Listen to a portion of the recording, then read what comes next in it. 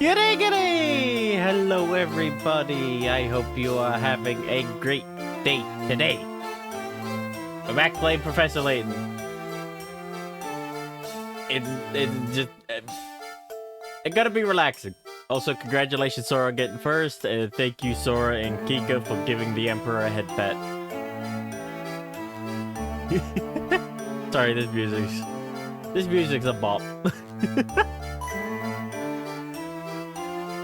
Been listening to it for the past, like, 20 minutes. Thank you for the head pat, Kika. Thank you.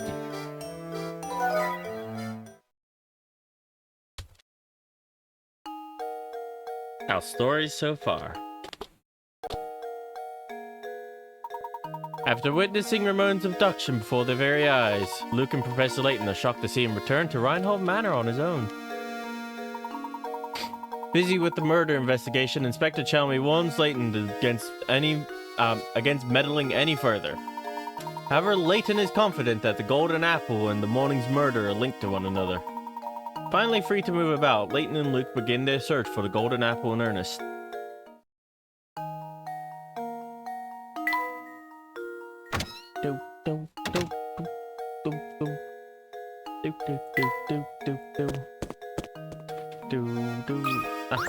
Probably another cat and mouse puzzle. That cat and mouse seem to get along pretty well, don't they? Do you think so, Luke? I would have guessed the cat was tormenting that poor mouse. If you say the two of them are friendly, I believe you. Of course, it has to do with animals. Leave it to me. By the way, Professor, have you heard this one before? Let's see. Going to the diagram shown here, A equals 2, B equals 3, C equals 3, and D equals 4. So what does E equal?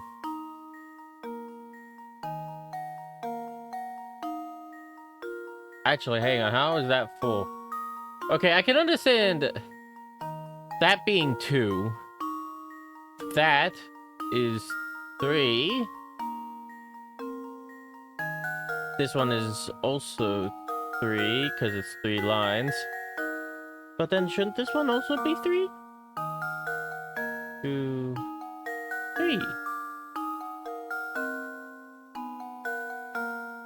2, 2.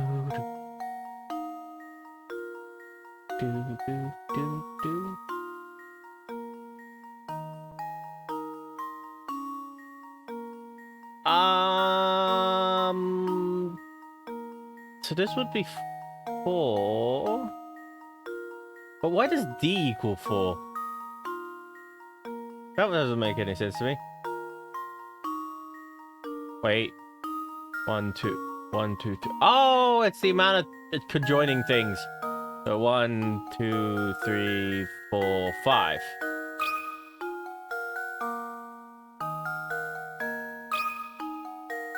It's not the amount of edges, it's the amount of connected blocks. Every puzzle has an answer. Well, the number assigned to each letter refers to the number of sections that are touching the labeled section.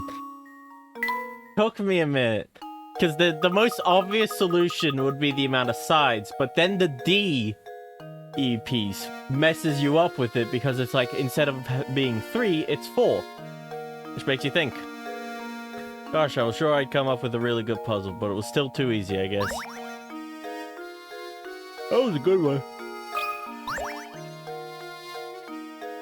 Ever look at your health summary after not getting to the doctor that wasn't over the phone for over a year and just... What's a health summary? I've never seen a health summary before, okay? But I feel like that's a mood. Good afternoon, miss. Hey, I'll tell you a secret if you solve this puzzle for me. It's about a girl who's about to have her birthday. Great, it's one of these ones. It's a little summary of my health I see on the app. Okay. When asked about a birthday, a young woman gives the following information. It's the day after tomorrow. I turned 22, but I was still 19 on New Year's Day last year. When is her birthday? The day after tomorrow, I turned 22, but I was still 19 on New Year's Day last year. What?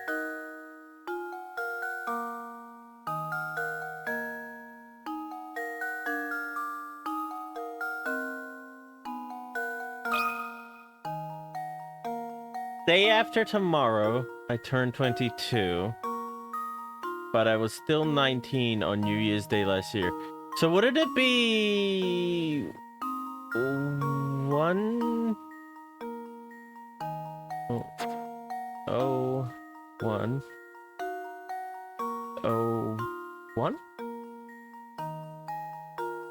The day after tomorrow, I turned 22, but I was still 19 on New Year's Day last year. So their birthday would be the 1st because they turned 21. No. No, wait. No, this doesn't make any sense.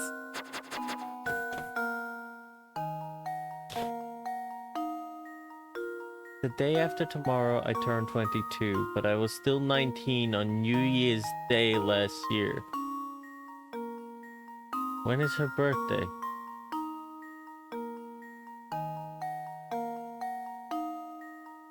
The day after tomorrow, I turned 22, but I was still 19 on New Year's Day last year.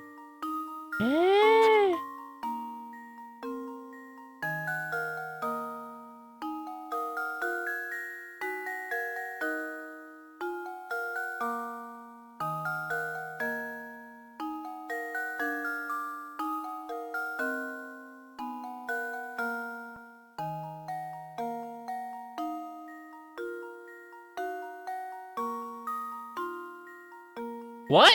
This doesn't make any sense. So on the 1st of the 1st last year, she was 19 years old. This year she's 21. And then in 2 days she's 22.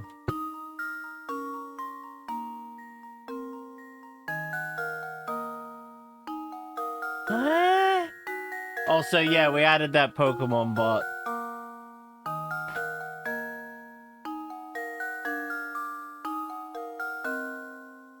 You skip it?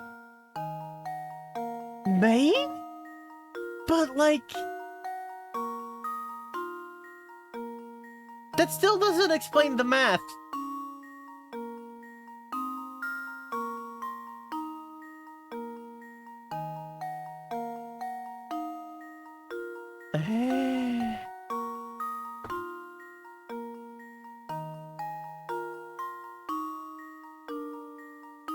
Yeah, but like that's still...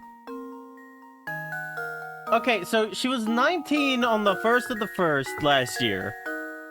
But now she's 21 this year. And in 2 days she'll be 22. Where'd the 20 go?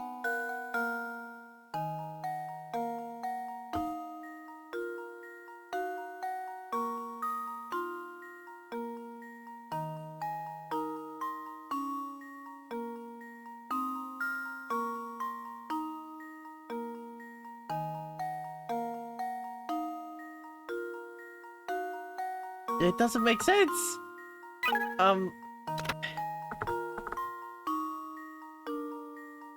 The first thing you should do is determine what day this exchange is taking place. The woman says she's turning 22 in 28 days, so right now she must be 21.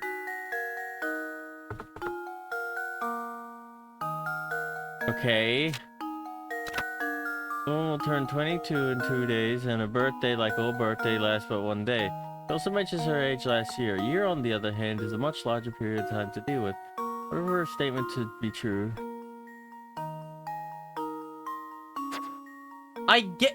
What's the date? That's the... I always forget the date that's... It's the 29th of Feb that's the leap year one, right? Day after... No, that doesn't make any sense. Because then she'd still be 20. I guess.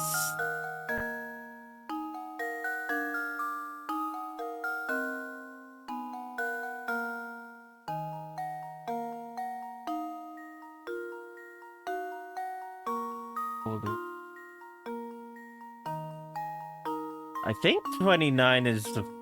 Hang on.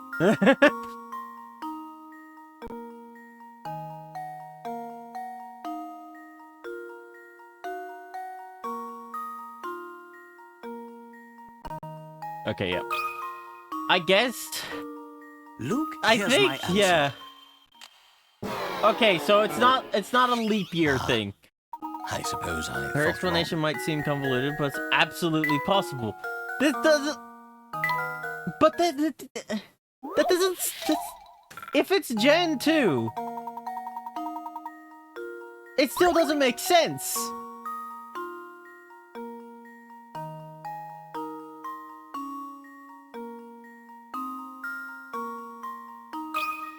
Alright, we'll try Gen 2. There we go. I don't Every understand puzzle has how an this answer. makes sense. That's right, her birthday is January 2nd, and your conversation with her must have taken place on December 31st. I see. She was 19 on New Year's Day last year, and she turned 20 the next day. This year she... Oh! Oh, I'm dumb.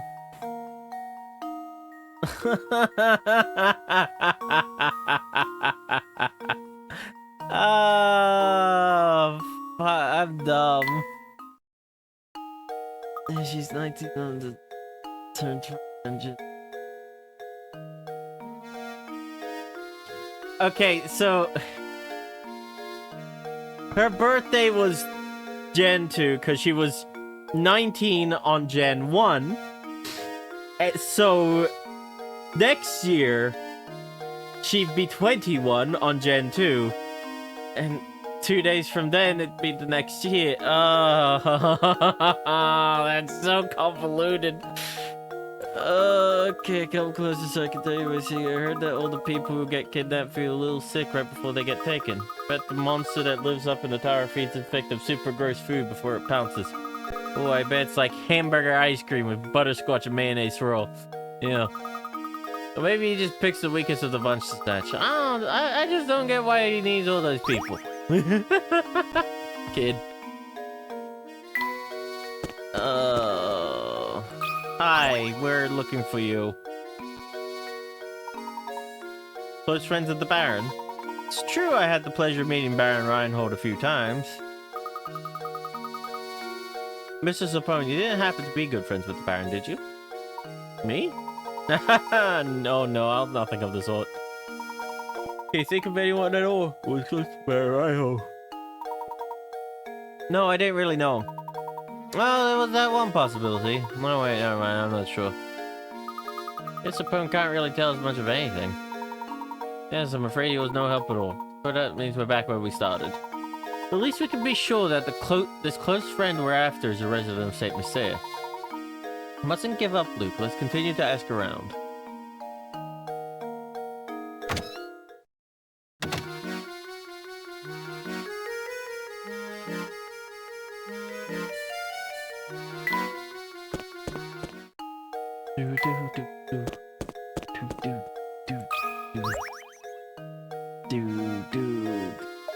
Oh, customer, welcome.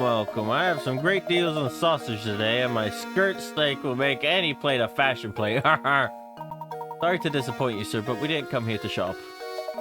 Yeah, I was thinking I was going to reel in a big sale. Got a hungry look about you, you know? Well, if I can't interest you in any of my fine meat products, can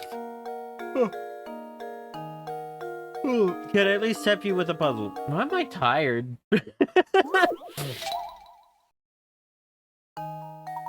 Oh, one of these puzzles. Ugh.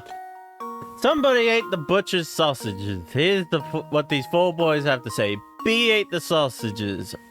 D ate them all up. I didn't eat them, no way. B's totally lying. One of these rascals is telling the truth, and all the others are, needless to say, lying. Can you figure out who ate the sausages? Okay, so if A is telling the truth, then B ate the sausages. Then the D saying B is totally lying would make sense. The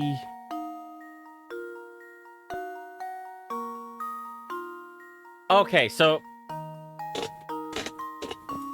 if A is telling the truth, then C is lying.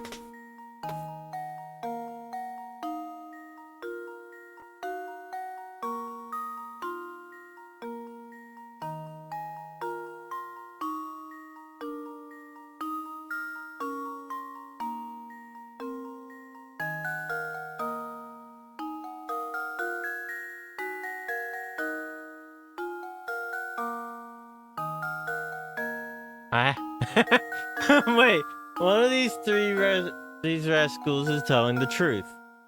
Okay, so that'd be true if B ate them.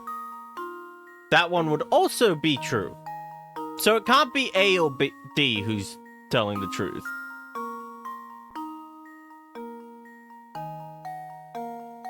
If B's telling the truth, then C's lying as well.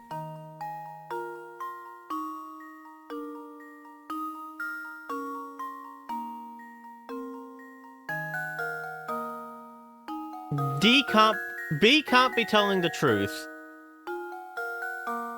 because that means C is also telling the truth.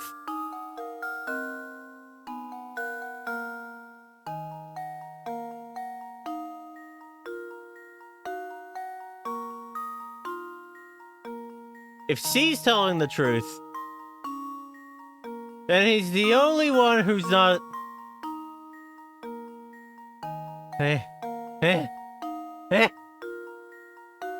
Okay, let's... Okay. If you're telling the truth, then you're also telling the truth. If you're telling the truth, then you're also telling the truth. If you're telling the truth,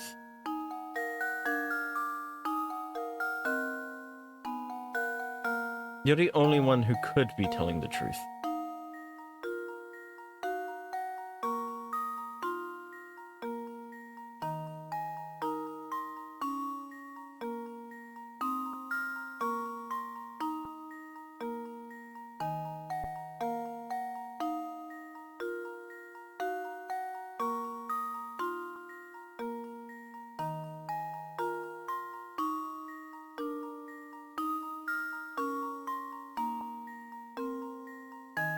Oh god.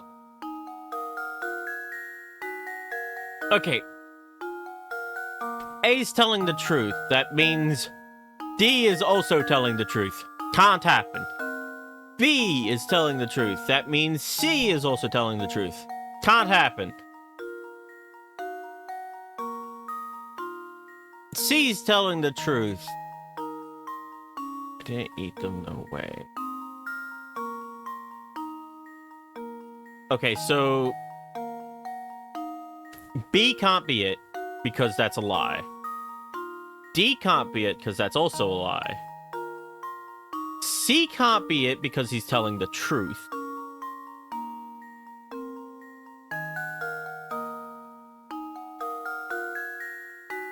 However, if D's telling the truth, then it could be any one of them. Then it could be C.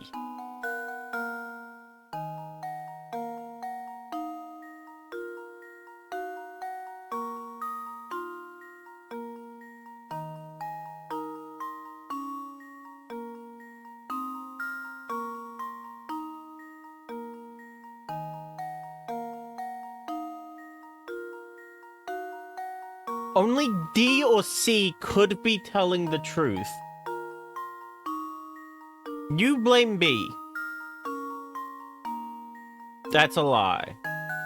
B claims D. That's a lie.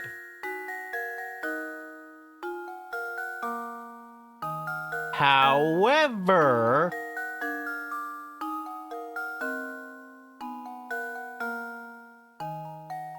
that'd be the truth. Oh no, not your juice.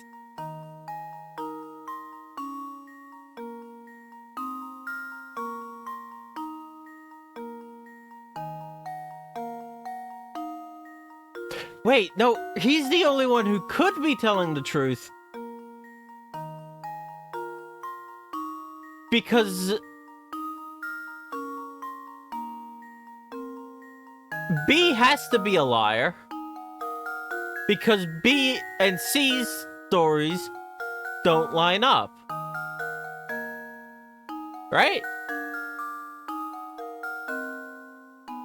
Yeah, if these two are both liars, then he's the only truth seeker. So the answer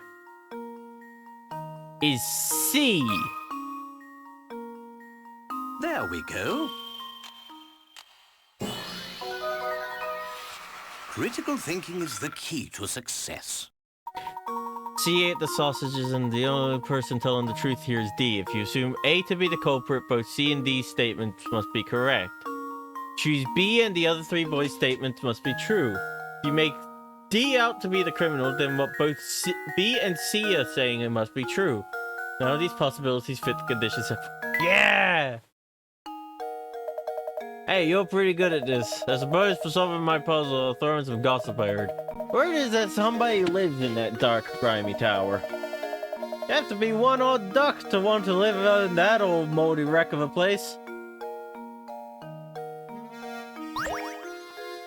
Flower vase, Luke.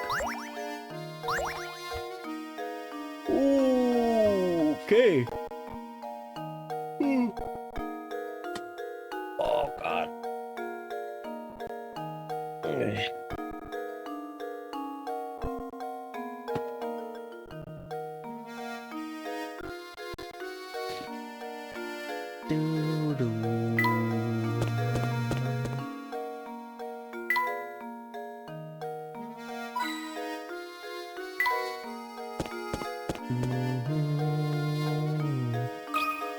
Hello, you? There's an item on the floor that I'll just pick up in a second. Not being a member of high society myself, I've never so much as had a conversation with Baron Reinhold. Now, Sonny, much as I'd like to keep chatting, I'm awfully tired. I think I need to go lie down. Are you feeling unwell, sir? I'm just plumb exhausted lately. It's a awful noise coming from the tower, you see. It's gotten so loud I can't sleep a wink at night. You know what's causing the noise?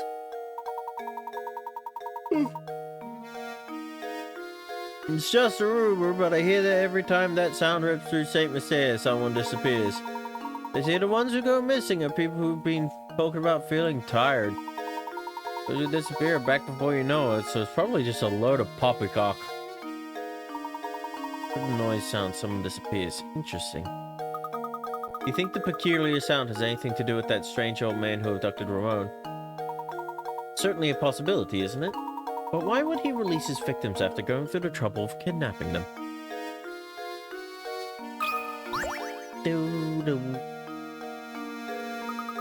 Professor, there's something on the ground here. You're right, it appears to be a scrap of paper. Will you check if anything's written on it? Sure thing. Let's see here. The boss complimented my latest model today. He's a good guy, and he's given me a new sense of purpose. Sure, this is my true calling. I want to perfect my skills so I can repay the man for his generosity. Sounds a great deal like a journal entry, doesn't it? Judging by how the writer uses the term the boss, I imagine he was under the employ of the Baron. Constructed models to fit every situation, just like the boss asked me to. Gotta smile when I see how interested he is in them.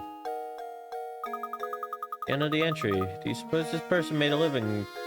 This person made some sort of models for a living?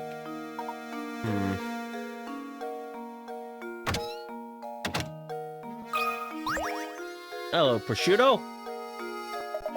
Oh, Professor, did you find what you were after? Never mind that, though. I got something more important to talk about, namely chocolate. Let me solve this puzzle and I'll tell you something, and I bet you'll find very interesting.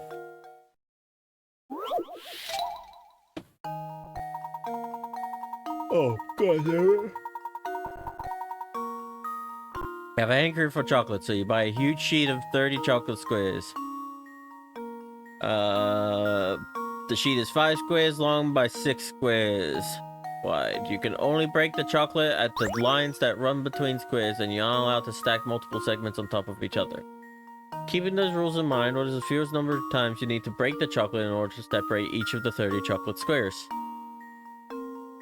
1, 2, 3, 4, 5.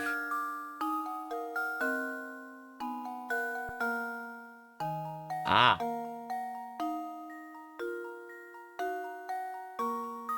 Ooh. Unallowed to stack multiple segments on top of each other.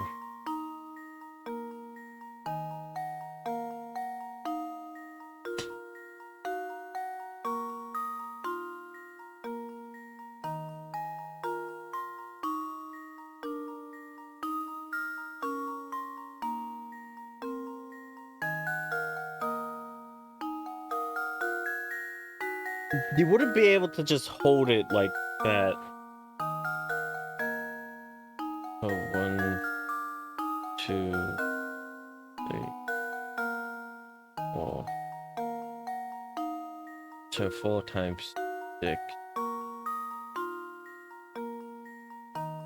No. That'd be more complicated. Wait.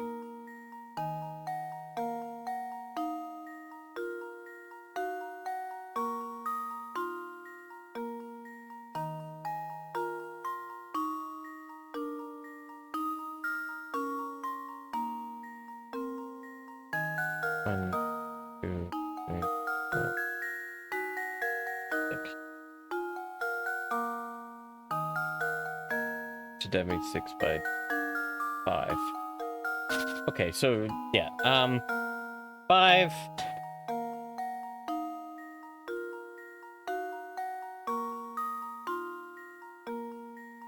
Plus 1, 2, 4. Okay, so 4 times 6 equals 24 plus 5. That'd be 29. That's not 29. There we go. What's up with 6 9? I actually got that Critical right! thinking is the key to success. Follow the rules set out the puzzle, then really doesn't matter how you break up the chocolate. The number of segments you have increases by 1 each time you break a chunk off the sheet. Start with 1 segment of chocolate, so 29 breaks later, you should have 30 Oh, yeah, that makes sense.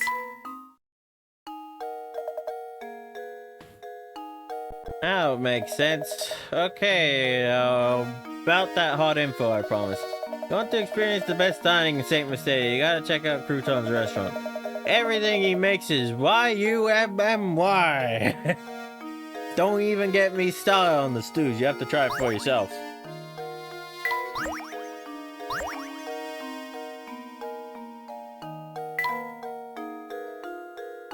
Oh, it was... Oh, okay.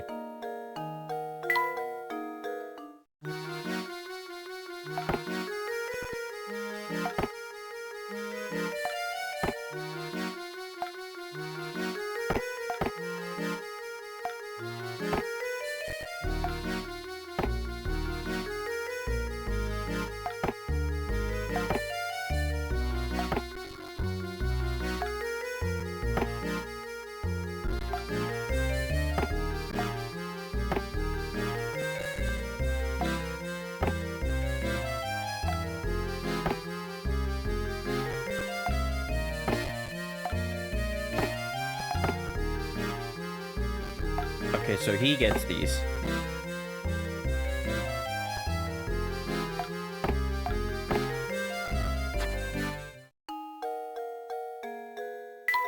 Here we have some gizmos.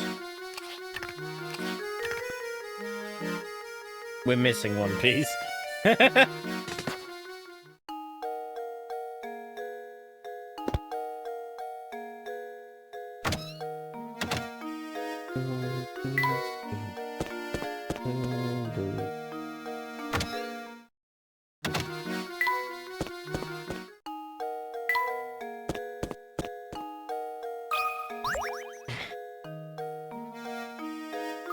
Hey, Mitch, good to see you again. See, I'm totally stuck here and I could really use your help. My friend told me this puzzle the other day and I just can't solve the thing. Can you help me? Chocolate code.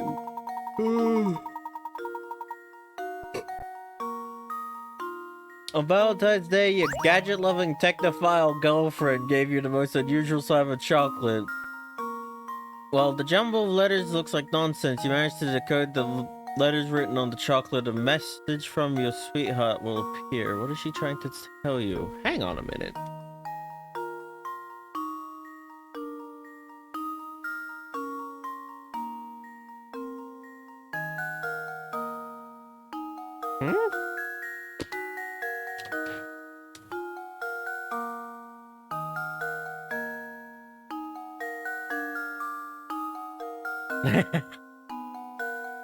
Hang on. Okay. I had a thought of like the G key, the G thing especially. I was like, hang on. Technophile. So maybe keyboard. I looked at my keyboard. Right above the G key is T. Right next to the C key, X. Right next to the Y, T. It's text me. She's saying text me.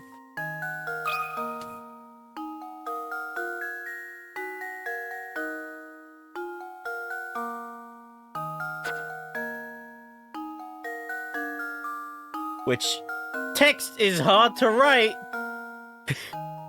in one stroke.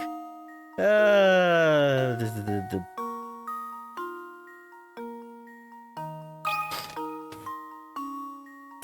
we go. Another puzzle solved. Excellent. Your girlfriend's messages text me. The bites taken out of the chocolate show you how each letter written on the chocolate relates to letters on a keyboard. See? I was right! Oh, is that all you had to do to figure it out? Why didn't I think of that? Can you keep a secret? Don't tell Andrea you told me the answer, okay? Thanks, mister. Alright. Thank you for that, Kika.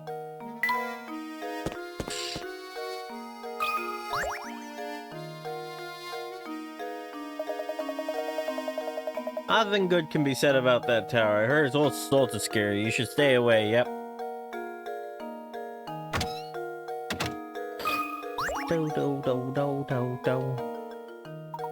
Since you come to the town hall, I strongly advise you to follow town procedure and solve this puzzle.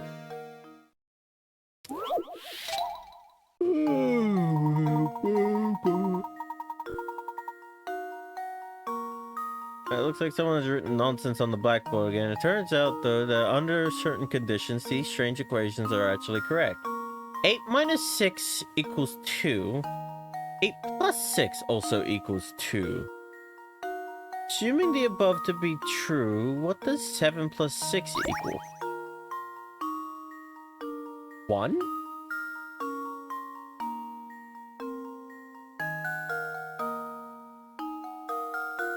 That doesn't make any fucking sense. What? Okay, so 8 minus 6 equals 2. Yeah, that makes sense.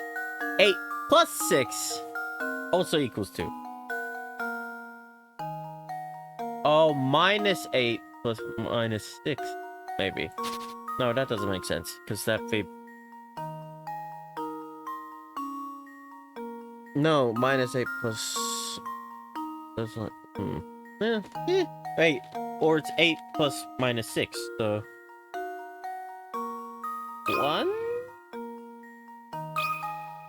This doesn't make sense. Luke, here's my answer. Critical I thinking don't get is it. the key to success.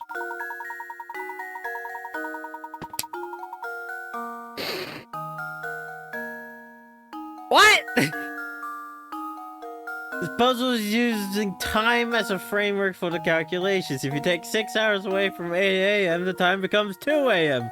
Move forward 6 hours from 8 a.m., and time becomes 2 p.m. Therefore, if you add 6 hours to 7 a.m., you should arrive at the answer 1 p.m. Yeah, of course, reverse a.m. and p.m. and so... What? That's so weird. There's nothing to indicate time is a... Thank you, that will do nicely. Now please vacate the premises. Alright.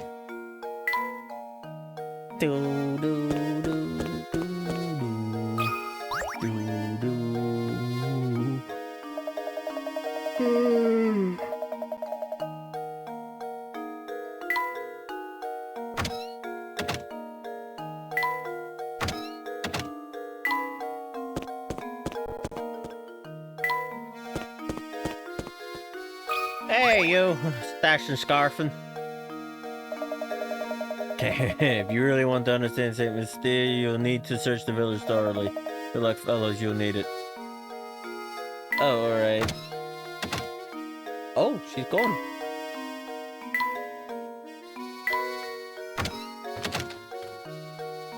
I guess the innkeeper doesn't need to stay in the inn during the day.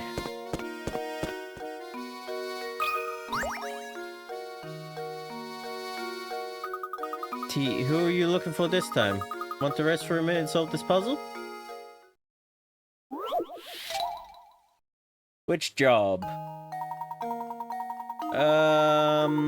Two corporations have put out help wanted ads. Aside from the information below, the two companies, these offers are exactly the same from a purely financial standpoint. Which one should you work for? Company A will pay you $1,000 a year and give you $2,000 raise yearly. Company B will pay you $50,000 every 6 months, give you $5,000 raise every 6 months.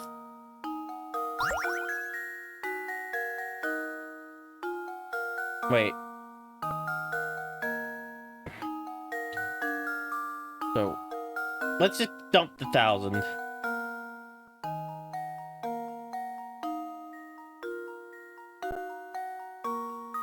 Okay, so we got 50 every 6 months. That's 600,000 a year.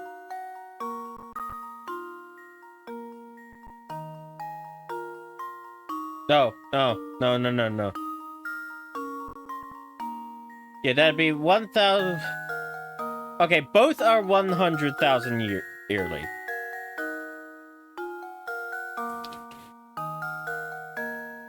Well, obviously the answer is A. Because you end up getting another 5,000, well, 10,000 every year, so, but A's just better. That should do it. What? Frankly, I'm ashamed.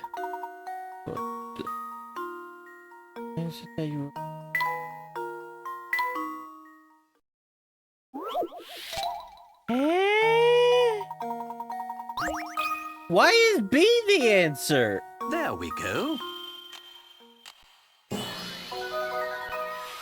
Every puzzle has an answer. Alright, so CNC image below, if you actually cut, you'll see that the salary for company C will always be 5,000 higher than the...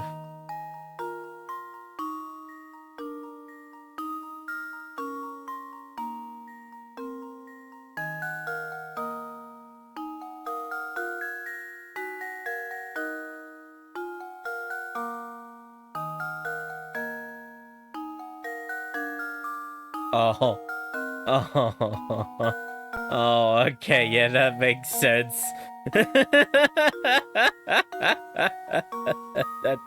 That's a weird one. Oh yeah, you did okay. I guess I should give you some info as a reward. You know Lady Dahlia, right? She's planning to keep the fortune to herself when this is found. You've been helping her all along. Don't you feel so dumb? Houseplant. Probably Layton. We'll check who benefits from that one.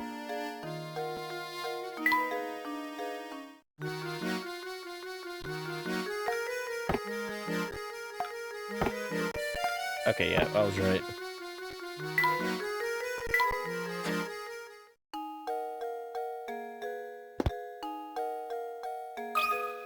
The math ones always mess me up, I'll be honest. It was my highest scoring subject in high school, but it doesn't mean I'm good at it. Well, this time I really had it. I thought of this great puzzle, but I couldn't find anyone to tell it to.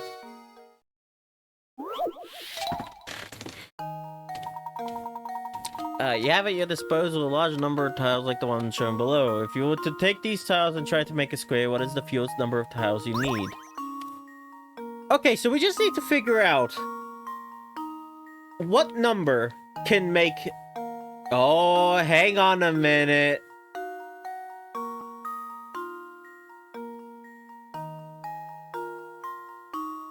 This is where it starts to get a little complicated, because they show the depth of the tile as well. If you want to make up a square, you only need to stack the tiles. So, what would be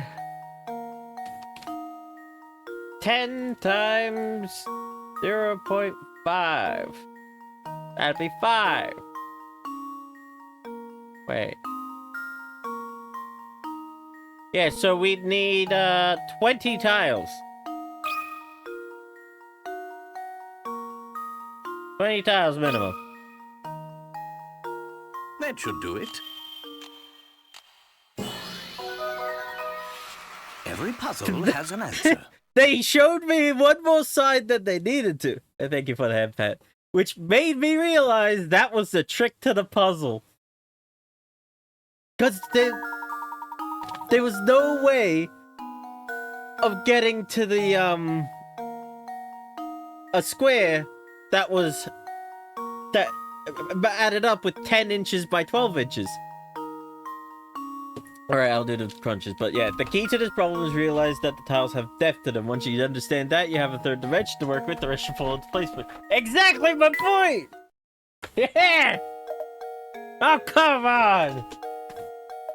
I was ready to tell you the answer and everything. But no, you had to go and ruin it by answering it before I said it was okay, didn't you? Didn't you? Have you ever considered the strong possibility that you might be a jerk? Alright,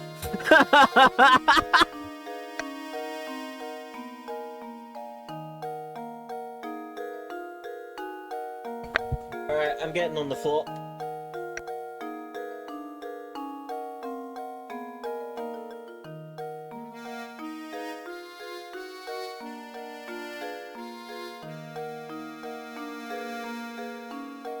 Alright, I'm on the floor. I'm getting ready for the crunches. Alright.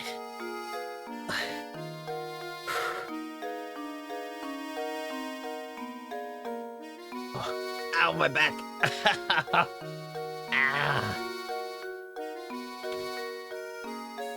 Floor drag? How dare you? I am a dragon of class. 1, 2, 3, 4, 5, 6, 7,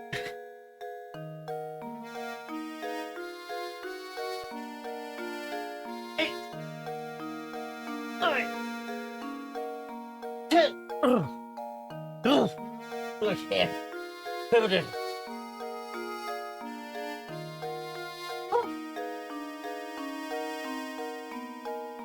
Gremlin.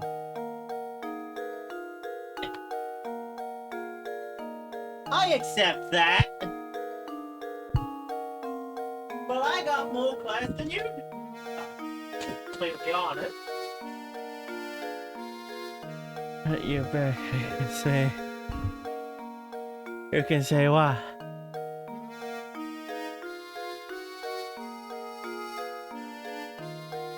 I'm interested in what you're gonna say, Dragon in class. Kika Burn said that. Oh my god. Hey, you two, you guys like chess, right? How about wanna sit down for a game? Too many queens. In chess, the queen can move the full length of the board diagonally, vertically, and horizontally. See if you can place 4 queens on this 4x4 chess board. Okay. So they can't block another one's line of movement. No, can't be diagonals. Can't be diagonal.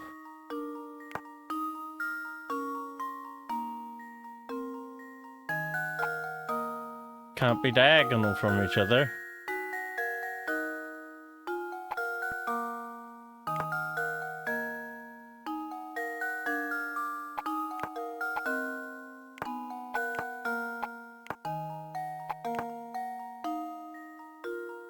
Oh god, I hate these.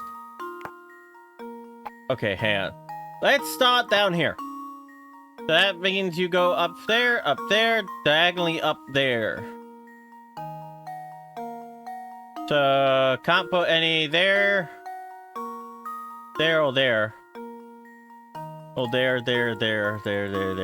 Okay. So let's put one here. Means we can't put one there.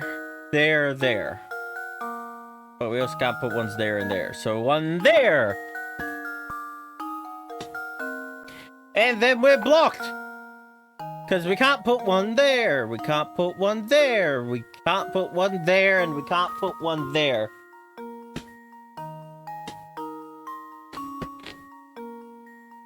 Okay. Let's start with there. So we can't put one there. Means we have to put that one there. Means we can't put one there. So it must go there. Except it can't, so it must go there. Now we can't put one. Oh, hey, hang on, here it is. We got it. There we go. Yeah, that makes sense. Another puzzle solved. Chess queens problems like this one have been around for over a century. This is a relatively simple variation of this puzzle. Consider an introduction to the genre.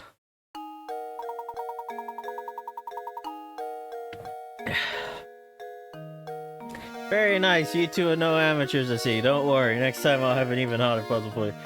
Also, Kika, great minds think alike, but dummies never differ, as they say.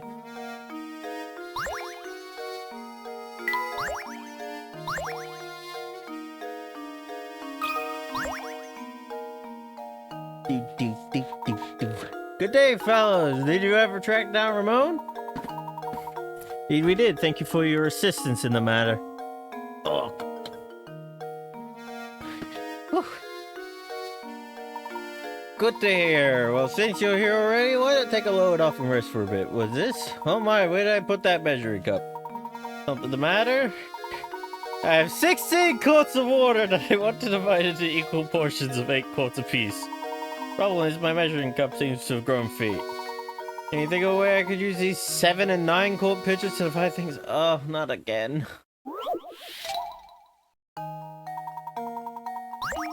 Okay, first things first. We put you in there. You in there. You back in there. You in there. You in there. You in there. Then you back in there. Then you in there. You in there. You into there. And then you back into there. You into there. And I've fucked up again. Oh, I hate doing these ones. Okay, you into there. Then you into there. That gives us a 2. Then if we put that back into there... Wait, no. If we put the 2... No. Hang on. You into there. You into there. Then you back into there. Then you into there. Then you into there. That gives us 5, 9, 2. That'd be a 7. So if we put you back into there, then you back into there. No. You into there. You into there. You back into there. You into there. You into there. That gets us a 5.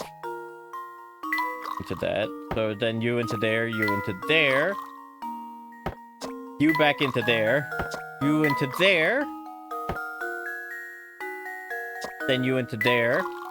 That gets us 6.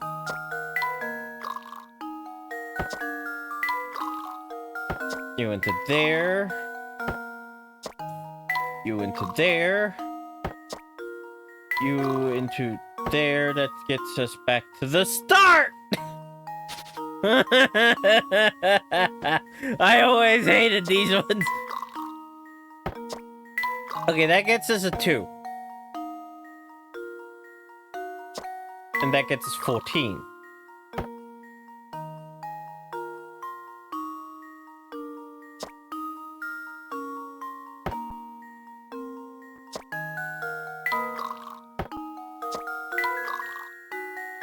That gets us 5. We need a 3.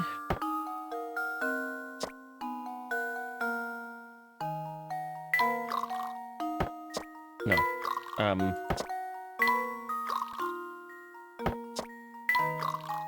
We're getting closer. Okay, so that's 3. Now we need 5.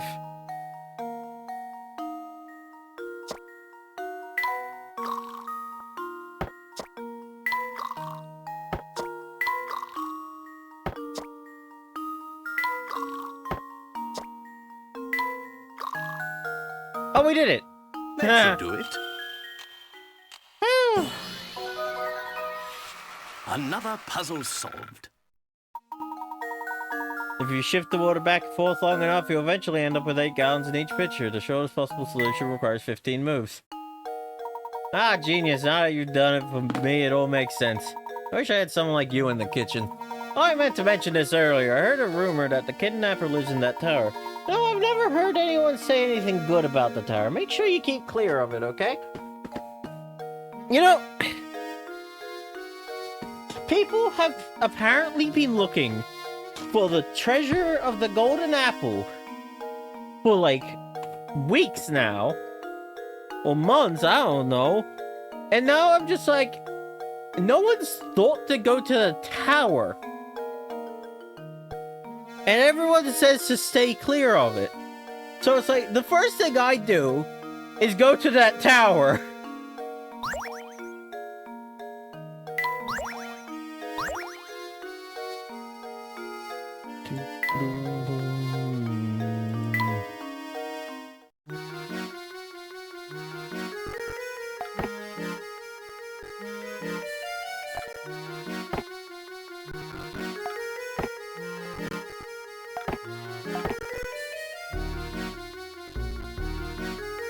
I can't tell who that belongs to. I'm gonna go with the professor, though. Logic says that people tell you not to do it. Do it. Yeah. It's like people couldn't find the thing. So what's the one place they haven't looked? The one place they tell everyone to stay away from.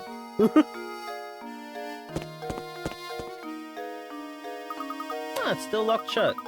Just when will this place open? I won't get your hopes up. The gate's covered in dust. I don't think anyone's been here for a long time.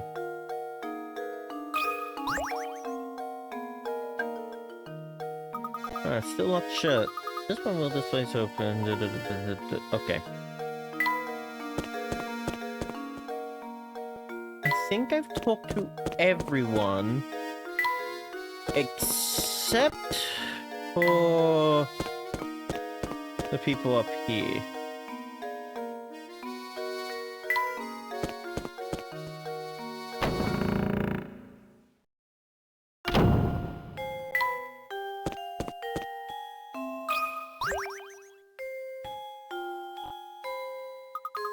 Like to be in okay.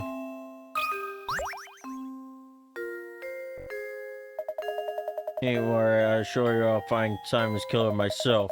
For now, just let me do my job and go back to your search for that golden apple.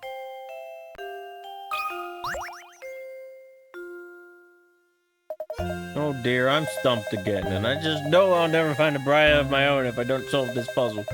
I'll spend my golden years alone with only the smell of cats and ribbon candy to keep me company.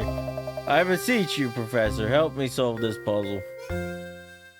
I don't think it's your puzzle skills that are keeping you from getting a wife.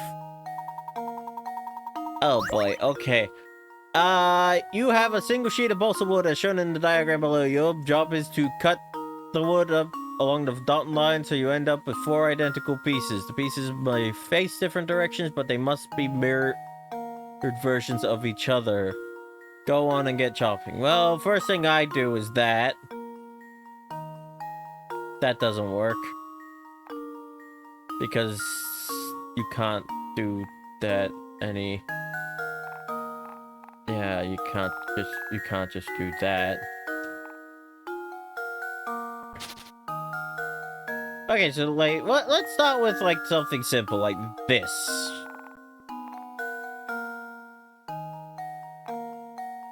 What does that get us? No. You have to at least keep something like that.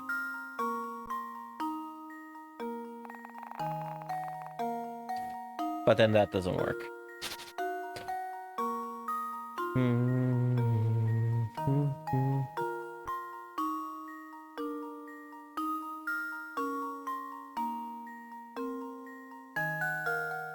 Oh, they must not be mirrored versions of each other.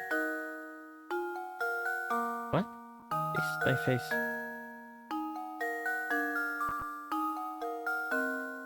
Oh, fucking buggery, huh?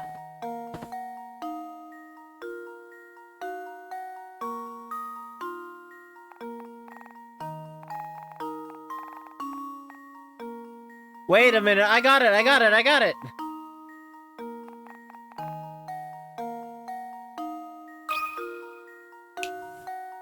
Luke, here's my answer. Another puzzle solved.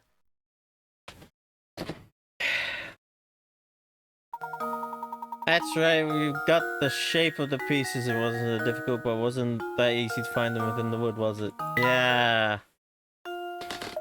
Oh, happy day! With that puzzle out of the way, I'm confident that no woman will be able to resist me. I'll be bidding my loneliness goodbye before I know it. Mysterious bottle, okay.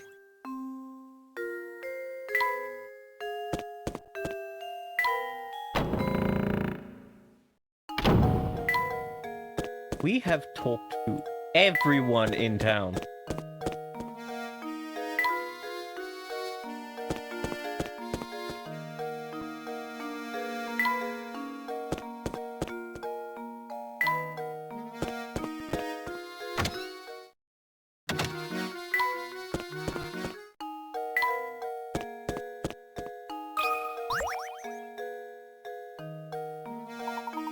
You're certainly crazy about puzzles, aren't you? Well, I got a whopper of a puzzle for you.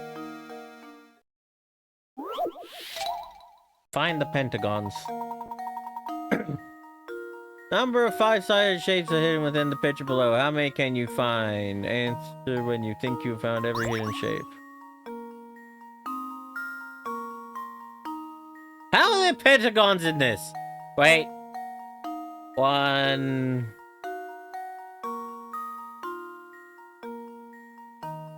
So there's 4 of those.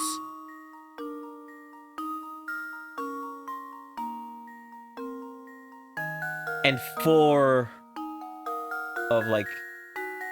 No, that, like that.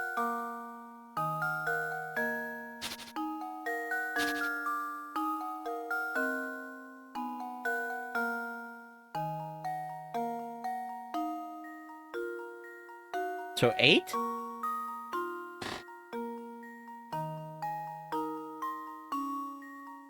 I wish I could, like, change the color of this. Yeah, it is 4, 5. 1, 2, 3, 4, 5.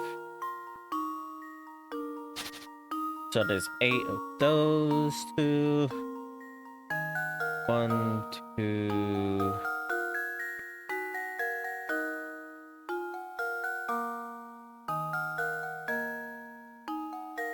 3, 5. Ah, hang on. 1, 2, 3, 4, 5. Another 8 of those. No, another 4 of those.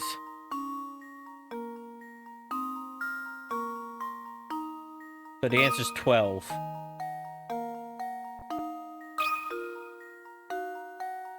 That should do it. I got it! I was Every so puzzle scared has an that answer. I missed something. I swear, 3 different types of pentagons are hidden in the picture. Since each shape can face 4 different directions, you have a total of 12 unique pentagons. What cunning lads you two are. Hope you'll stop by and solve puzzles with me again sometime.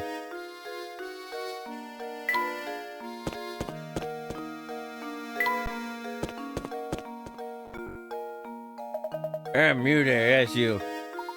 You mean me, good sir? Yep, you. This flower vase of yours, right? Been keeping it nice and safe for you.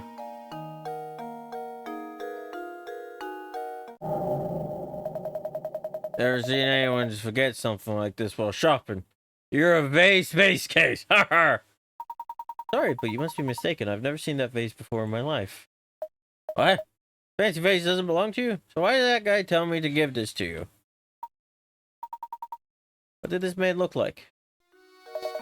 Oh, my hat was a way of obscuring certain details from me. It's the worst, I tell you. But back to the issue at hand. The mystery man wasn't regular around here, that's for sure. Don't sweat though, I'll just give it back to the guy next time I see him. So speaking of flower vases, I know a puzzle I bet you'd like. Not a hard one or anything, but it's the least I could do for bothering you about the vase.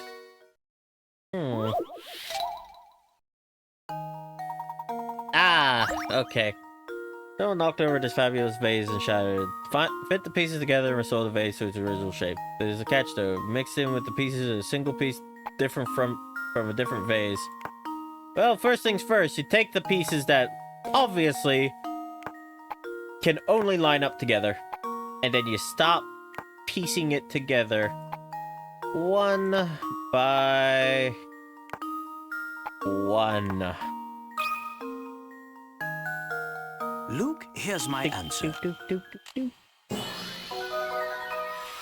Critical thinking is the key to success. Good job. Preparing the vase wasn't much of a challenge, was it? Oh, if only fixing things in real life was this simple.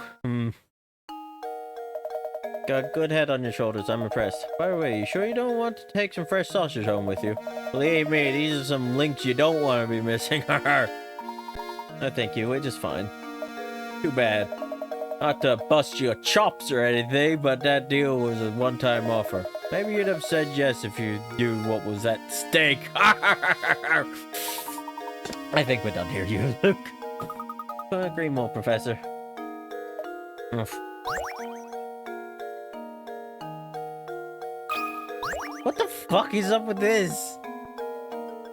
Yeah, Lout just throws trash on the ground. I'm going to pick it up. Oh, newspaper. Honestly, you think that everyone would know that trash goes in the trash? Wait a second, you have to come take a look at this article. But would you look at that? It seems to be Inspector Chelmy. Haha, look at that. Chelmy hailed as brilliant detective and devoted husband.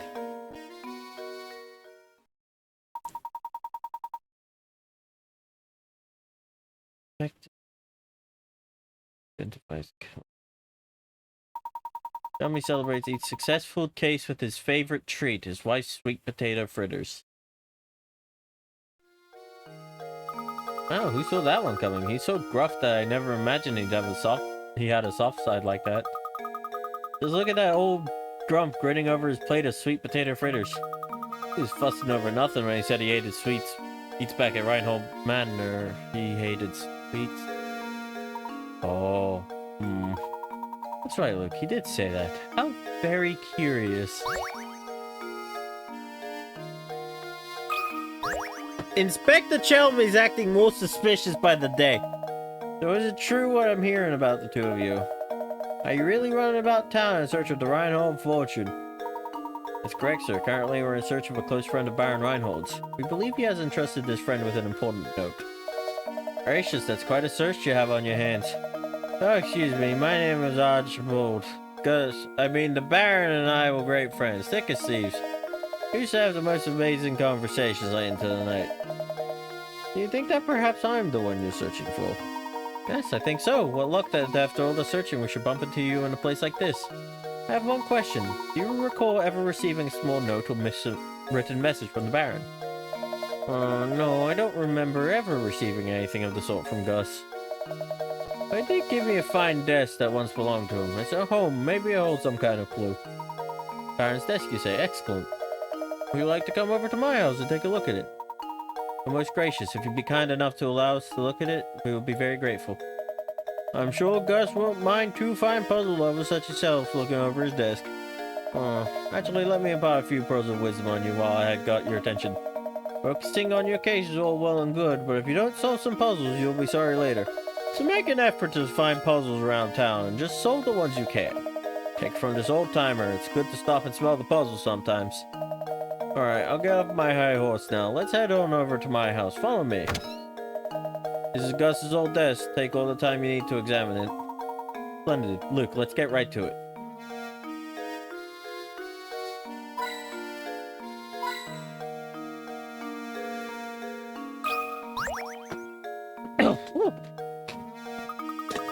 Look, Professor, there's a hidden puzzle here.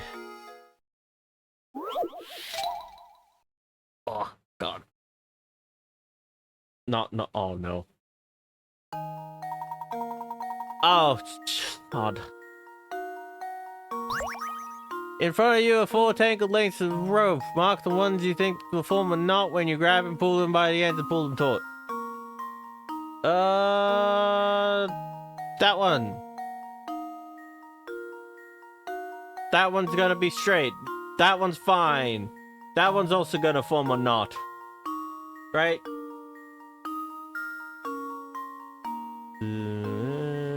That'll get... Oh, that one won't.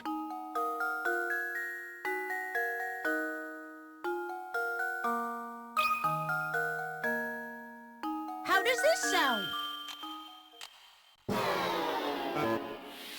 I've let you down, Professor. Hey.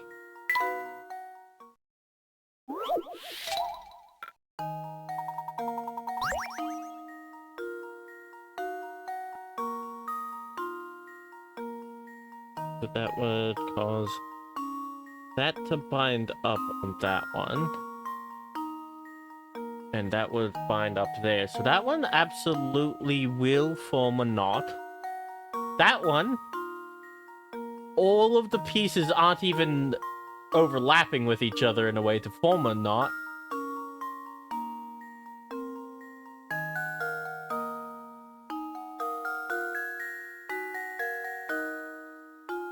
You pull on that, that'll catch. That'd pull up that. That's a knot.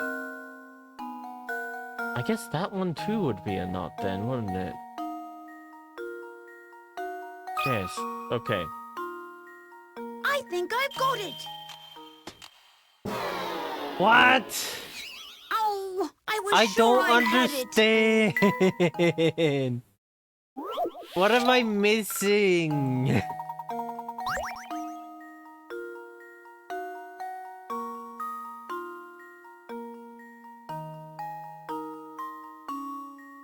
You absolutely cannot form a knot. Because none of your loops are actually gonna hatch. You absolutely will form a knot.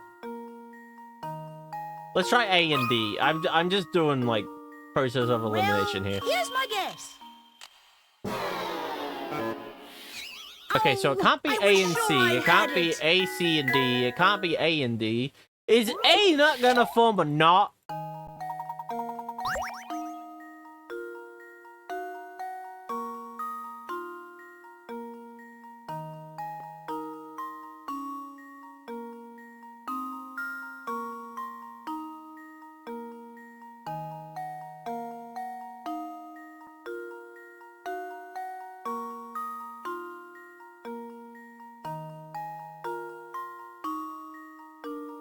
No, A is the only one I'm certain of.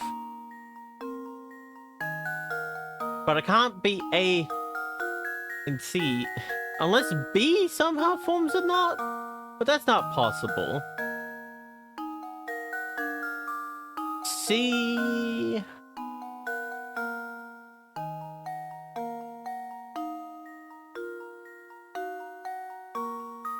Hey, V, welcome in. Thank you for the 7th stream streak. Jesus. You're doing good on the stream streaks.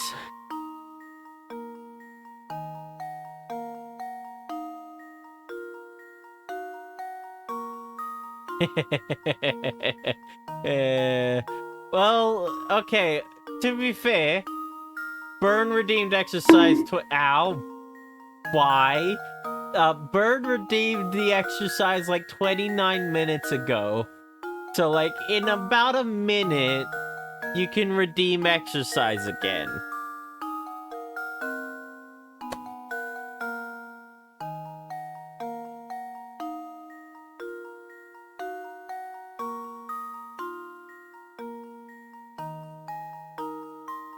Thank you for the hydrate and stretch. I shall do. I think I've got it.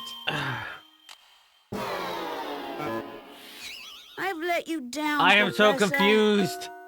No, I'm leaving that. Gosh, this one's harder than I thought it would be. Are you gonna say anything aside from... Okay, yeah.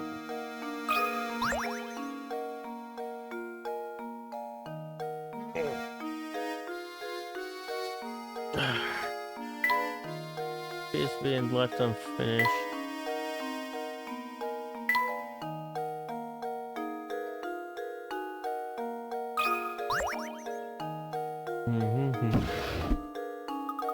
Nothing in here.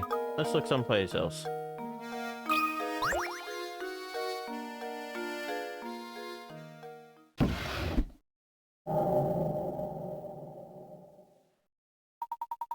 Seems to be a note. Point us in the direction of the golden apple. But it's just a square and an X. What do you make of this X?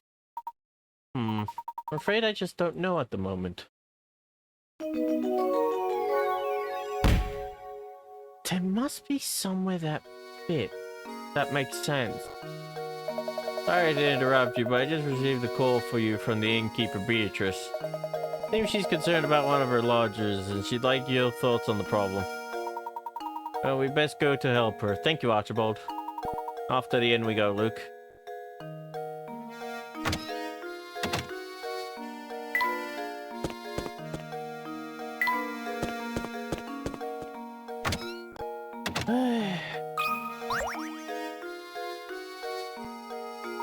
Welcome back, Professor. I've been so looking forward to your return.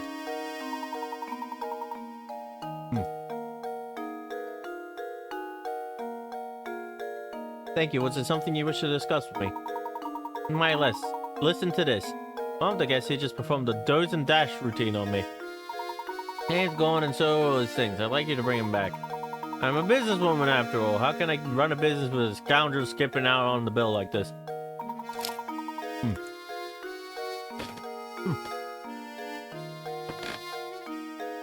Would you mind if I looked around the man's room? Please do. Look at it all you want. Here, I'll show you in. Yuck. An absolute pigsty. The whole place stinks of smoke and there's trash everywhere. Beatrice, can you describe this guest's appearance for me? Well... he had a sharp mustache, and it was pretty clear he wasn't from around here. That was obvious. Mustache reeks of smoke. Oh, do you suppose she could be talking about Inspector Chelmy? Inspector Chelmy? Isn't he the self-important windbag who's been up at Reinhold Manor? No, that's not him. The man who stayed here just looked so much more... evil. Wearing a long trench coat, I'm sure you know the type. Oh, where could he have run off to? Sorry to ask this, Professor, but would you be a darling and find this thief who skipped out on his bill?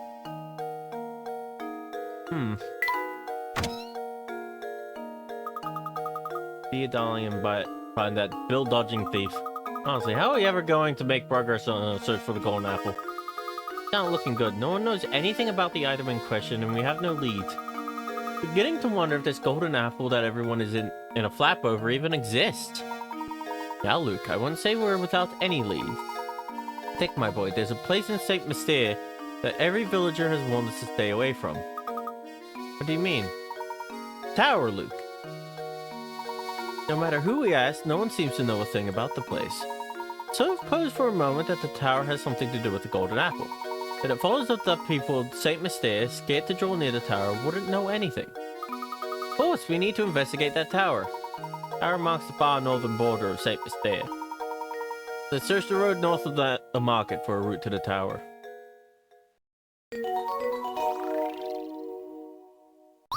I told ya! The tower is the one place you should check first if everyone's like, oh, don't go there.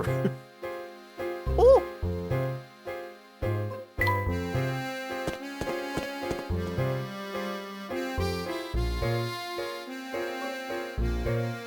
Listen to that music. Oh, that's good. Good day, gentlemen. How's your investigation coming along? I can't imagine it's much fun asking questions all day, so how about a puzzle to liven things up?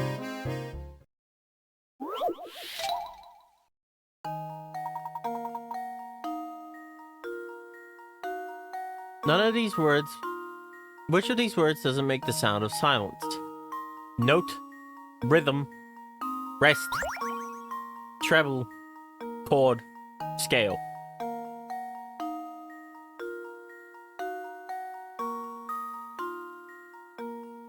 Not you. You have an E at the end that doesn't actually... rest? No.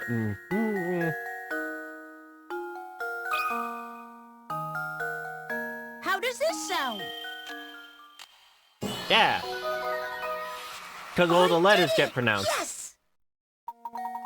Excellent, that's right, the answer is rest. All of the other options have silent letters. Yeah. I guess the old advice to write what you know doesn't apply here. That was just too easy. Yeah, well, right now I'm penning a mystery novel, and I'm basing the protagonist on you. This is why I've been observing you so carefully. In fact, the more I see of you, the better. So good luck with your search. I'll be watching. I think that was the wrong place to go.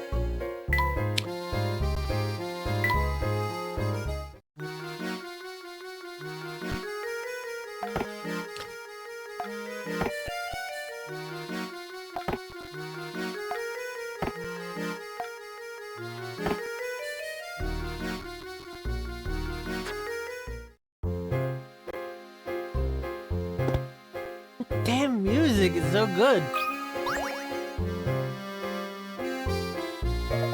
Nothing good can be said about that tower. It's all so scary. You should stay away. Yep.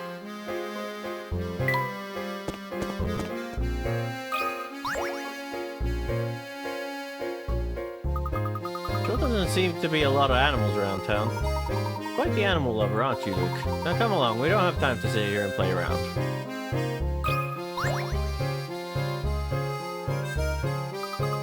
She's really nice, but she comes up with some tough puzzles. Okay, I don't think we need to worry about checking for puzzles right now.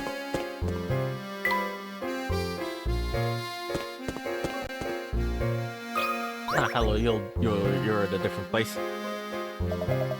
Oh, if it isn't you two again. Alright, if you want your fortune told, solve this puzzle for me. I'm good in terms of fortunes, but I'll take the puzzle. Oh, it's one of these lying ones. 4 kids were playing and one of them threw a ball right through the window. Through your window. Here's what they had to say. Not me, I didn't break a thing. Okay, I'll tell the truth, it was me, I broke it. Don't be mad at A, he didn't do anything. B didn't break the glass, I swear. You know for a fact that the scamp who broke your window is lying. However, an unknown number of the other children may be lying. Can you figure out which one of these darn kids broke your window? Okay, if A is lying, then so is C. Which doesn't make sense. No. C would be telling the truth. Wait, no. Luke, here's my answer. I didn't think that. Ah, I didn't hit the. I suppose I thought wrong.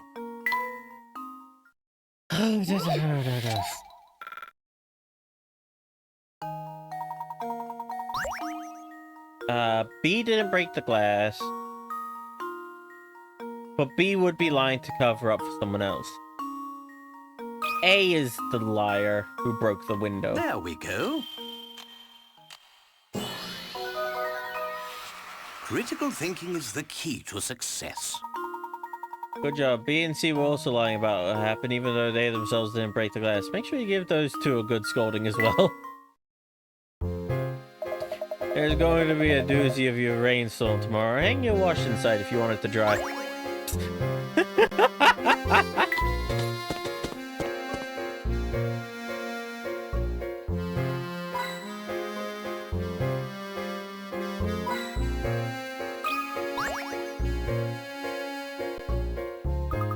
There's a hidden puzzle here.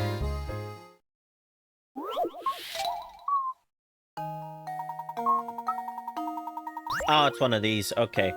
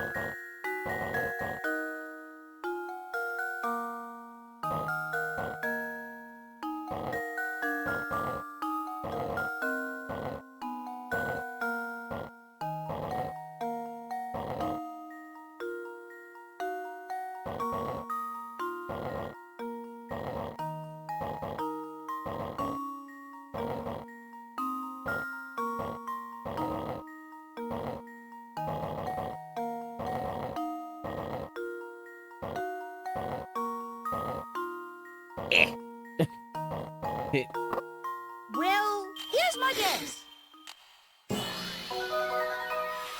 Professor, I've solved it. That was nice and easy. 30 moves. Nope. I don't want to retry that at all. That puzzle was a tough one. Eh. Could have been worse.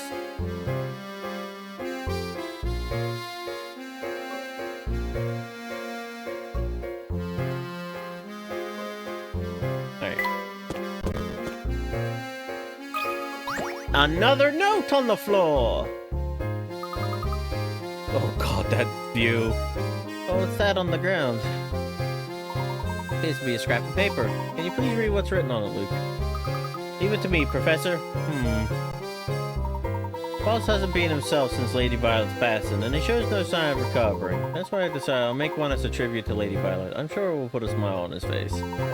Oh, yes, now it makes sense. Could a mysterious author be him? I've worked my fingers to the bone trying to cheer up the boss. Looking out over St Mystere, I see a thriving, bustling village. So many villagers to keep him company. Maybe he can finally be happy again. The end of the page. Professor, what's the matter? You look deep in thought. Can't confirm my suspicions at the moment, but I think it's safe to say this goes deeper than we thought.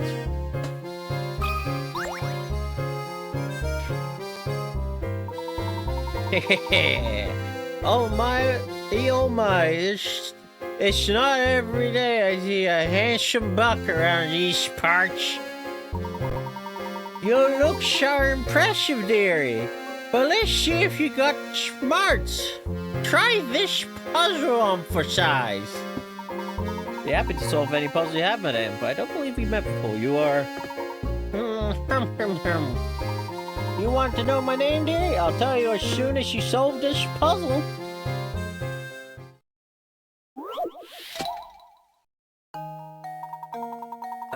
You scattered a 52 deck of you scattered a deck of 52 cards and one joker face down on a table so that you don't know which card is which. Next, you start turning the cards over, flip one by one. Assuming you can't flip the same card twice, what are the percentage odds that you'll turn over all 4 aces before you turn over the joker?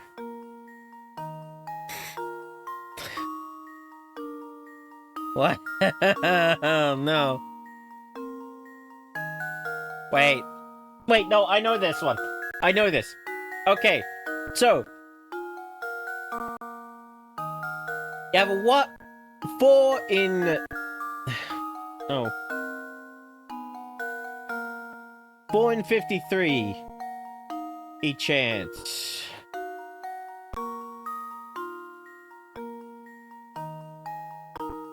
Four and 53. That'd be 1 in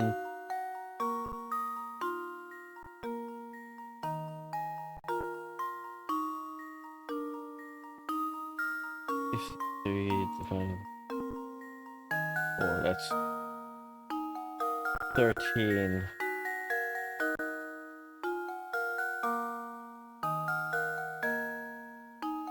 $13.25. No, this can't be so complicated. 53 cards, 4 aces. Each time you flip a card, the probability of turning over an ace increases, but you really don't need to work out any of that. Think about what you can do to eliminate other variables to consider.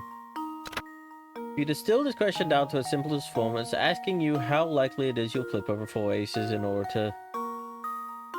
any order before you turn over the joker. The other 48 cards have nothing to do with the problem. Okay. 4 and 5. 4 and 5. 80%.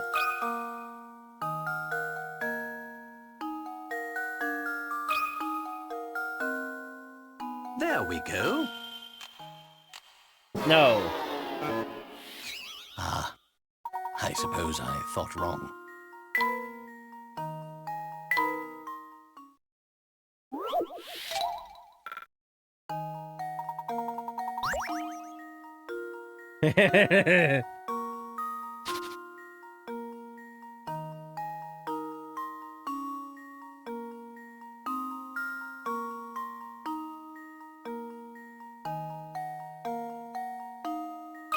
Okay, so yeah. Ignore all the rest of the cards.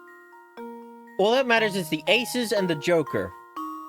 The percentage odds that you'll turn over all 4 aces before you turn over the joker.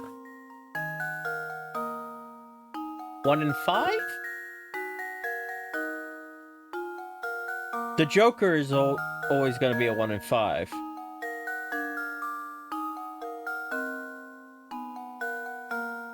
No. Hang on. So it's... You have a 4 and 5 chance of flipping over an ace. Then a 3 and 5. 2 and 5. No. 4 or 5. 3 or 4.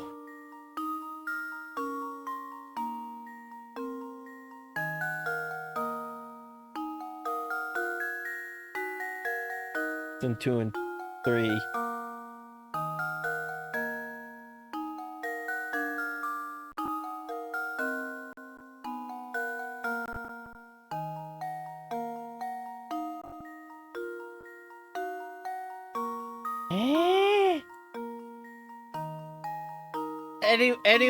Anyone got any clue? This is so confusing.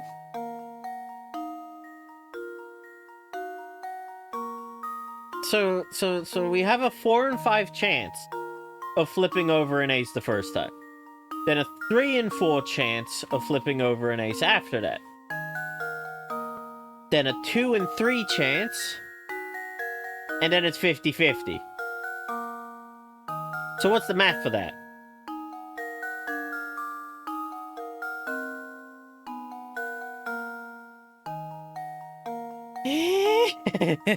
I'm so confused.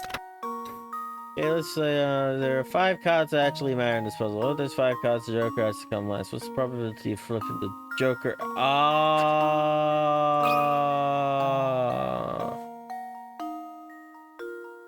1 in 5. So that'd be 20. 20? That should do it. Another puzzle solved. Oh my god, that was so weird. That's right, well, it may seem likely that you need to take the other cards into account. No card in the deck, save the Joker and 4 aces, place any part in calculating the percentage. Knowing that you only have to deal with 5 cards in your calculations. The rest is easy. You have 5 cards to flip, so you need one of those 5 cards to be last. So your answer is 1 out of 5, or 20%.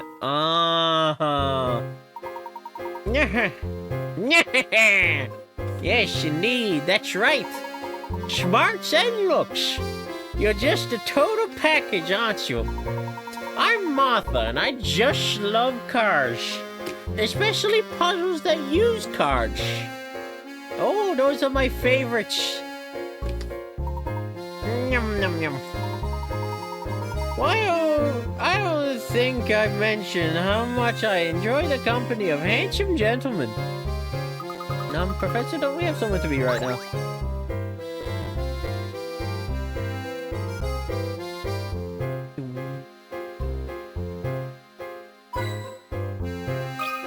Oh! Look, it's a hidden puzzle.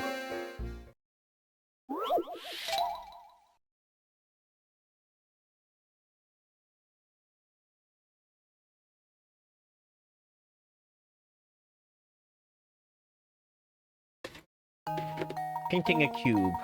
Above you sits a blank paper cube that you've decided to paint. You need to paint the cube so that all faces that touch are different colors.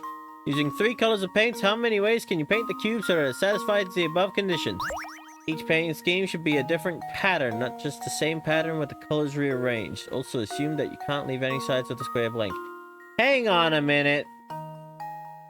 Using 3 colors of paint on a cube so that all faces that touch are different colors.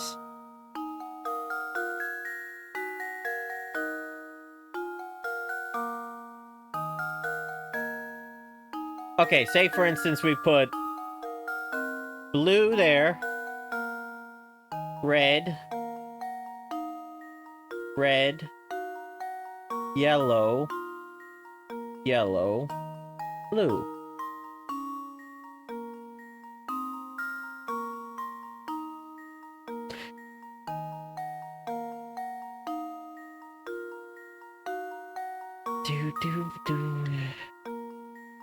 There is only one way. Because no matter how you reorientate it, it's still just the same pattern of blue, blue on opposite side, yellow, yellow, and red, red on the opposite sides.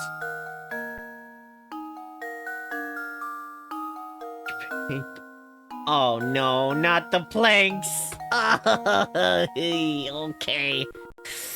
I'll do a plank. But How many ways can you paint the cube so that it satisfies the painting scheme should be a different pattern, not just the same pattern with the colors you're in. Actually, I think that's the answer's 2. I think the answer.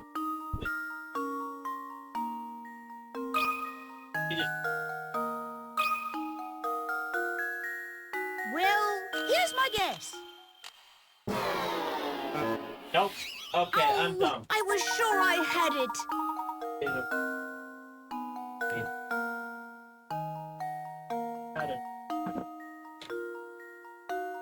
So I guess the solution is just 1. Alright, I am setting up the timer. Oh, stopwatch. Alright, doing the plank.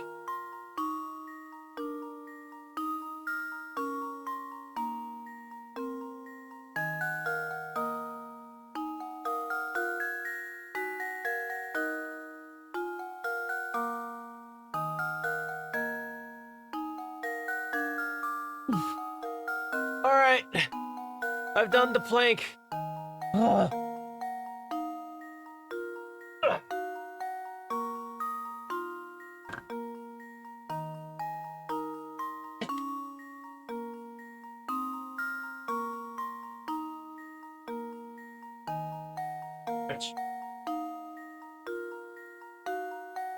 Still a little dandy.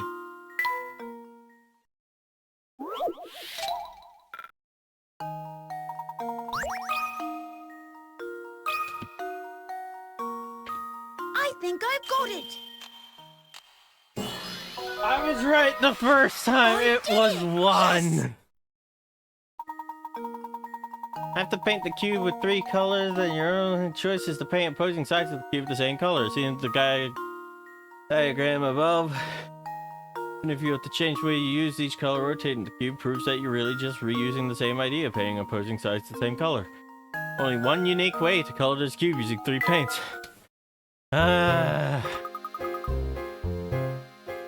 could do that puzzle standing on 1 foot. It doesn't require any physical...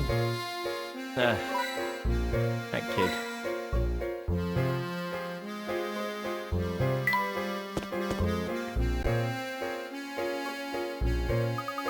I think this is a dead end. This does appear to be the only road, doesn't it?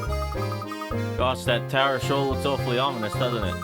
Seeing it up close, I can understand why the villagers are so scared of the place. Take a closer look at this wall. There might be more than meets the eye. Oh, that's where the note comes into play.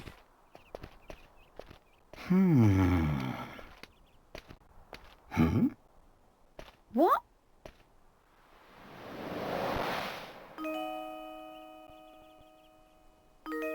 Oh. And who might you be? Well, I'd rather not say. Huh? Why not? What are you hiding? We seek access to the tower. Do you think you could help us, miss? The tower? Huh? Oh, wait!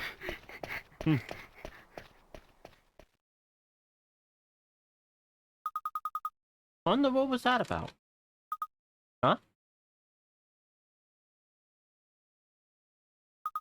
Professor, what's this?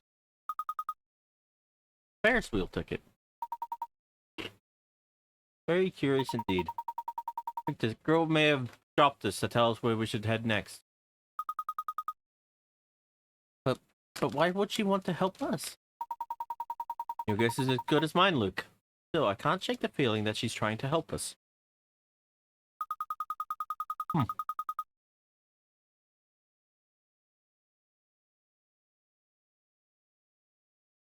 Well, your intuition hasn't ever been wrong. See what we can find around the park's Ferris wheel.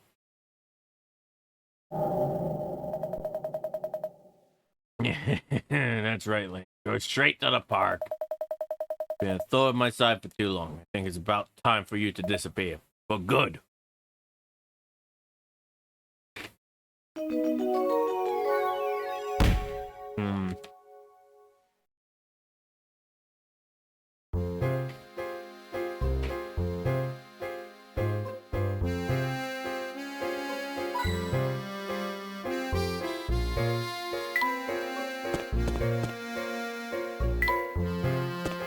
to the park.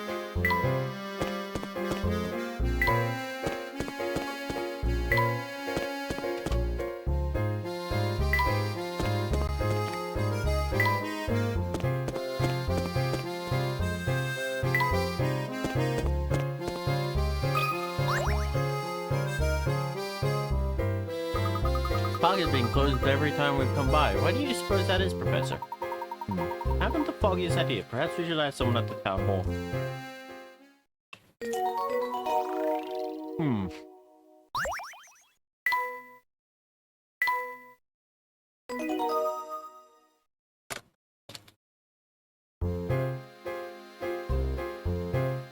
Alright. I actually have to BRB.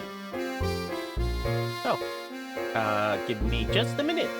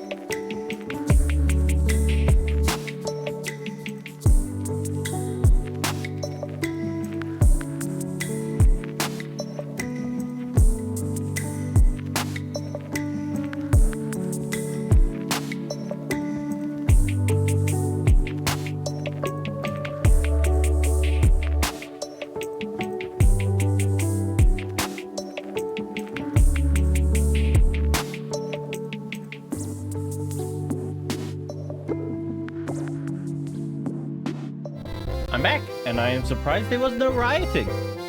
Here we go. The town hall!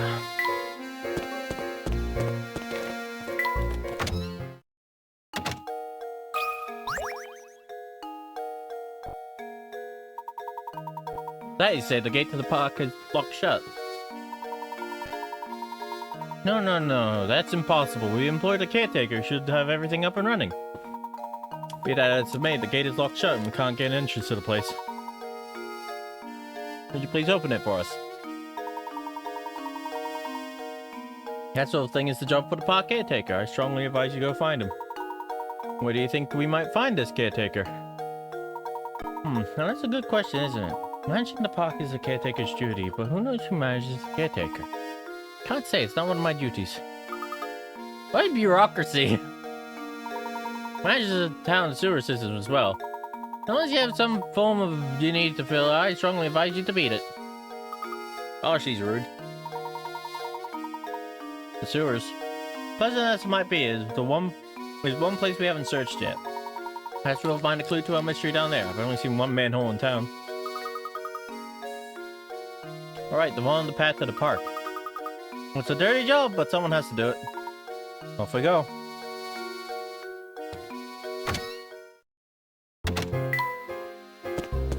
To the sewers.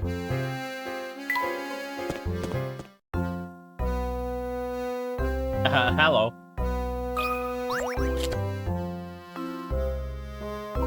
Excuse me, are you by any chance a park caretaker?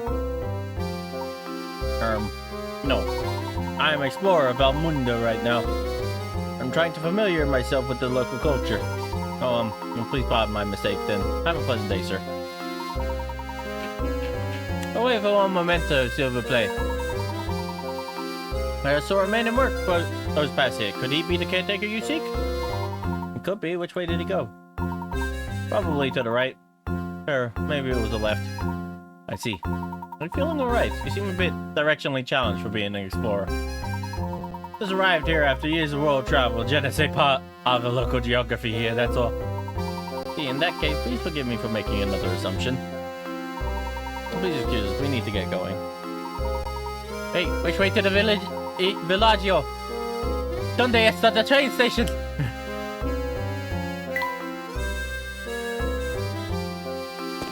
We'll go right. I assume that this is you.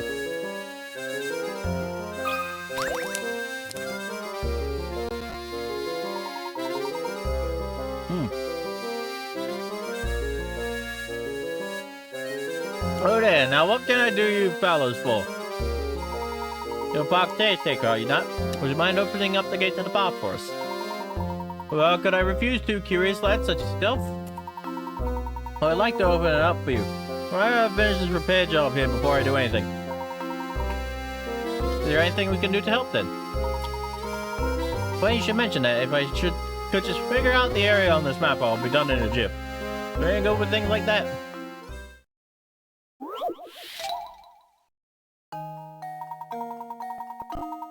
So Layton brought you this diagram to see if you can help him out with it. Several circles and squares pictured in the diagram below.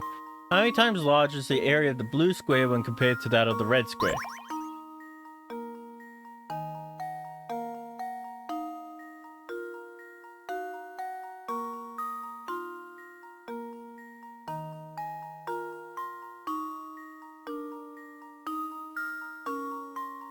It'd just be 3 times larger, wouldn't it?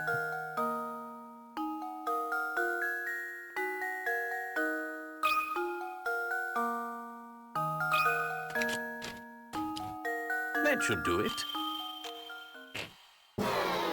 What? Ah, I suppose I thought wrong.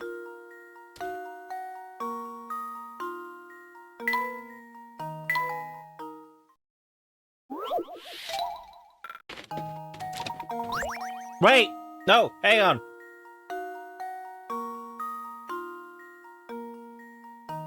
Be 2 times. Because the distance between here and here is about the same as the distance between there and there.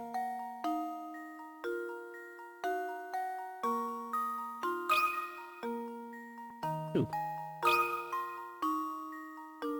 There we go. No?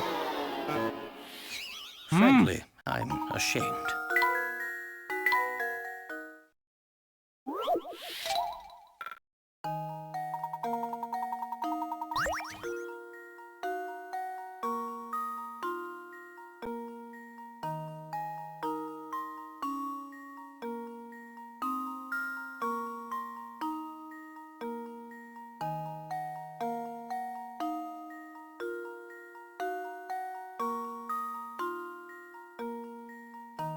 Okay, so...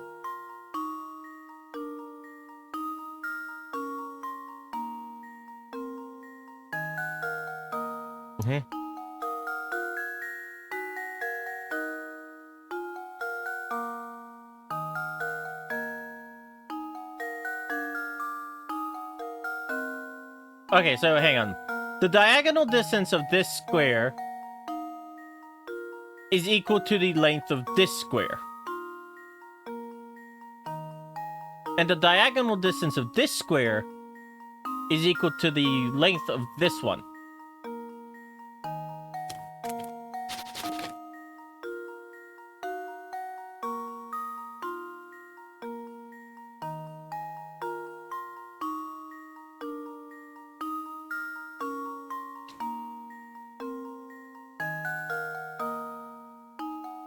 What?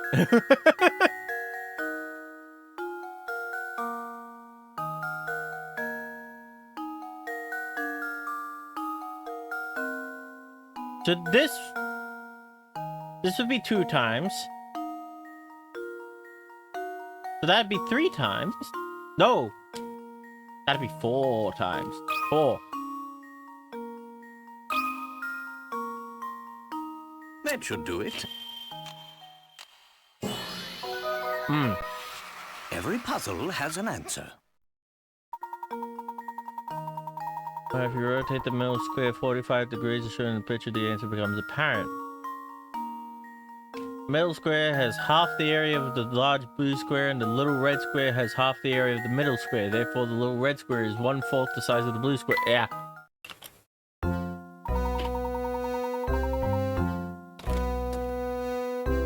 Fine work to both of you. As soon as I take care of this busted man, I'll open the gate for you.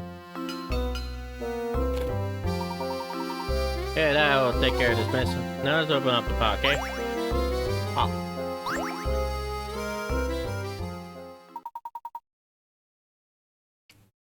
Just hold on 1 second here.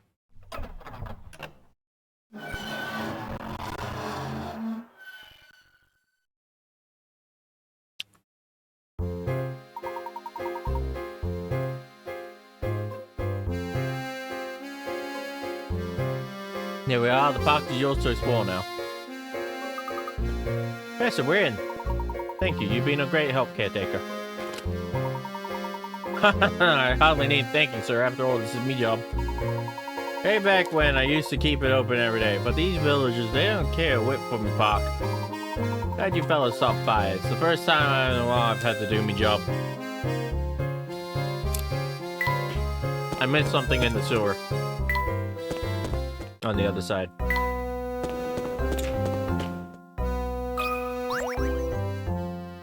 What are you doing down here? Oh, you look surprised. I bet you didn't expect to see me in a place like this. You having fun there, vibing, Sora?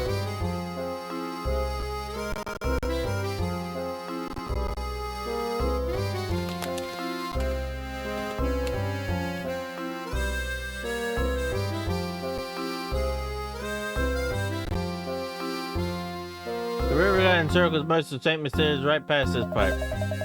Why don't you be getting any ideas? You can't cross it. Give up a... Oh, hang on.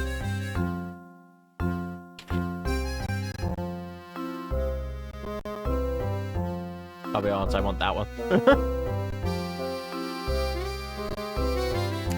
No, take your starch to return to the rest of the world and settle down here. This is a tough transition to make. Here's a puzzle to help you get situated.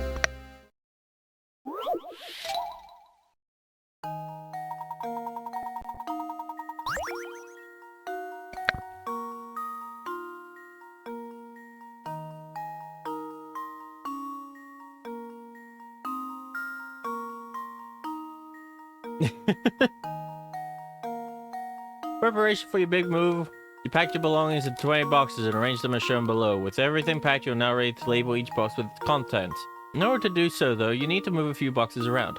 How many of the boxes can't be labeled without rearranging the stacks? 3! Because only 3 are blocked off. 1, 2, 3. See? Hang on. So, yeah. We got 3. 1, 2, 3, 4, 5, 6, 7. That's 10. And then there's another 10 back there. Nope, it's only 3. Think about it 3-dimensionally. You got one line here. You can reach all of those. You got these ones here. You can reach those. And you got these 3 here. And you can reach those. If you move these 3 boxes, you get access to the other 3 beneath. The answer is 3. There we go. Yeah. Critical thinking Yeah, I get is that. the key to success. Alright, moving down from the top level, you have 1, 4, 6, and 9 boxes. The only boxes you can't access without rearranging things are the 3 indicated in the above picture. Well done. I like the way you get all fired up over puzzles. You're my kind of guy. So hurry up and get settled already. St Mystere is happy to have you. No thanks, Dash and Scarfin.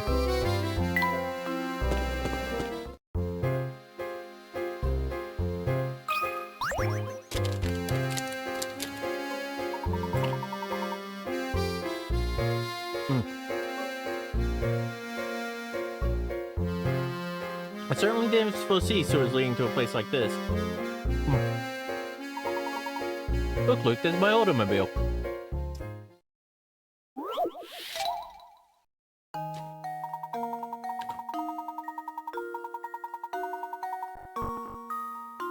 and girlfriend on a road trip over the weekend. On the way to your destination, you drove 180 miles and your girlfriend drove the rest of the way.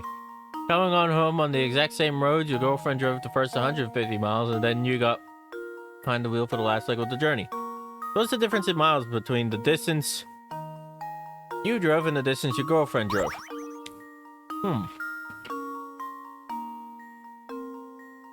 Hang on.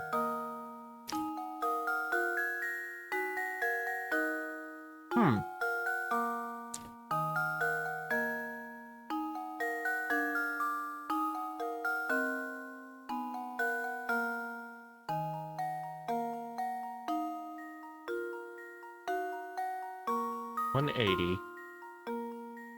She drove the rest of the way.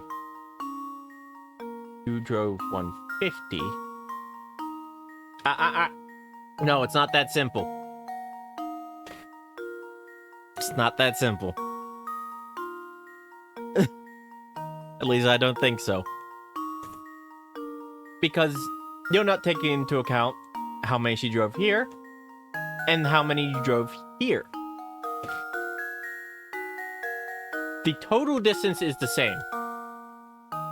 But the distance each of you go isn't on each way.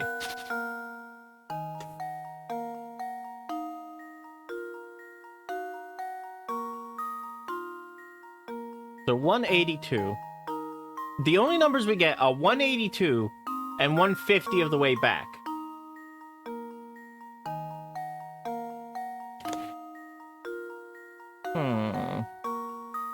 You drove 180 miles and your girlfriend drove the rest of the way. Coming home on the exact same roads, your girlfriend drove the first 150 miles, and then you got behind the wheel for the last leg of the journey.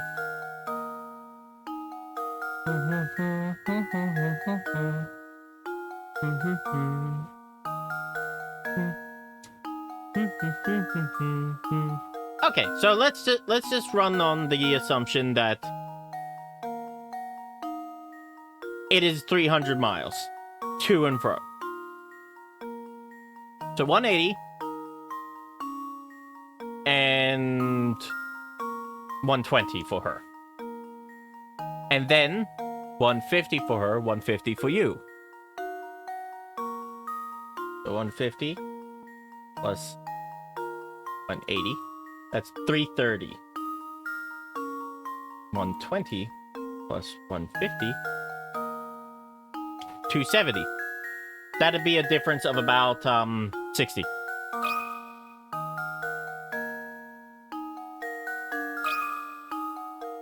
Okay, so your girlfriend drove a total of one way minus 30 miles. No. Professor, I've solved it! You just gotta run on the assumption that you gotta double the way. Try to show in the above chart, your girlfriend drove a total of one way minus 30 miles. You drove a total of one way plus 30 miles. Therefore, you drove 60 more miles.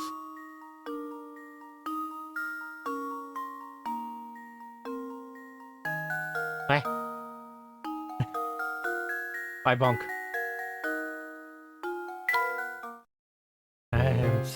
I'm confused by the head and the bunk. What's happening? Bang up job, Luke. Oh, wait, and get the puzzle. The chat wants you to be comfy. Hang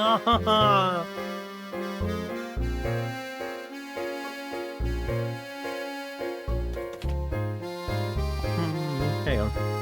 Gotta get the timer. Ready?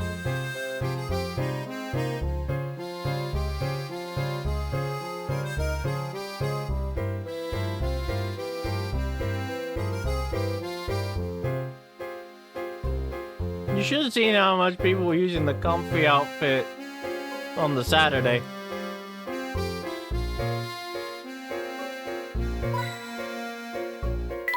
Alright, back in we go.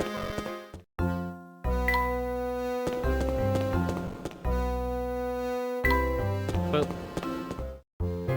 To the park! Maid one was cheaper, I would have picked that. That's the point! The maid one is not meant to be cheap. Park is really kind of sad, isn't it? It's all rusty and abandoned. Just as Sylvain said, it seems that no one has set foot in this park for a dreadfully long time. On to business. Let's give the grounds around the Ferris wheel once over. I expect we'll find something of interest there.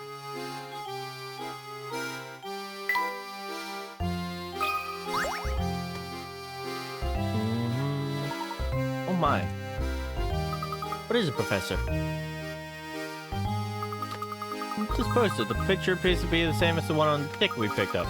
Looks like it's been posted here for ages. It's so faded you can't even read the letters. Oh. Hey, isn't that... Yes, I thought so. There's a Flora there in the middle of the picture, isn't it? She looks exactly as she does in the portrait we saw of her in Reinhold Manor. It would seem that Baron Reinhold built this amusement park for the sole enjoyment of his daughter.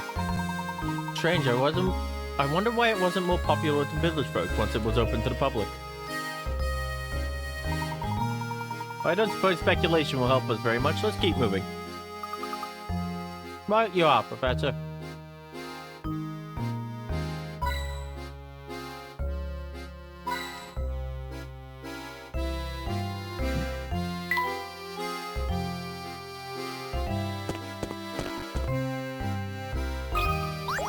Another note.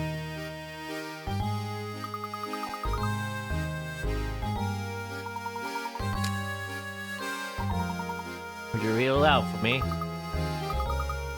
Let's see. The older she gets, the more young Miss is catching on to this village secret. She seems lonely, which is probably why the boss asked me to build an amusement park for her. Yep, it certainly looks like I got my work cut out for me. Young Miss mentioned here must be Flora. The whole park was built just for her. I don't understand this other line. What's all this business about a secret in the village? I just wasn't ready to handle the boss's death. Poor young Miss, she's all alone in the world now. No matter what happens, I have to keep going and take care of her in the boss's place. Page ends there. Baron Reinhold sure sounds like he truly loves his daughter more than anything. Fate can be so cruel.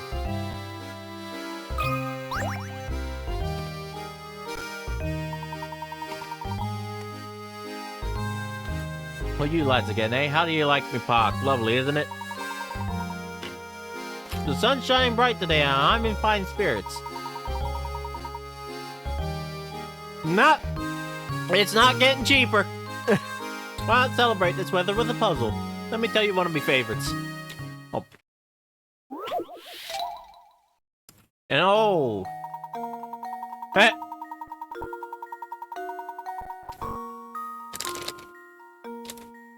Tennis ball is rolled in its way down into a hole. This peculiar hole is extremely deep and has a sharp bend in the middle. I don't hate ya!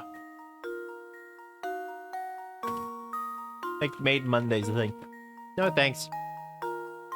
The ground around the hole is made of hard clay, so digging the ball out is an option. However, you have something incredibly commonplace on hand that you can use to get the ball out. What do you use to get the ball out? Answer in 5 letters.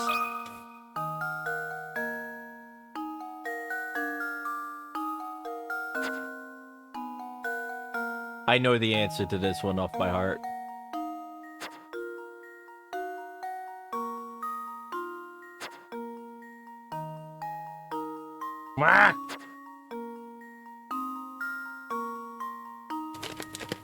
No, Sora, no.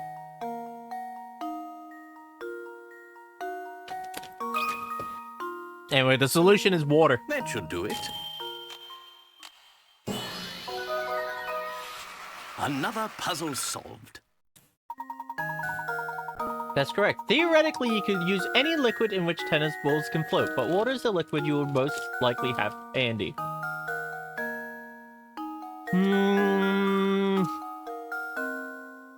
Nah.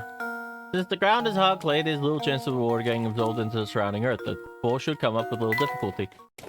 Haha, you're quite the solver, aren't you? Hey, it's getting back to me park. Hasn't been properly maintained. Pods are just rotting away. Something looks old and broken. Do the smart thing, lads, and stay away from it. Oh.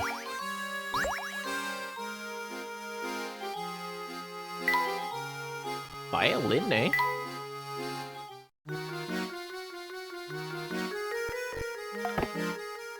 If an old thing like this still sounds good. Okay. Luke prefers it.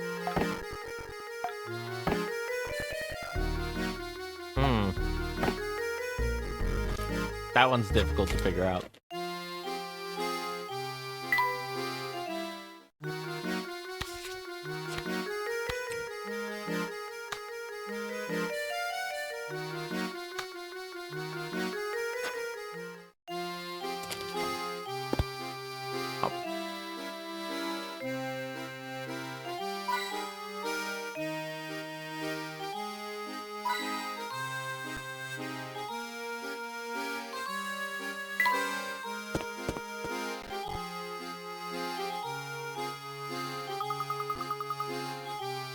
I got chips.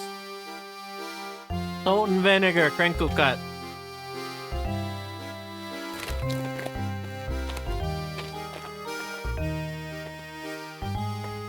Don't judge me. Look, Professor, there's a strange little shed here. Interesting, it seems the shed routes water to the sewer pipes. I feel this warrants a closer look.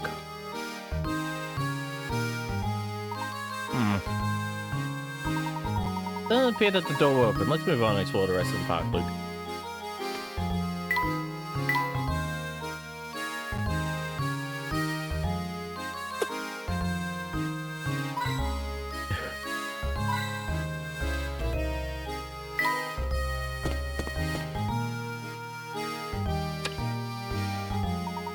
This must be the Ferris wheel we were looking for. Luke, why don't you look around and see if anything seems odd about it? Sure thing, Professor. What do you mean, Giga? You're always gremlin. Did you find anything out of the ordinary, Luke? No, nothing. Maybe there's no secret hidden in this Ferris wheel after all. That remains to be seen. Let's take a look around a bit more, shall we?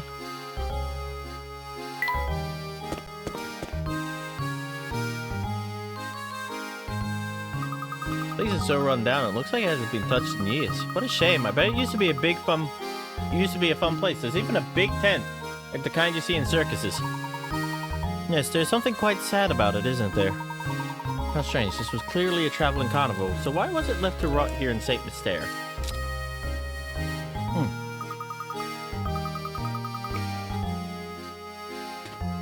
Ah, I see. Bet that Ferris wheel is a mess too. I suppose I won't get to use that ride ticket we picked up. We have better things to do than ride that thing, don't we? Somewhere in this park hides a clue to find the golden apple, I'm sure of it.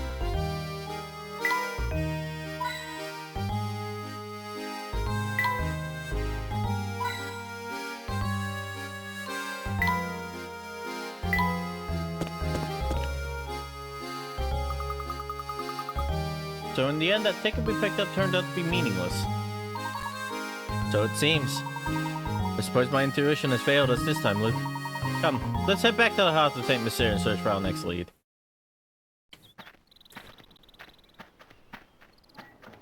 Hmm? What on earth? Professor! Get away, Luke! Run! You're right.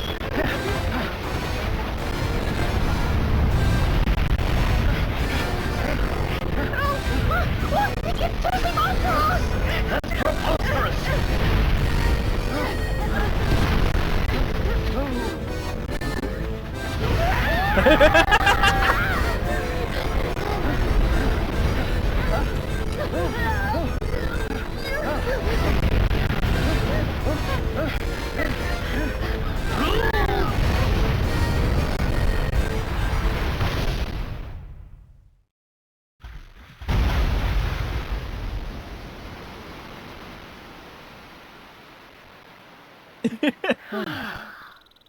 Blast.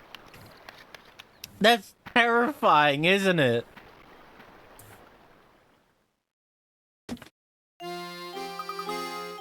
Ooh. Why would the Ferris wheel Hey, so look what happened to the shed.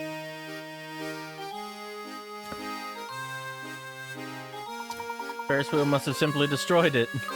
If we made a wrong step back there, we'd be rubble too. Oh my.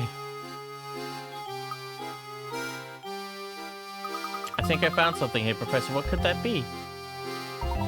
What's an entrance to the sewers doing here? Could well be an underground passage to the tower. We've got to take a look below. Come. Right behind you, Professor. Wonder why that Ferris wheel tried to run us down. That's terrifying. You know what? Fair, Kika. I hope I don't trip. This place is pitch black. It's cold, too. Watch your step, Luke. Look for anything suspicious or out of place.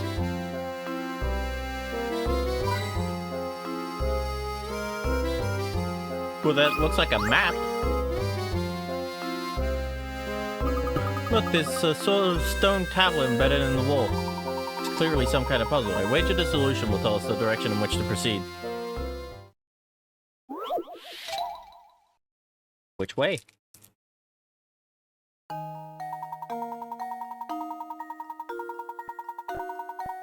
Path you are on, folks, to the left and the right. Right in front of you. With the sign. Right in front of the sign seen below. Your gut feeling tells you that this sign reveals the direction you need to go. Find an arrow within the picture. Find an arrow, huh?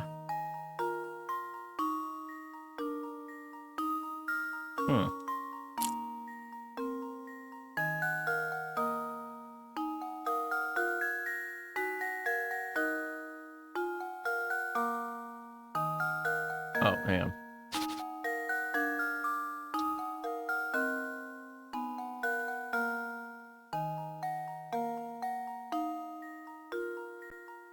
Is that right?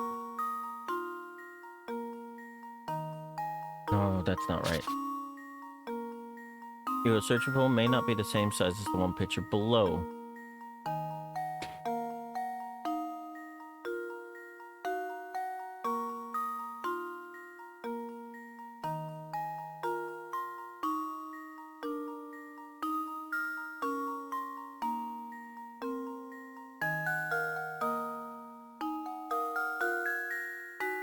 No, it can't be that.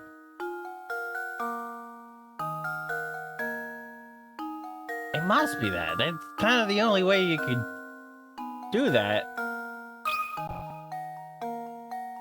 There we go. No. Okay. Frankly, I'm ashamed.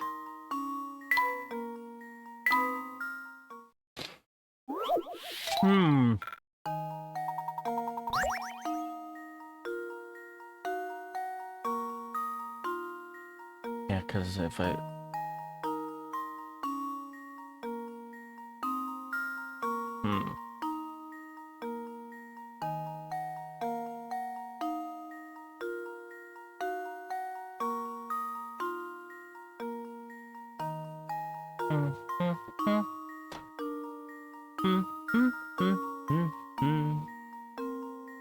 Do do do do.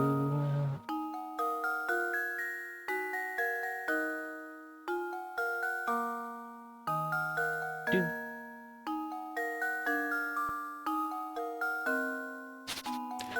It has to be an arrow like the yellow one on the side of the board.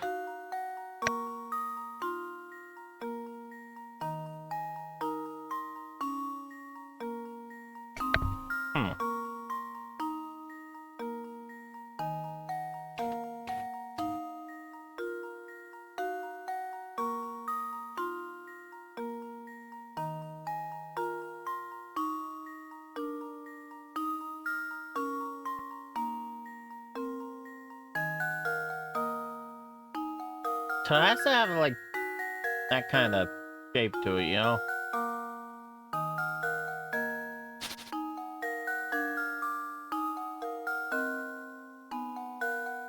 This side can't have it. Cause like none of that doesn't work. See? Doesn't work.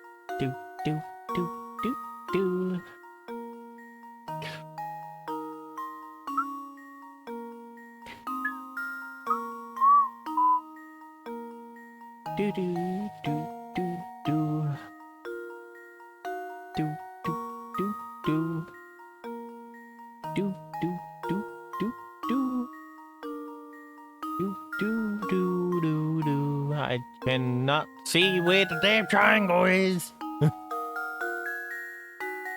So like, I'm thinking there makes the most sense, but it's not. Cause the hang on. No, no, no, no, no, no. That ain't right. That just ain't right. Apparently.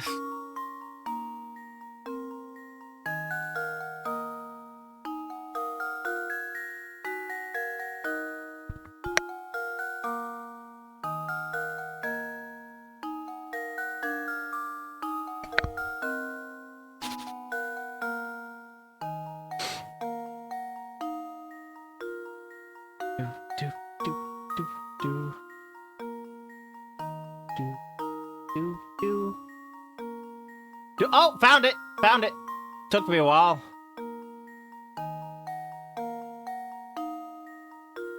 There it is. There we go. Critical thinking is the key to success.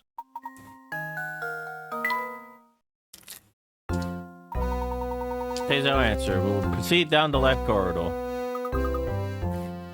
Understood, Professor.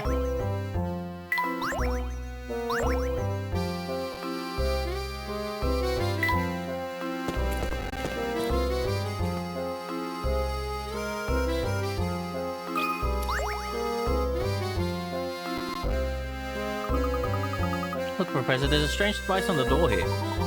Seems to be a puzzle of some sort. I imagine the door won't open until we solve it. It's almost like we're being tested, isn't it?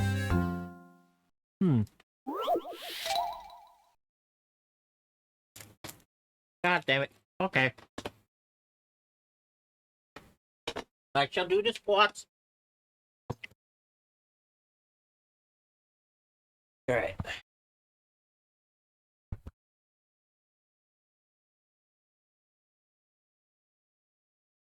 Stretch.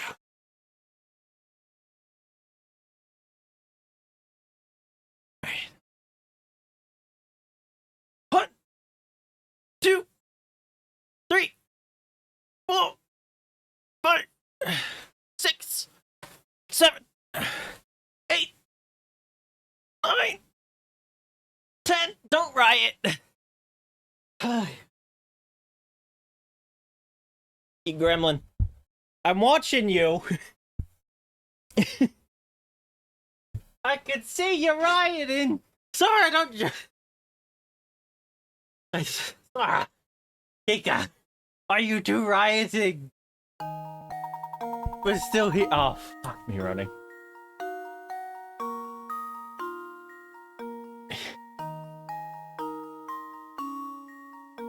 Can you get the Red Bull out of the maze? Slide obstructing blocks out of the way to clear a path forward for the ball.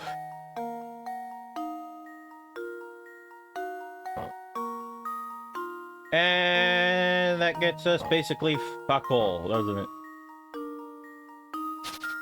Okay, so what we need to do, figure out how to move that central block.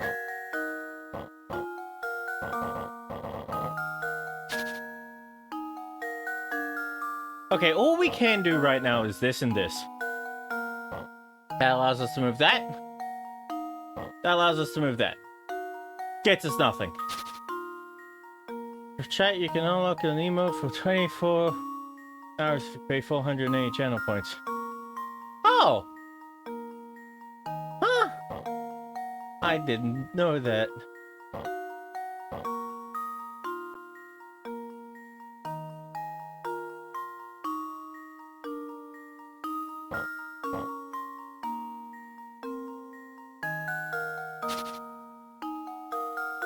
Puzzle can be solved in as few as 14 moves. That does not help. Think, don't quote me. I'll quote you on it.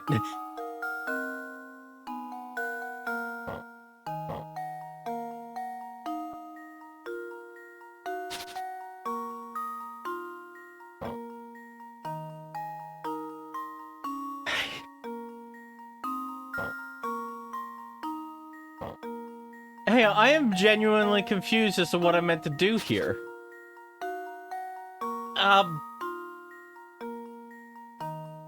So I can only slide that way. I can slide that there, but I can't... Oh, I can slide it down. Here we go.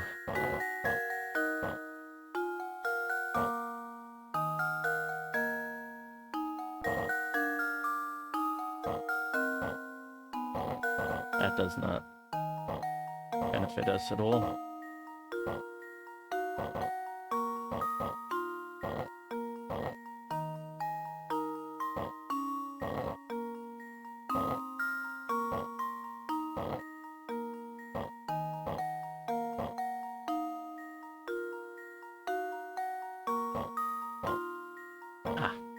I see.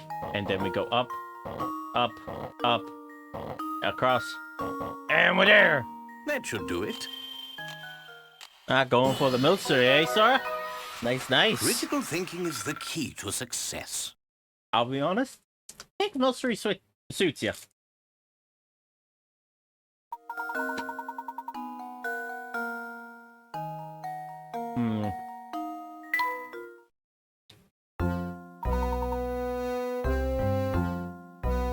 Why are you question marking?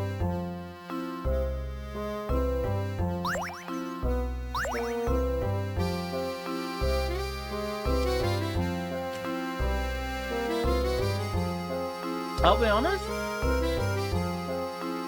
I said I think Mystere suits you. I think you'd vibe with Grimmsnarl.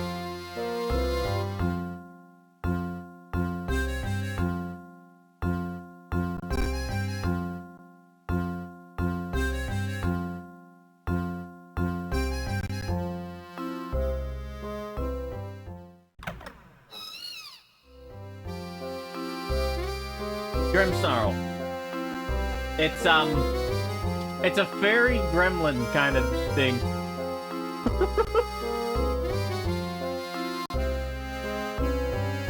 You want a PNG of Grimmsnarl? Or... That's not gonna work.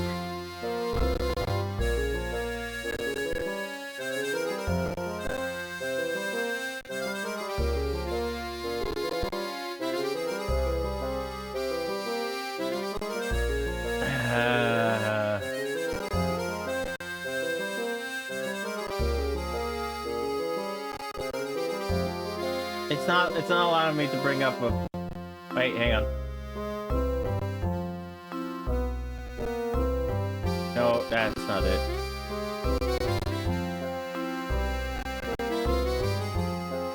Yeah, it's not allowing me to bring up the picture.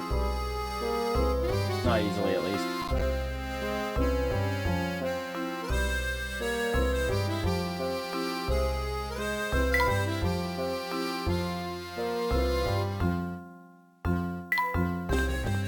Apologies. Wow, I certainly didn't expect a room down here. Give it a thorough once-over. Something isn't right about this place. I can feel it in my bones.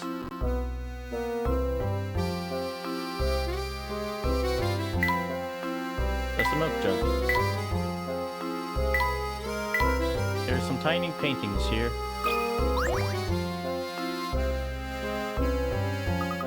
Nothing's hidden behind here. Alright, let's move the picture out of the way then. What's this here? Key. Appears to be some sort of key. What does it unlock? We won't know until we investigate further. Its shape certainly looks familiar. Professor, could this be... Looks just like... Tower. Knew there was something odd about that dead end. Perhaps this key will shed some light on things. Look, we need to head back to the large wall on the north side of St Mystere. I have a hunch there's more than a dead end.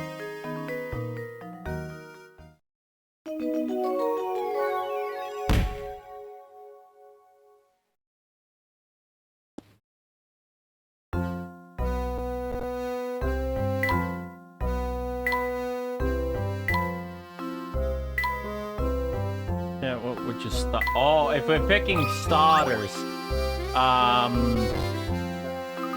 Hang on, let me bring up all the starters.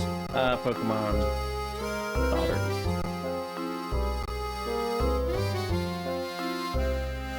I can see a fire type fitting.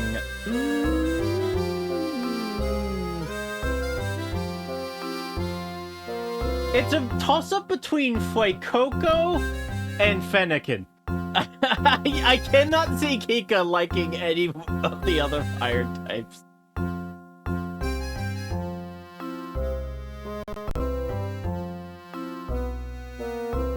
I can't... Alright, give me a minute to figure this out. Oh, come on, can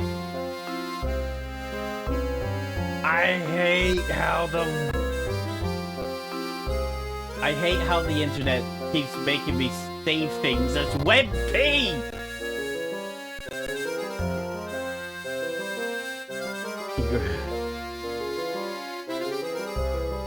I didn't growl. What? What are you on about? Huh? Adelaide? Yeah. Stop. Alright, add image. Image file.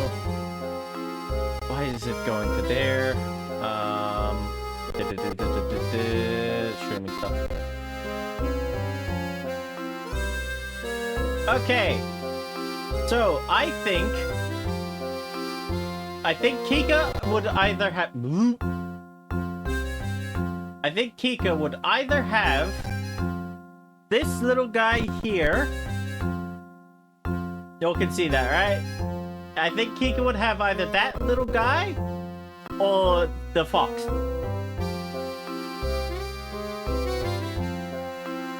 What do you think? Then again, Pop Leo also seems like it would fit Kika, I think. You'd say Litten? I don't know. I don't think Kika would like, the big burly Incineroar. Which one is more likely to commit arson?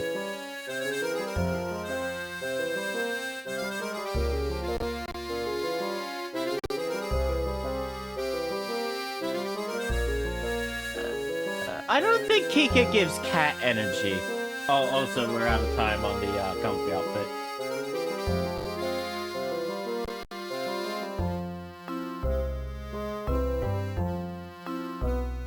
There we go. Put on the maid outfit. You absolute gremlin!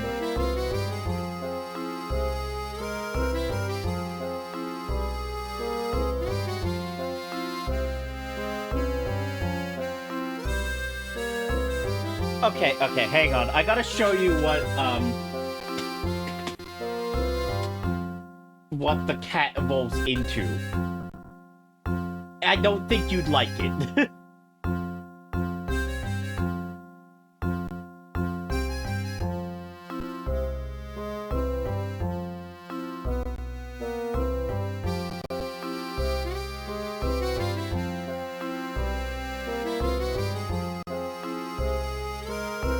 Yeah, I think Fennekin or Fuecoco, because I don't think Kika would like this.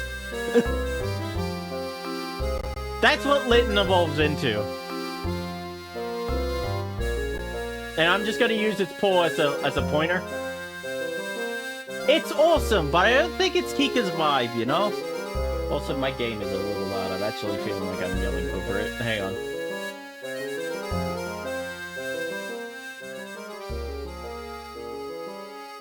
Okay. So, Layton base form, yes. That makes sense. But Incineroar here doesn't feel like it'd be Kika's style. Fennekin I can see. And Fuecoco I can see because he's just a little guy. You gotta love Fuecoco. I also see Poplio fitting because it likes to be silly, you know? It has that nice, fun, silly vibe, and it would counteract the acid. How'd I get frat guy from Kitty?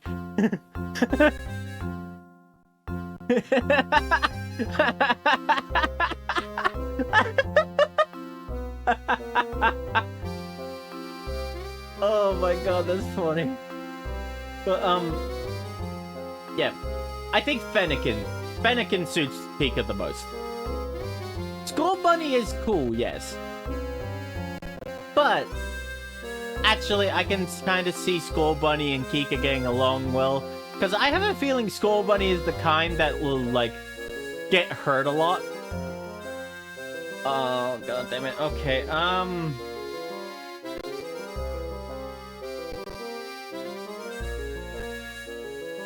okay. All starters, final... Oh, wait, and evolution. That way we can get the full thing.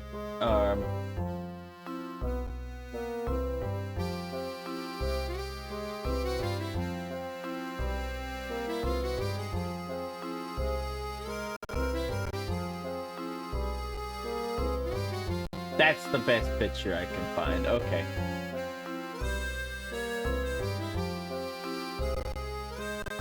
Could bring up a Google tab instead of saving all these PNGs.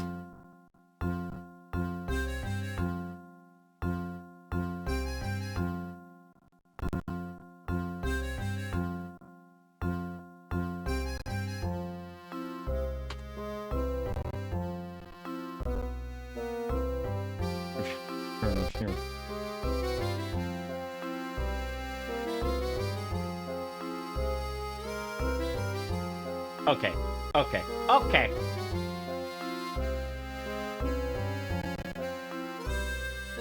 Well, here's what I can do.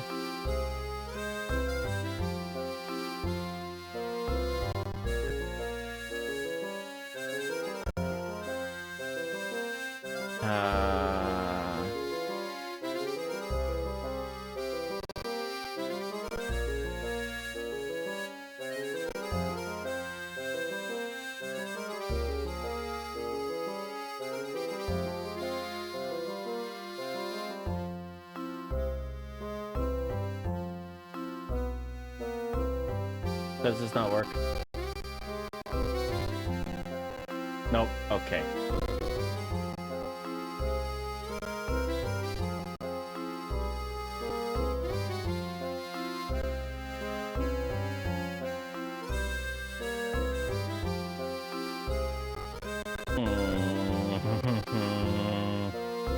Window capture. Alright, we got this. That'll do. Okay, so...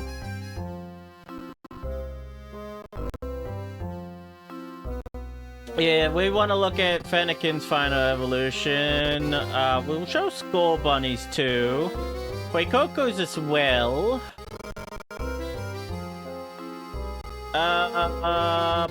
Poplio seems fitting in my opinion. Okay, so Fennekin here evolves into Delphox. Big flaming fox thing. Let me just...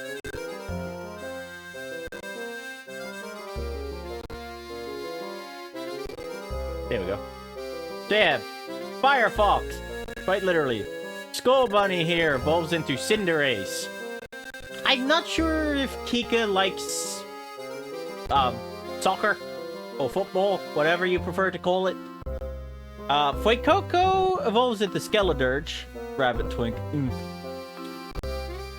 Skeledirge is like a singing fire crocodile too, so like it's pretty damn cool.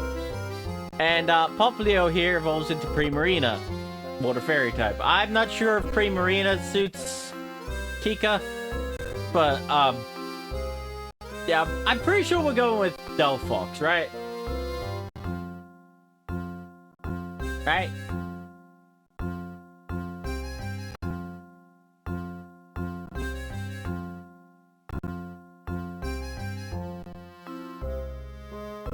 Fox or bunny? You like the bunny, Twink?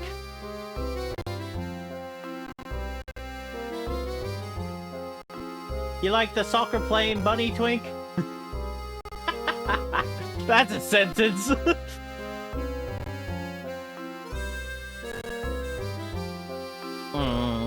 Well, I'll let you decide that. I am going to continue on with my game. Look at how old this picture is. Alright, that reminds me of a good one. Would you like to hear it?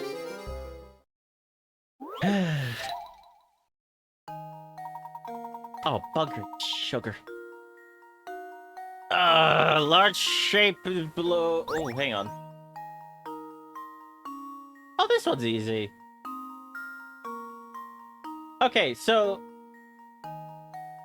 what you need to do is figure out which one of these lines up with that. Well, the names.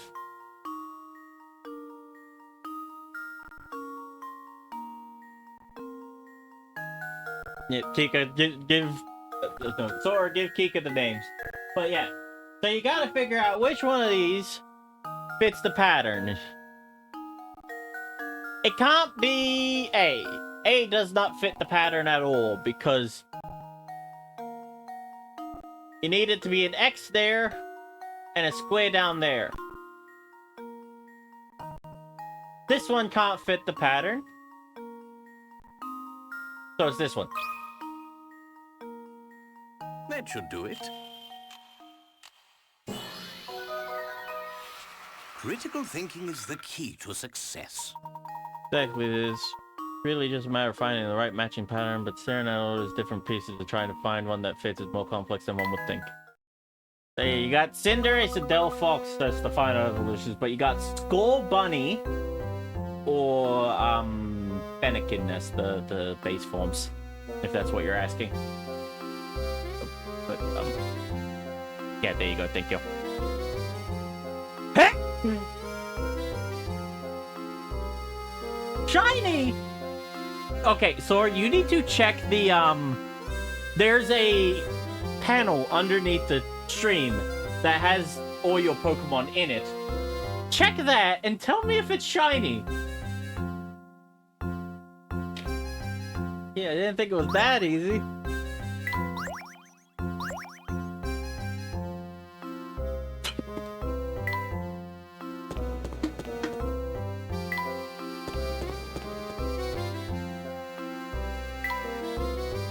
It is! I didn't know they could be shiny! Oh, that's wild!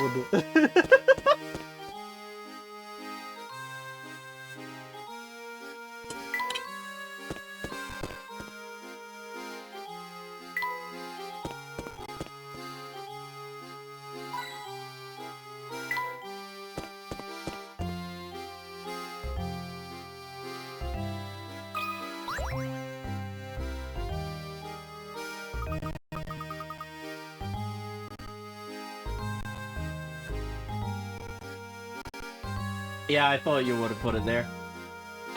Holy hell! Oh, that's incredible! I didn't know they could do that.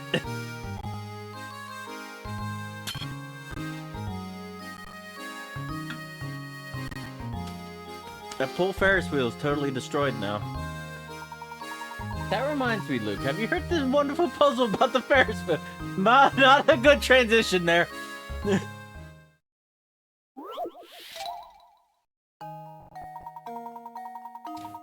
There's 10 two-seater cars attached to the Ferris wheel. The Ferris wheel turns so that one car rotates through the exit platform every minute. Wheel began operation at 10 in the morning and shut down 30 minutes later. What's the maximum number of people that could have taken a ride on the wheel in that time period? Okay, so every minute, one car finishes.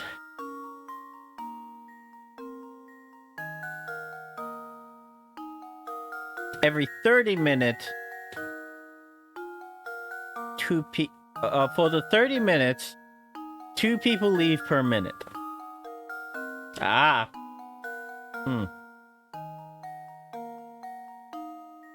Oh, hey, Kika got a Cyndaquil for her starter in the thing. Cyndaquil, it's actually one of my personal favorite Pokemon.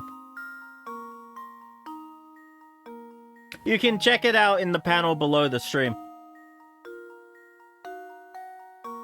2 10-seater cars.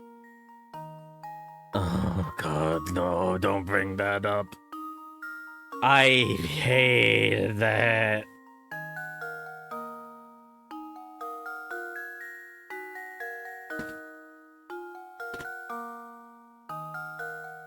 The wheel began operation at 10, shut down 30 minutes later. Okay, we got 30 minutes. Wheel turns so that one car rotates through the exit platform every minute.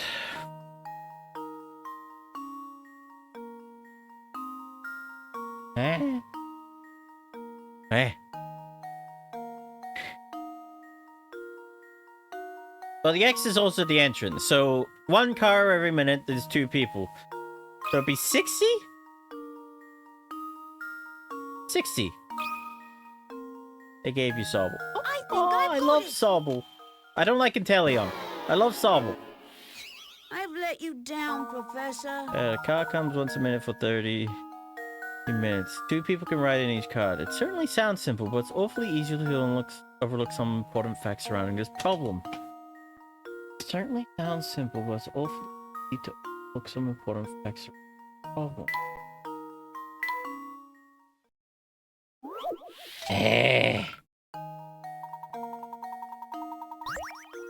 There's 10 two-seater cars.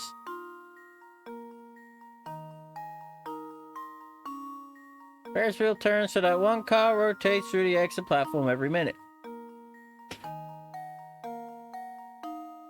10 cars. Okay, so that's 3 rotations of a 10-seater. So that's 10 two-seater cars. So 10 times 2, that's 20. 3 rotations of it, that's 90.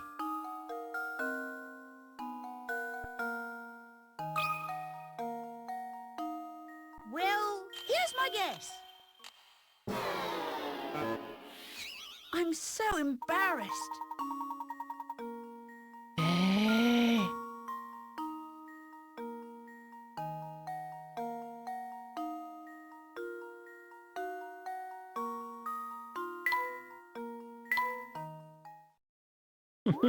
I'm so confused. Okay, so there's a 10 two-seater cars. Ferris wheel turns so that one car rotates through the exit platform every minute. The wheel began operation at 10 in the morning and shut down 30 minutes later. What's the maximum number of people that could have taken a ride on the wheel in that time period?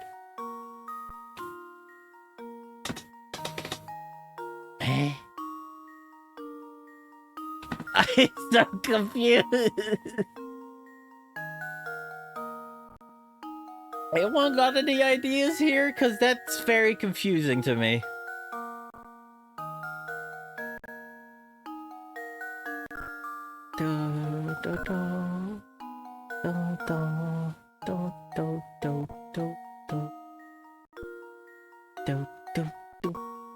You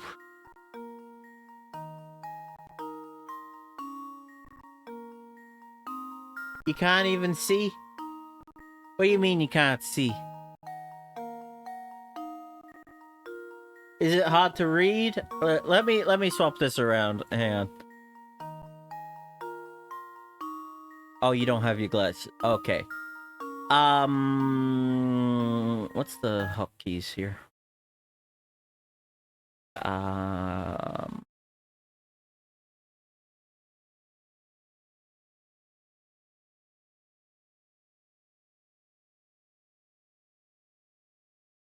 Okay, that does not work.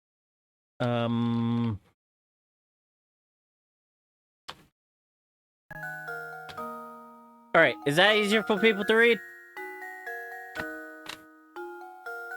I genuinely cannot math this one out, so 10 two-seater cars attached to the Ferris wheel. The Ferris wheel turns so that one car rotates through the exit platform every minute. Wait. One car every minute. But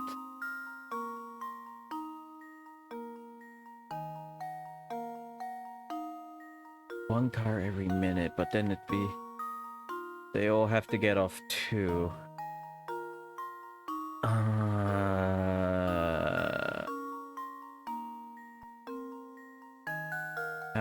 Maximum number of people that could have taken a ride on that time.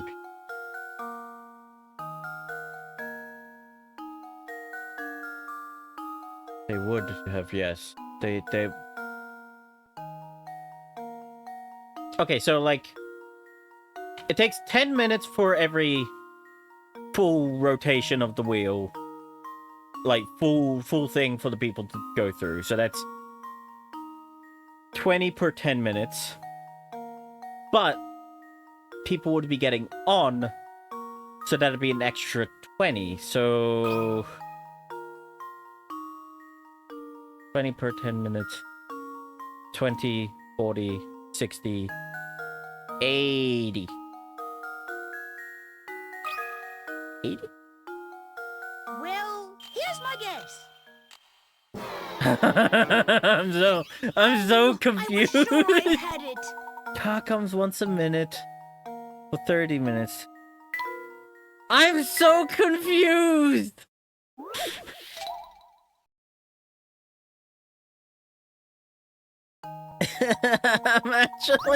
I'm actually so lost. So the first passengers will get off 10 minutes after 10.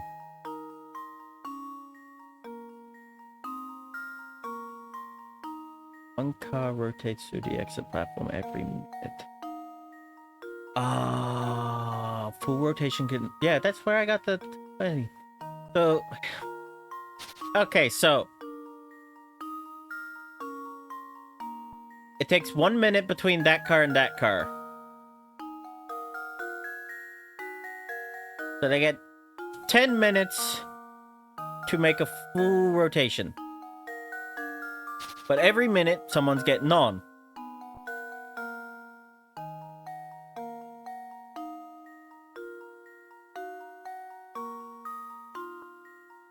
So, 2, 4, 6, 8, 9, 10, 11. That means...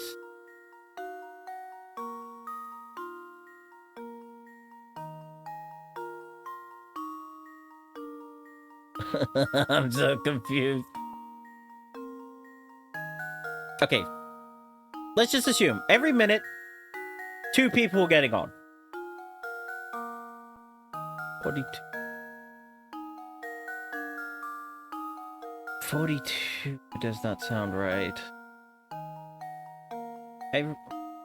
Yeah, okay. So every minute, 2 people getting on the thing. Every minute, 2 people on. So that'd be 60 getting on.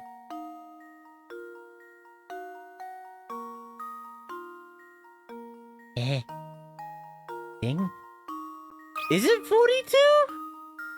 That doesn't make sense to me. You know, I'm just gonna say that and see if it's true. How does this sound? I did it! Yes!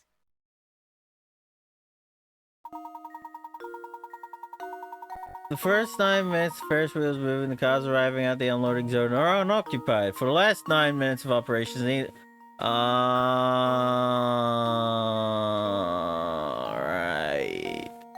Well, then they would. Oh yeah.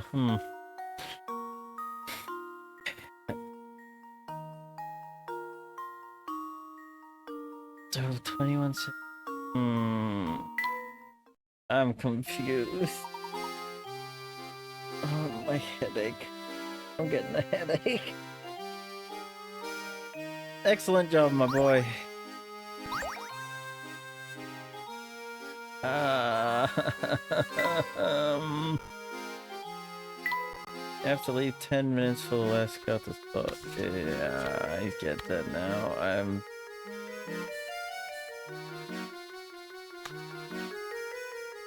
That's the late face. No, I got it. I got it now. I just...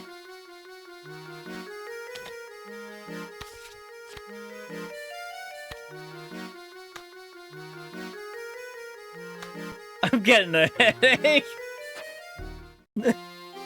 Say fill car event, you get 21 sets. Yeah. Oh, by the way, never mind. Sora caught a shiny.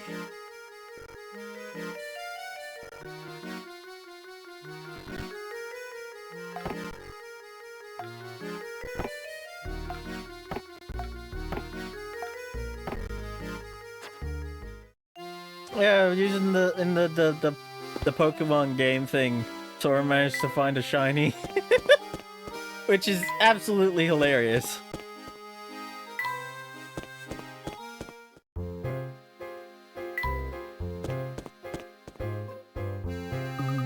Let's go investigate that dead end right away. Alright, like Luke, but let's make a quick stop by the inn. There's something I need to check on there. Why the inn, Professor? Seems that someone doesn't want us around, Luke. Someone is, in fact, after us. Key to identifying the scoundrel is back at the inn. Okay, let's be honest. Nevermind would probably pick Fennekin. Because, like, it's a fox.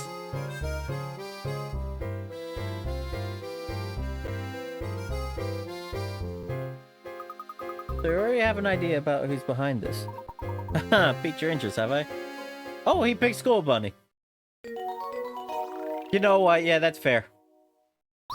Skull Bunny does suit you.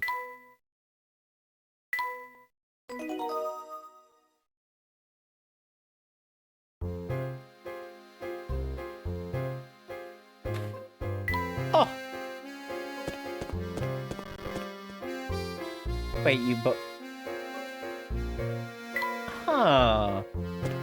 That's very weird.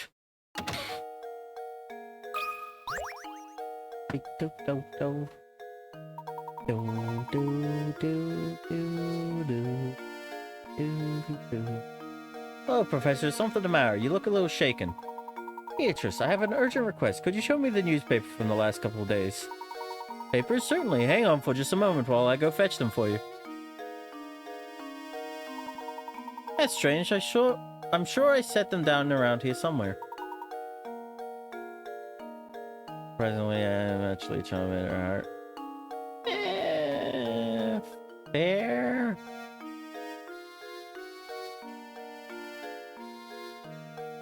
I'm not a fan of Charmander, I'll be honest. There a problem? Sorry to disappoint you, but I can't seem to find them anywhere. Even today's morning paper seems to have gone missing. I see. Well, thank you, just the same, Beatrice. This has been most helpful. Nikki Gestel TV Nikki! just raided with Oh! 2 viewers. Oh, can we get a shout out for Nikki? Well, at least that's what a Pokemon Mystery Dungeon game. You know, fair enough, never mind. Oh, games and demos, huh? Interesting. What are you playing, Nikki? Yo, welcome in. Thank you for the raid, honestly. That was very kind of you. Also, yeah, yes, I'm wearing a maid outfit. No, this is not normal.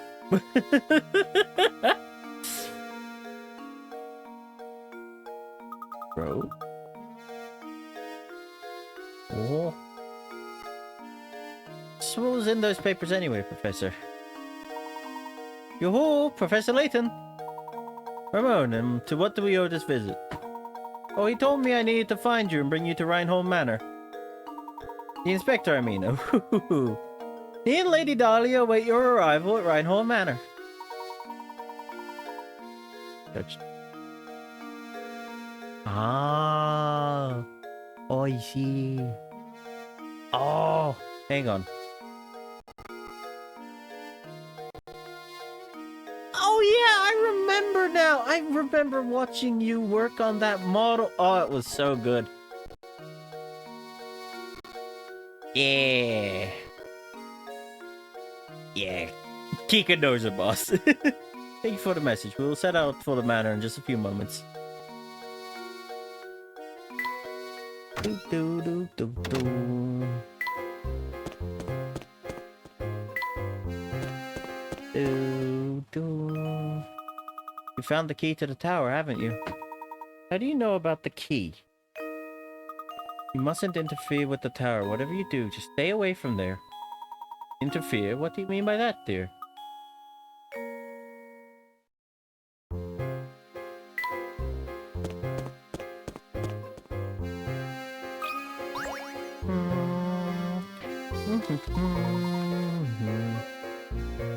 Oh, if it isn't the Professor Layton. Judging by your expression, it seems you haven't found the golden apple. You look terribly tense, Professor. Perhaps this small puzzle will help loosen you up. That was weird. Over to... Oh, buggery. Damn. Help Stash and Sharfin move the wolf, sheep, and cabbage from one side of the river to the other while obeying the following rules. Or in addition to its captain, the raft can only support one animal or item at once. Stash and Scarfin isn't near, the wolf will eat the sheep and you'll have to start over. The sheep will eat the cabbage and Scarfin isn't around. If you let the sheep have its way, you'll have to start over.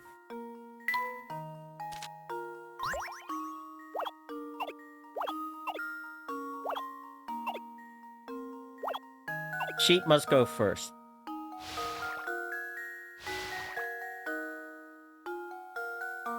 Wolf can't go. Cabbage can't go.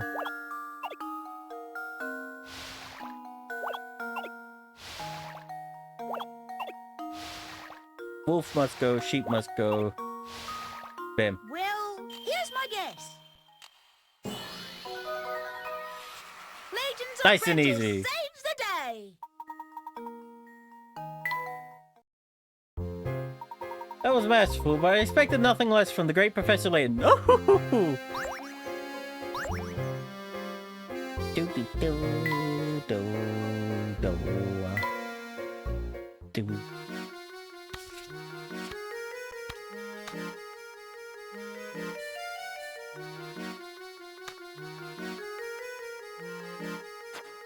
Alright. Let us make progress. Do, do, do. Welcome back, Professor Layton. Please come in. Everyone is waiting. Thank you, Matthew. Is something troubling you, my good man? You seem ill at ease. Oh, no, I'm fine, sir. Please make your way to the parlor. Alright, if you're certain that nothing is the matter, we'll head upstairs. Do, do. Shells seem to line every wall of this estate. The parent must have been quite the avid reader. Afford to keep your mind sharp, Luke, so why don't you give this puzzle a go? Oh, man. I don't know, Kika. You always end up missing out on your ads. Oh, this is an old puzzle. Okay, there goes the timer. We are going to be swapping back to my regular outfit. Ah.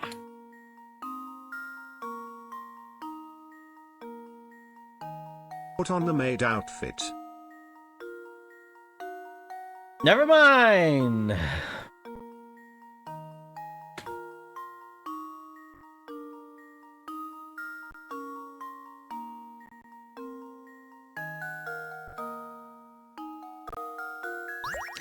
Alright, here's a quick and easy one. The first letter of the alphabet is A, and the letter B comes after the letter A. However, the letter you need to worry about is the last one. What's the last letter of the alphabet?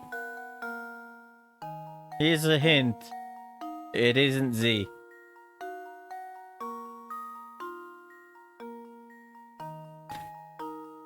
Yeah. It is T. A little bit, yes, Here's Kika. my guess. Layton's apprentice saves the day. Good job, the last letter of the word alphabet is the letter T. That's not really a puzzle, more a joke. How did you like the puzzle, Luke? I hope it has prepared you for tackling more difficult puzzles.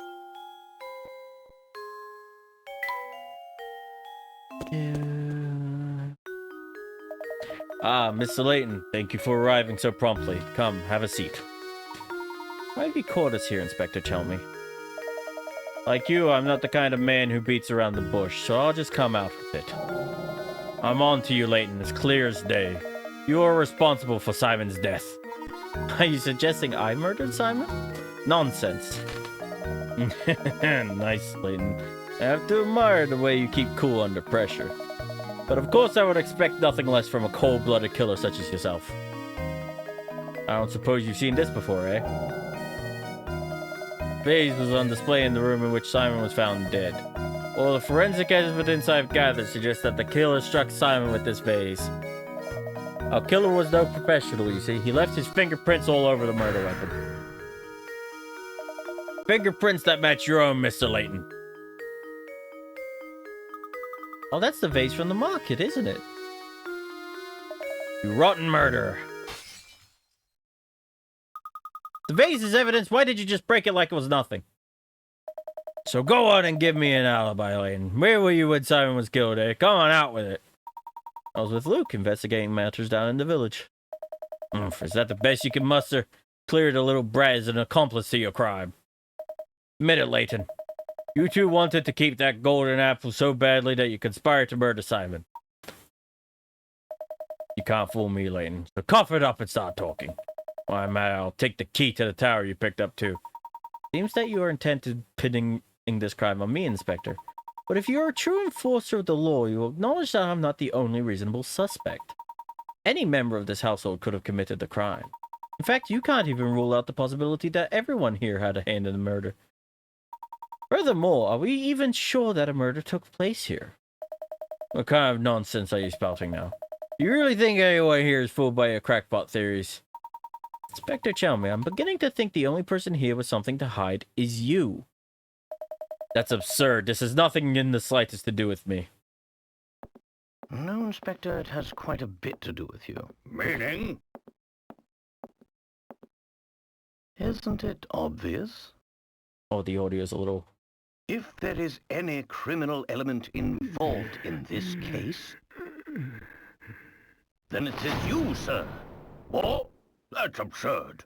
Hey, calm down. What utter rubbish! You'll need more than some death charge to save your hide.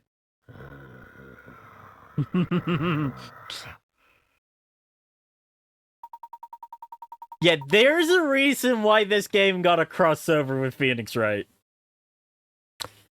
I've heard you're quite the devoted husband, Inspector. I bet you take very good care of your wife, Amy.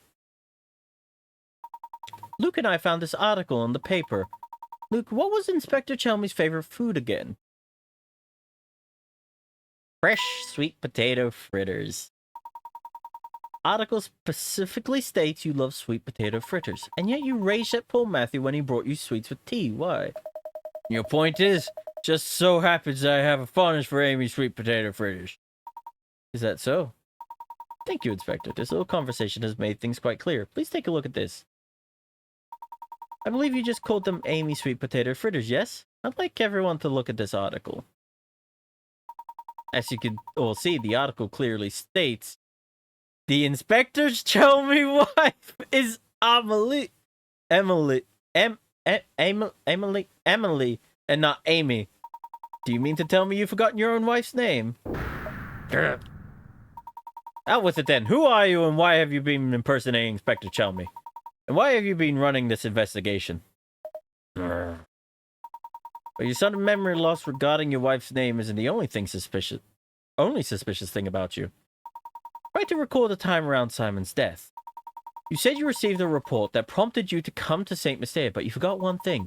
After Luke and I came to town, the drawbridge, that is St Mystere's sole entrance, had its crank stolen.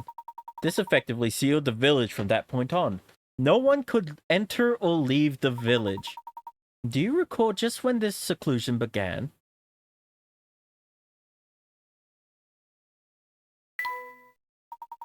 Oh. During our search for Claudia. Correct. The only route out of the village had been closed well before Simon's death was discovered. After that event, there was no way that anyone outside the village could enter. By the same token, there was no way to take things out of the village, particularly something as large as a corpse. So tell me, Inspector Chelmy, when did you actually first set foot in St Mystere? Furthermore, what did you do with Simon's remains? While we're on the subject, I have one more nagging question that I haven't been able to figure out. How is it that you knew about the key to the tower we discovered? When we happened upon that key, there wasn't a soul in the area save for Luke and myself.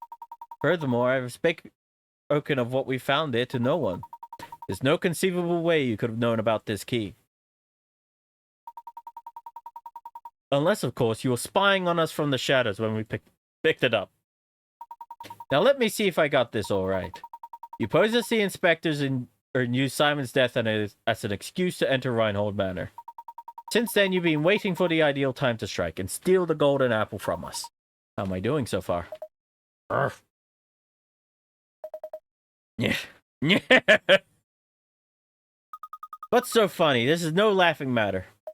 I'm just astounded at how despicable I find you, Layton.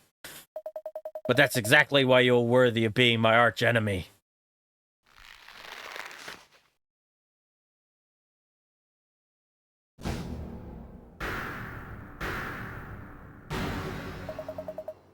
I've always despised you, Layton.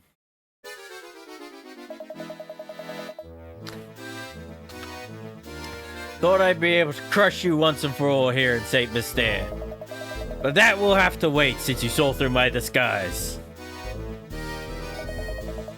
You haven't caught on yet, but St Mystere has a secret of epic proportions. I love this theme so much. When I imagine a dimwit like you trying to unravel the mystery, I just have to smile. My business here for the day has come to an end, so I'll be off now. But listen closely, Layton. Never forget how close you came to being bested. One day, I, the great Don Paolo, will rain my vengeance down upon you. And on that fearful day, you will beg for an umbrella and a raincoat, perhaps even some galoshes.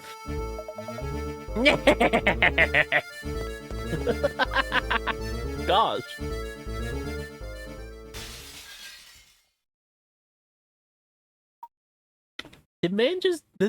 He just jumped out the window. I guess he's gone. Do you know who that man was? Don Paolo is his name. I've heard stories of him. His grasp of the hard scientist was rumored to be unrivaled. Problem, as you might guess, was his personality. Though he was a genius, the man was evil. Science board banished him from working officially in his field ever again. Seeking into St Mystere to seal the Reinhold fortune sounds like the kind of scheme he would hatch.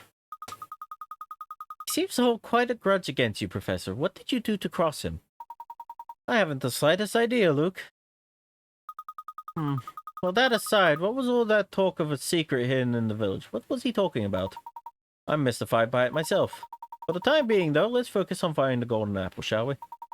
Say we follow our newest lead and head for that tower. Let's check the dead end from before, Luke.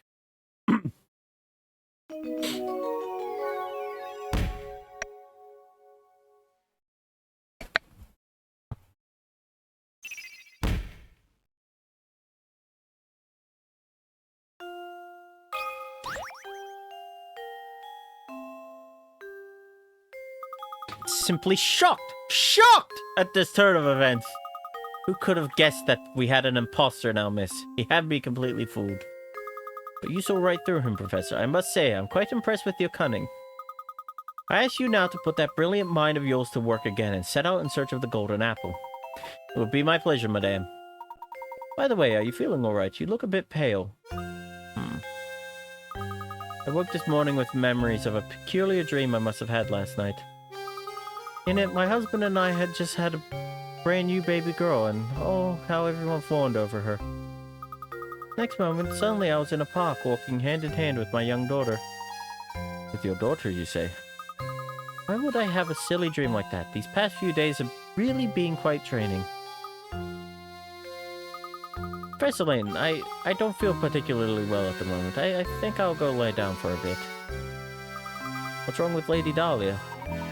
Says she had a dream of walking the park with her young daughter. Something quite curious about that dream.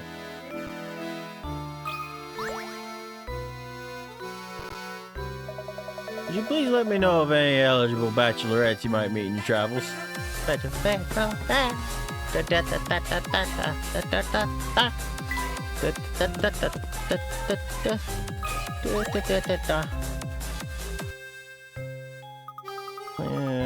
Okay.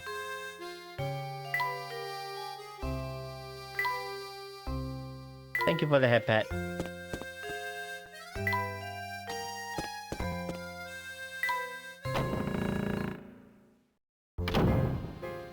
To the tower! Oh, god damn it. Okay, I'll do the push-up. Hey. Oh, hang on. I gotta put my phone on charge.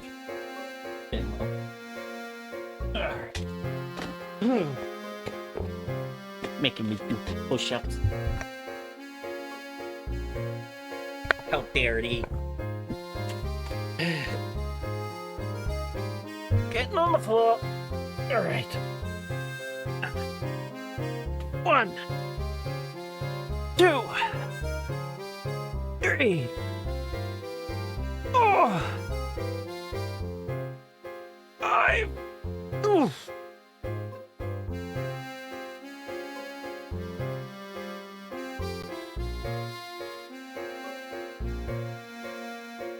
Ah. 6, 7, 8. Oh.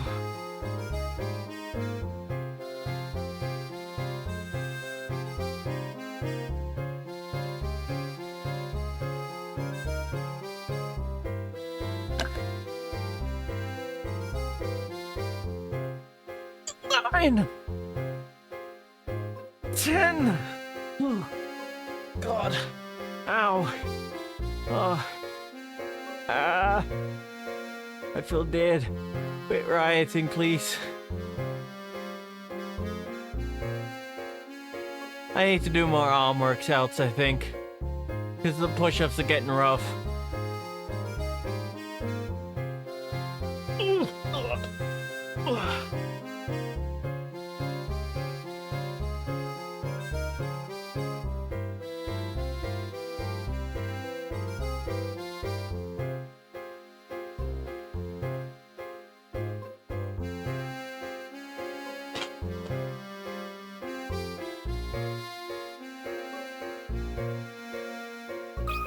Anything new, Ramon?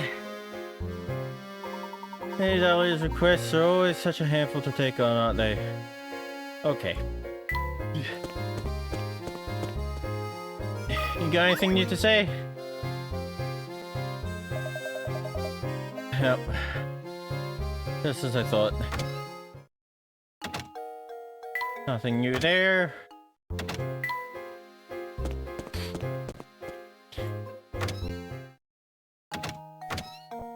I miss any puzzles? No, I did not.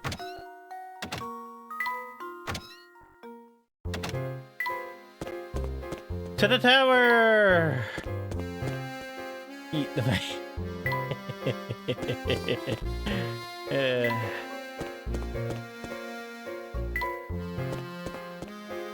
Get anything new?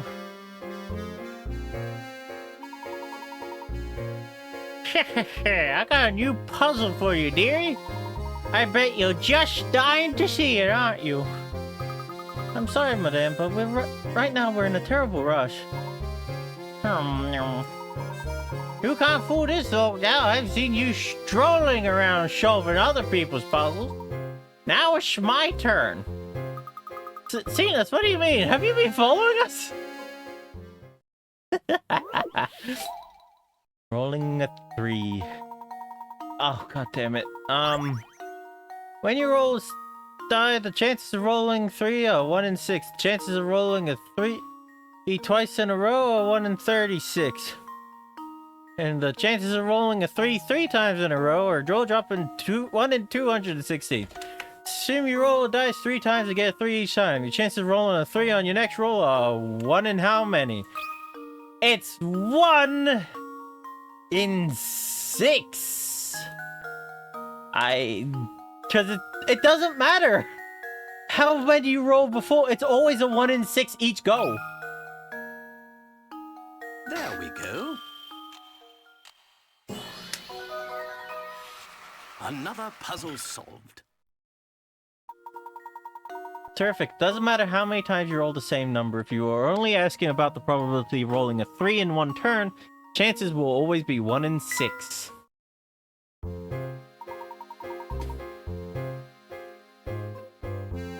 Why is this not working? Here we go. You're going to the tower, are you, dearie? How about I show you the way? Oh, I was under the impression that the villagers of St Mystere hated going near the tower. She's again. Yeah, she is. Oh yes, I don't want to go anywhere near the place myself. Though I suppose I could make an exception for a strapping young man such as yourself, oh yes? Professor, we should really keep moving.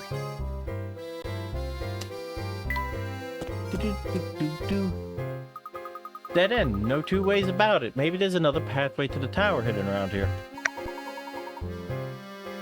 I'd argue we've come to exactly the right spot, Luke. What do you mean by that? Look right here, Luke. There's more indentation in the wall where one would place a small object. Also, this must be... Yes, this curious indentation is no doubt the spot indicated in Baron Reinhold's note to Archibald.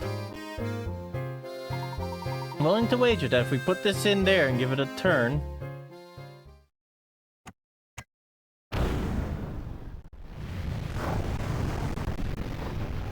It's a door! A weird door, but a door! Wow! Just as I suspected. Alright, Luke, in we go.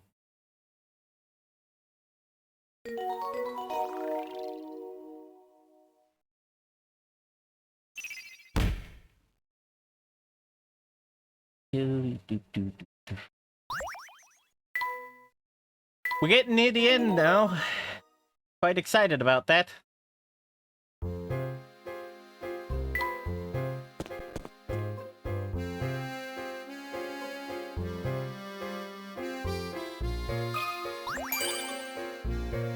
Yes, we saved. Thank you for that, Kika. Yep, it looks like you've solved at least 75 puzzles. Alright then, go on in the tower. Yeah, they require you to complete 75 puzzles to complete the game. This place gives me the creeps. Plus it's all murky in here and I can't see a thing. Oh my. Ah! We're dead. Yippee!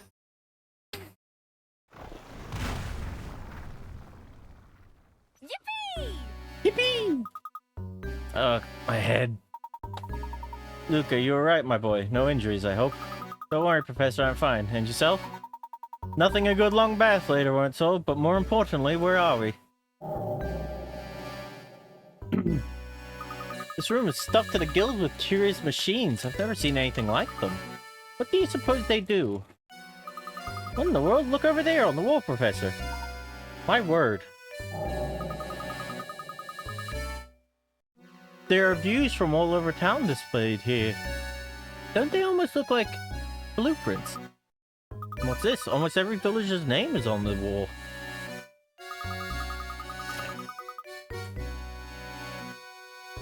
Professor, what if someone is using this place to keep an eye on what's going on in St Mystere? Look, there are stairs over there. Get out of here. This place gives me the goosebumps. Yes, you're quite right, Luke. Let's head out.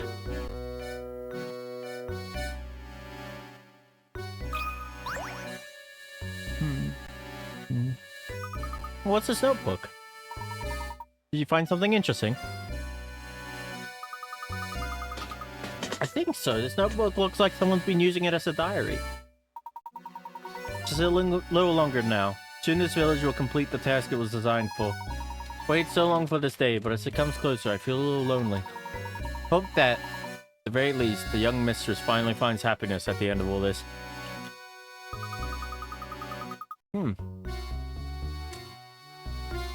This poor journal looks like it's been through a lot. All the pages are terribly frayed. Well, the scraps of paper we found in the village came from here.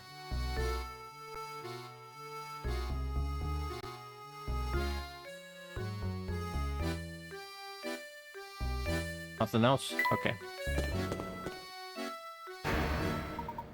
What's this? You!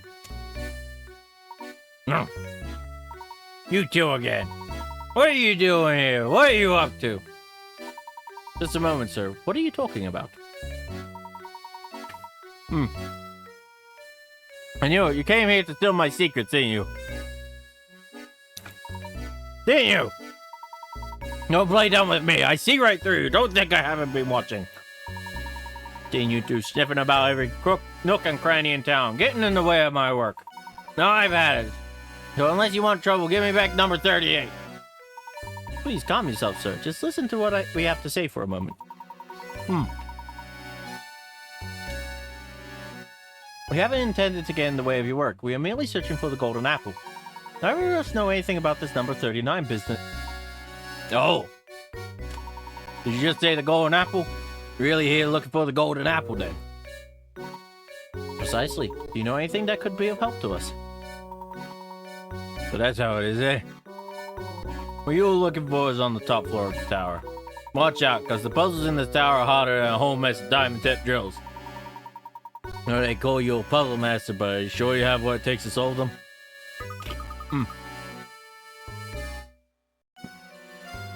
Now, why would you go and tell us something like that? Maybe you just want to set us up to walk right into some sort of trap. What would I possibly gain from doing something like that? Not to mention it's my duty to guide those who seek the golden apple toward their goal. Some mischief maker snuck into the village and had me all confused. But I think I've figured things out now.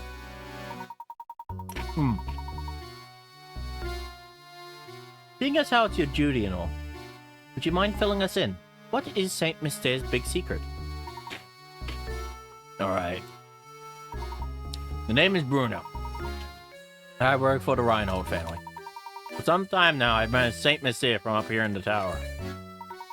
Manage St Mystere? You're the one who manages the life of each of the villagers, aren't you?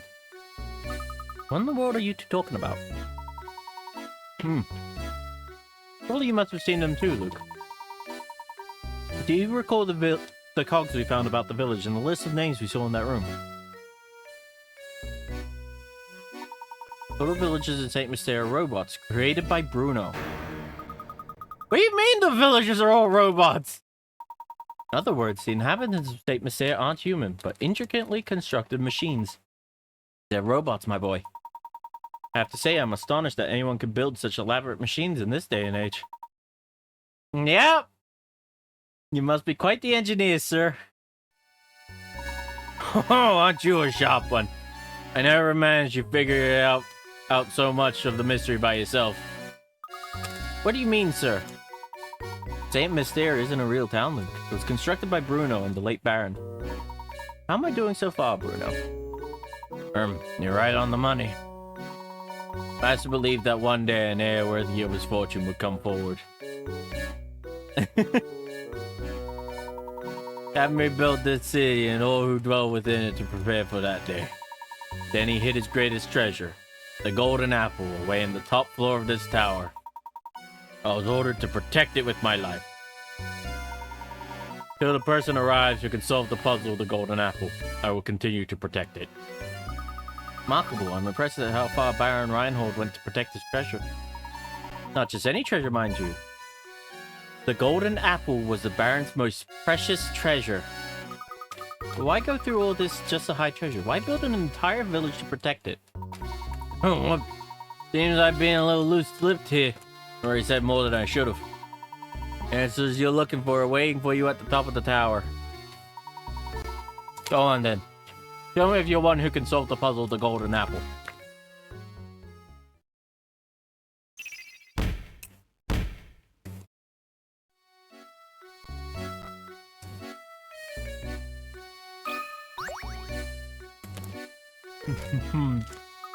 Professor, look, the stairs are barred off. Aha, this must be one of the puzzles Bruno warned about. Puzzles look quite difficult. Perfect timing, my boy. I'm in the mood for a puzzle with some meat to it.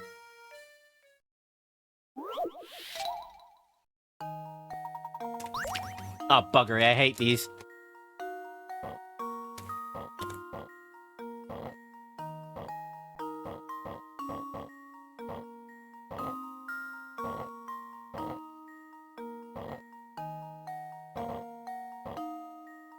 Wait, no.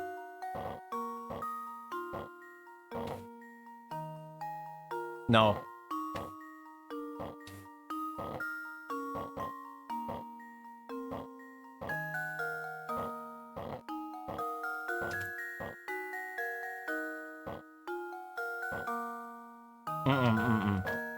No.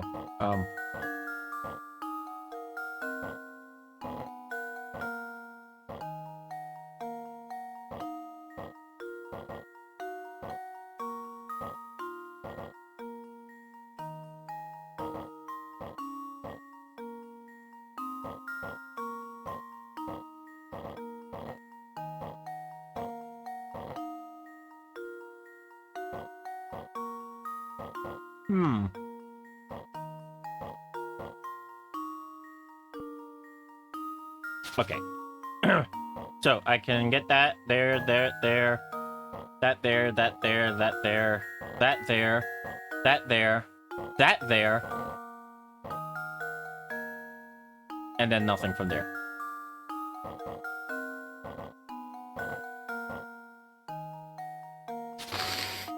I hate these ones. I always struggle with these.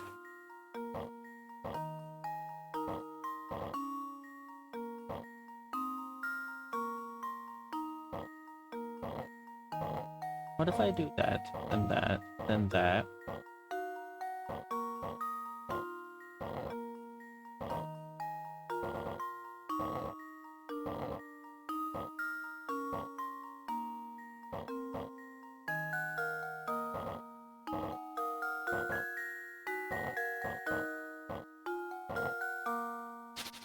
Okay, hang on.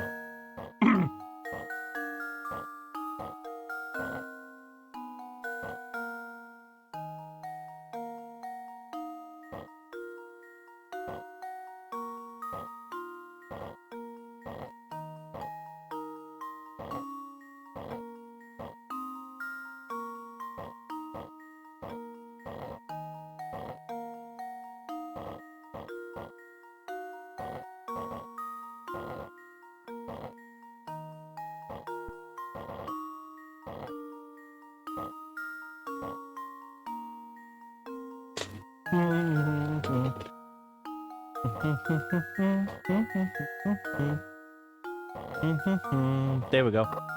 There we go. Critical thinking is the key to success.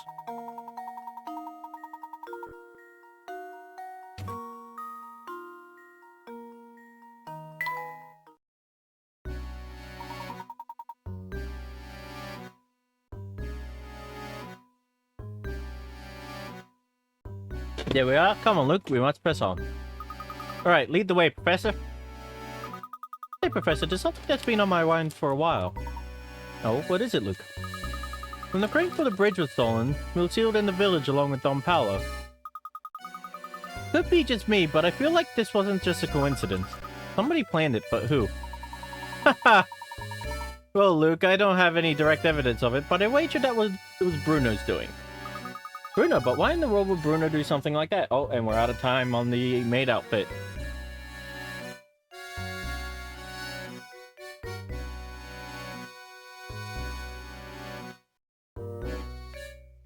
Put on the maid outfit.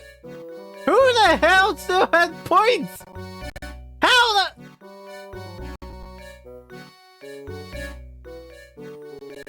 How many points do you have? Bruno, but why in the world would Bruno do something like that? You remember what he said? It's his duty to show the way to those who seek the gold apple. But naturally, Bruno had no idea what kind of people would come to St Mystere seeking that treasure. Likely he trapped us in the village to buy himself some time to evaluate who we are. He wanted to see if we were worthy of the secret. Apparently so. It's terribly presumptuous of him, don't you think? How could he think either of us were bad people? He doesn't even know us. Who knows how Bruno saw it, Luke? I'm certain he was just being careful. After all, Don Paolo managed to sneak in with us. Bruno probably had his hands full and needed time to see what kind of people had entered the village. That reminds me, I wanted to ask about that too. Look, we really should get started here. You can ask me your next question while we're climbing.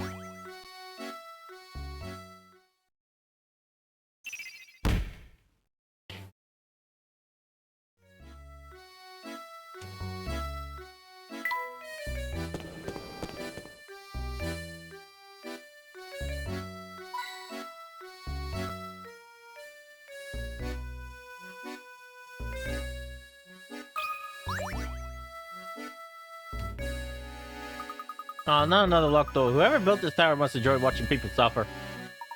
Oh my boy, are you just going to stand there and complain about it? No, leave this puzzle to me. Magic square. Ah.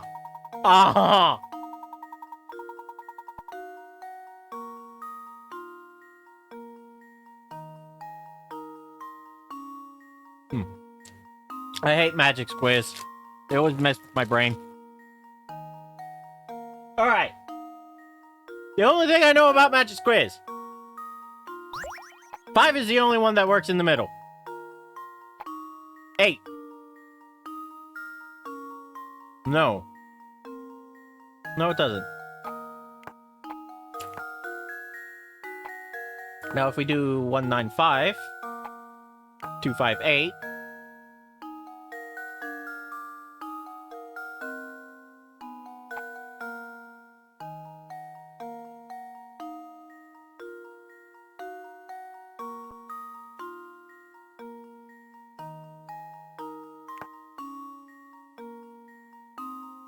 eight, 4,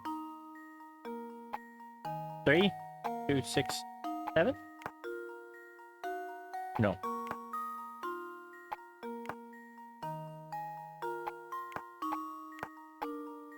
Okay. Let's start with this column. 2 plus 8 plus 5. Or, hear me out.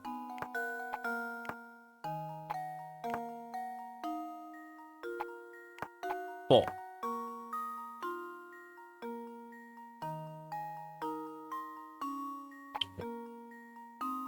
No, hang on. Yeah, there we go.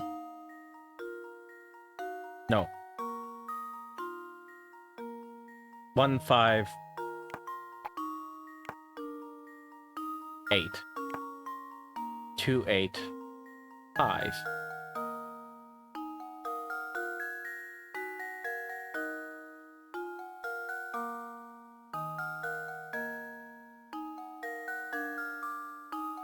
No.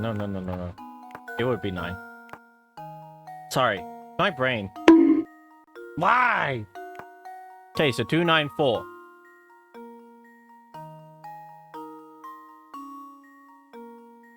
Yes, all lines and rows. Yeah.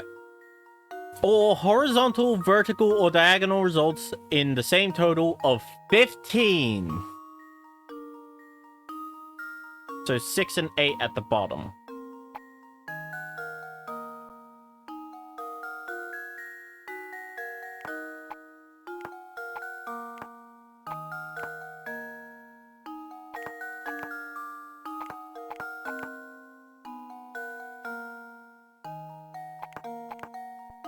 There we go.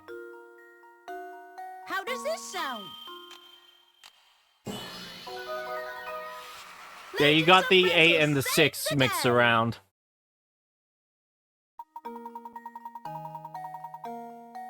Because there's only one way to add 2 and 8 plus another number to add up to 15.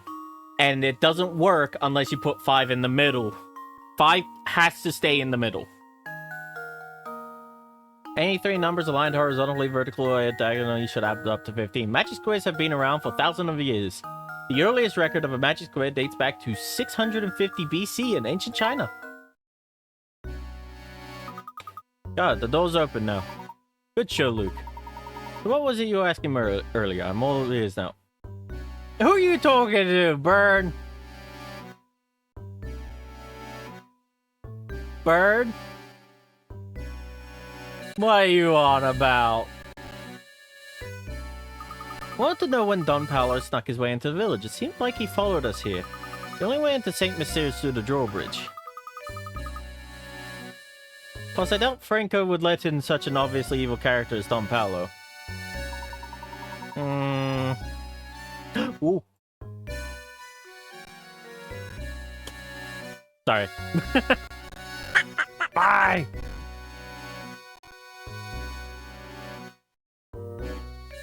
Oh, looks like Sora's out of balls. Yes, to be honest, I haven't quite figured out how Don Paolo entered St Mystere myself. But seems that after he made his way in, he tried to stay at Beatrice's inn. Oh, so that's the man who skipped out on his bill. Figures it was Don Paolo. That weasel did himself up to look like Inspector Chelmy, snuck into the mansion, and hold on, when did he kill Simon? We'll get to that in a moment. We must keep climbing. Come along.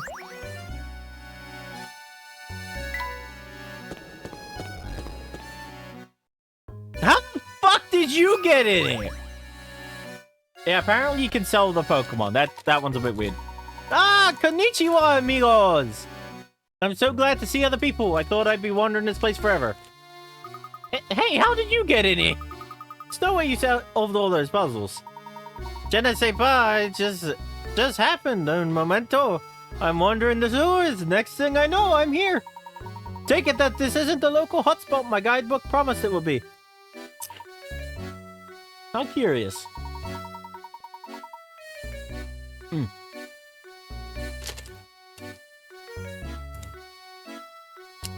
Damn, Pika got it.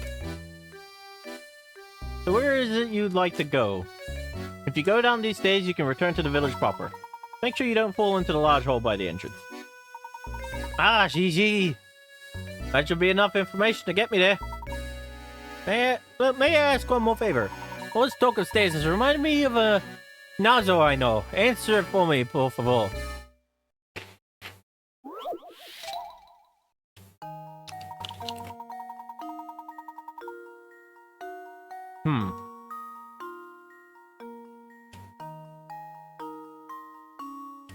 You have a story on the 8th floor of a 10-story building. It took you 48 seconds to make your way from the 1st floor to the 4th. If you keep moving at the same speed, how long will it take you to reach the 8th floor from the 4th?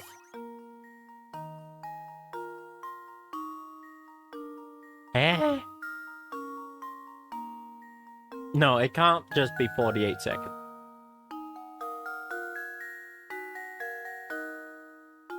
Took you 48 seconds to make your way from the 1st floor to the 4th. Ah, you only climbed 3 stairs. You'd have to go from floor 4 up floor 5, 6, 7.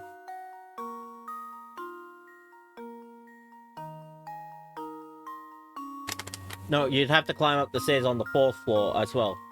So that's 4 extra floors. Okay, hang on. So 48 seconds divided by 3. That's 16 seconds. Times that by 4. That's 64 seconds.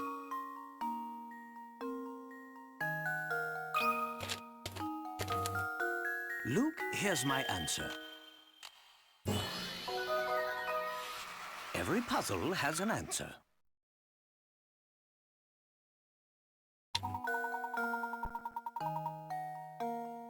Right, going from the first floor to the 4th floor means you climbed a total of 3 flights of stairs. Going from the 4th to the 8th floor means you'll have to go up an additional 4 flights of stairs. Mm-hmm.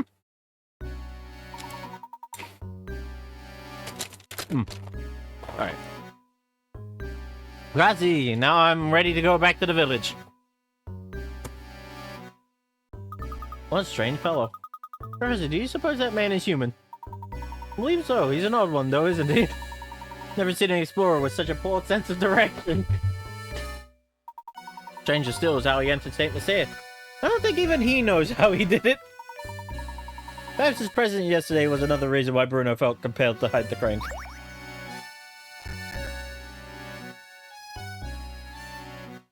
Of course he...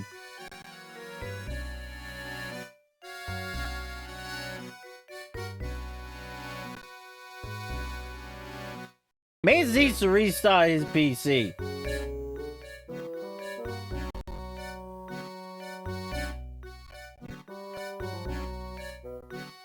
Yo, here's just a spot of advice. When you're gonna be doing something important, hit the restart button on your PC before you even start it.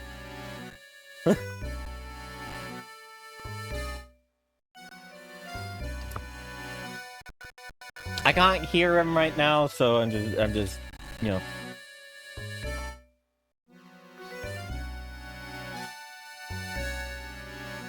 It's in no things, okay.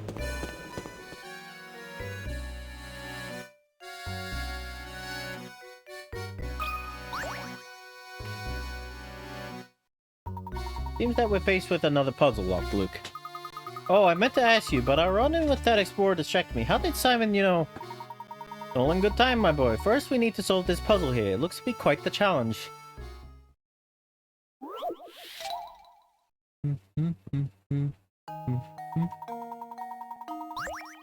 Tired of leading a sheltered life, this princess is trying to escape her castle. Armed guards, however, are blocking her path. Slide the box out of the way to move the red one out of the exit to the right. Freedom depends on you.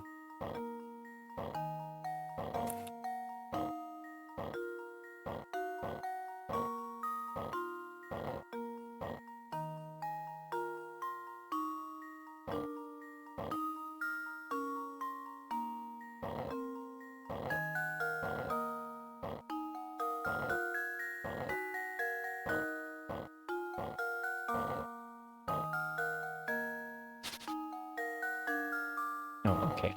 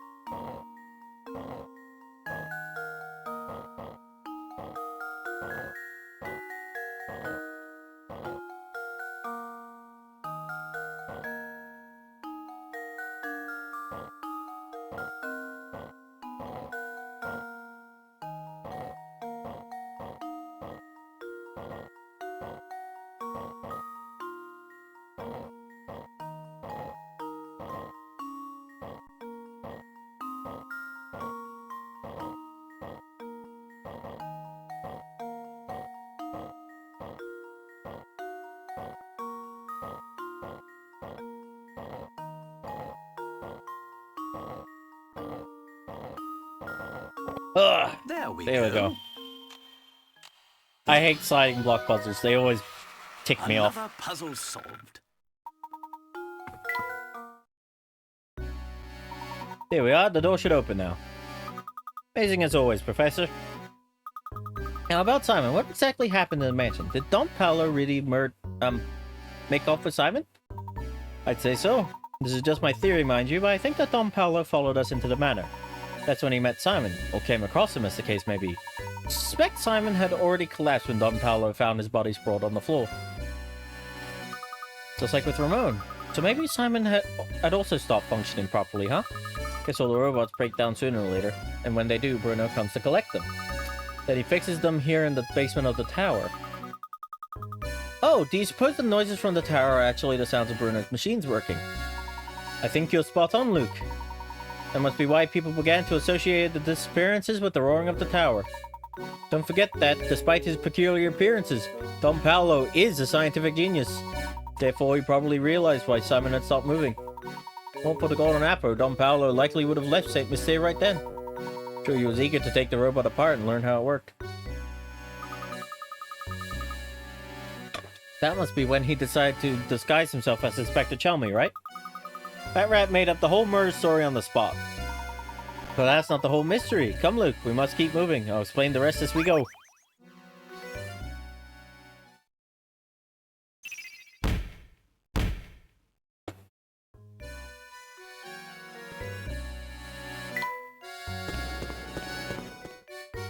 How did you get in here? Fancy meeting you here, dearie. How'd you like to try a little puzzle I made up? How on earth did she get up here? She must have overtaken us at some point. Funny, I didn't even see the old girl pass us. Quit whispering amongst yourselves and try out my puzzle already. It's a humdinger.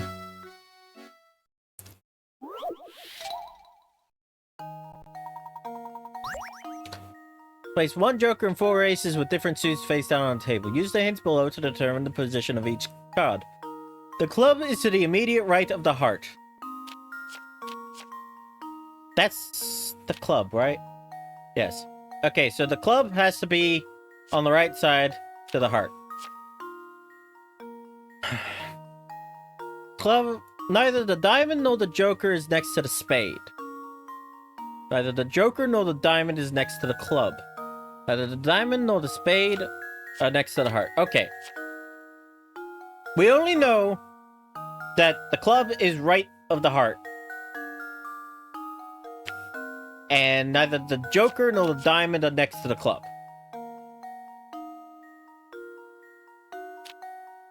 You. Neither the diamond nor the joker is next to the spade. Neither the diamond nor the spade is next to the heart.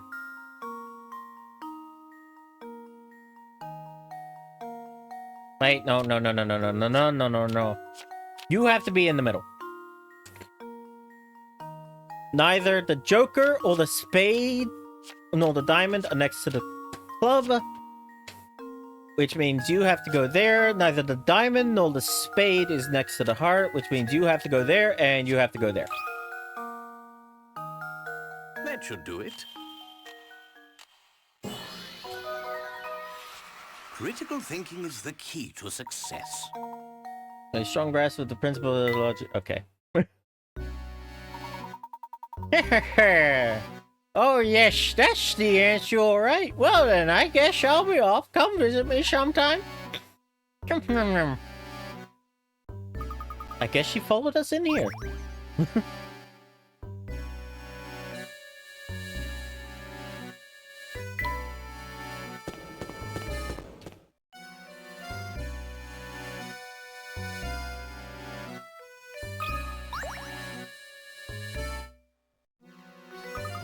Like I thought, there's another puzzle lock in this door. It looks really difficult, Professor. Luke, my boy, haven't you learned by now? No puzzle is without an answer. Now we simply need to find that answer. Here, allow me.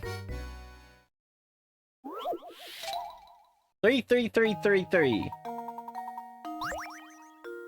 Each line of numbers 1 through 9. Use each of the numbers 1 through 9 exactly once to fill in the blanks and complete this equation. Blank minus blank equals 3333. Now, we know that starts with a 4.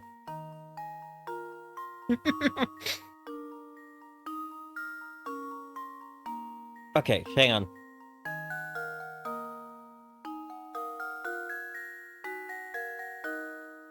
So 4 minus nothing.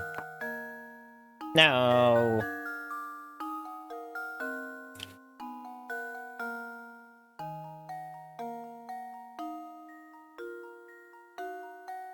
Oh, jeez. So...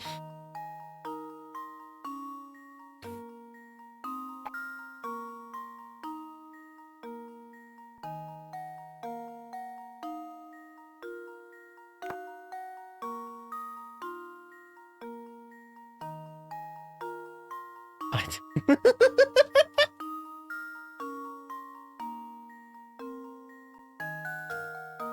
Yeah, so if we start with the 4, then the next one has to be a low number minus a slightly bigger number.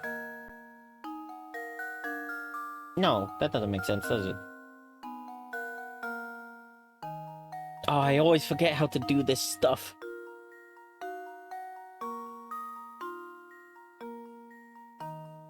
Do, do, do. Do, do, do, do, do. Do, do, do, do, do. Actually, okay, let's start from the bottom. What minus what can equal to 3? 6 minus 3. Then we go like 5 minus 2. 7 minus 4. Ooh.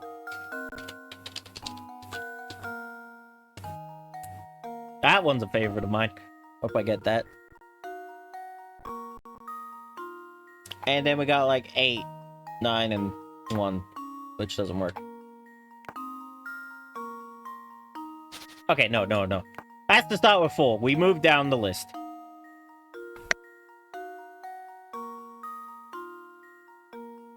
And then we start with a low number. Say 1. Minus... No. This is so confusing. I'm never good at math ones. 3 minus 6?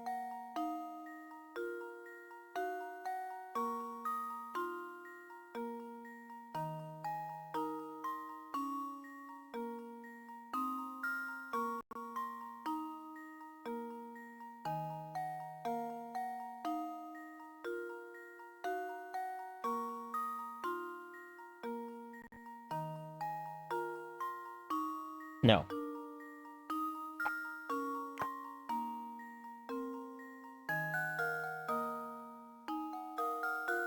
Okay, so we gotta keep this mathing. Okay. So let's start with 40,000. Because that's what this is.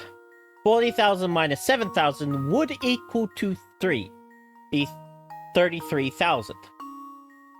However, that can't be the case. So what we need to do is start incrementing it up while simultaneously incrementing it down. So like 6, 1. 41,000 minus 6,000. That's not right. No, minus 8,000.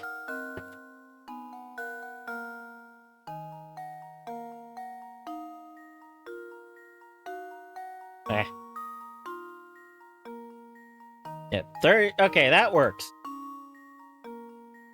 Now we need to go one step down.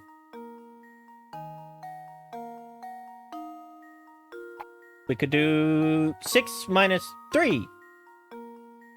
So it'd be...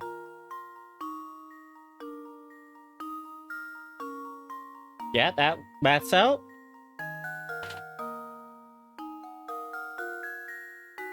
But then we can't do... Okay, say we do this.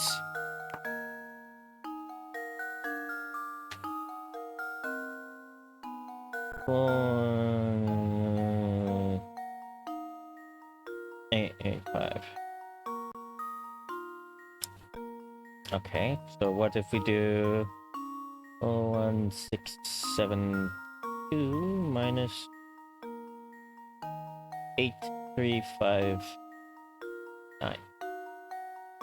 Close. We're getting close.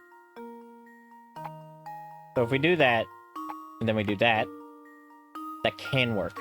Now what happens if we swap these two around?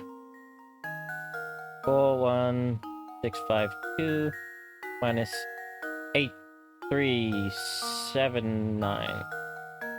Oh, we've messed it up.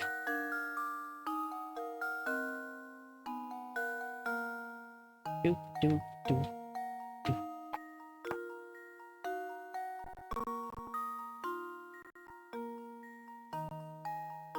Minus 8739 equals 329. No. Okay, so I know it starts there.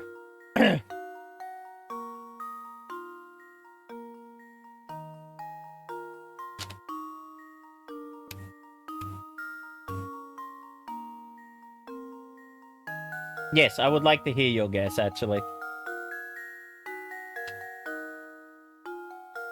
I just know it has to start with 4, because that has to go down by 1. 41268 minus 7935. Oh, wait, hang on. I messed up. Doesn't the count. 41268 minus 7935. Yes, that is exactly right, sir.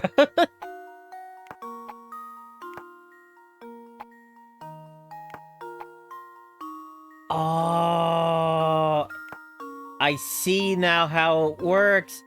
The top row has to be all evens, and the bottom row ultimately ends up being all odds. Oh, except for the one. The one's the odd one out. I don't know why. Luke, here's my answer. Every puzzle has an answer. But there are 2 correct configuration possibles. Oh, there's 2 options for it. Okay. Creativity and persistence, Luke. As long as you have these, no puzzles beyond your reach. Professor, I was just thinking. Do you remember that picture we found in Lady Dahlia's room? The one of the Baron's late wife, Violet, holding a child who appears to be the young Flora, of course. That's the one. It's uncanny how much Lady Violet looks like Lady Dahlia. Do you suppose Baron Reinhold's journal entries were talking about Lady Dahlia? Child thinking, my boy. I believe it went something like this. Where's my aircon remote? Flame boss man 49. Oh my god, I just broke the mic. Apologies. Where the hell is my remote? Where? I straight up can't find the remote.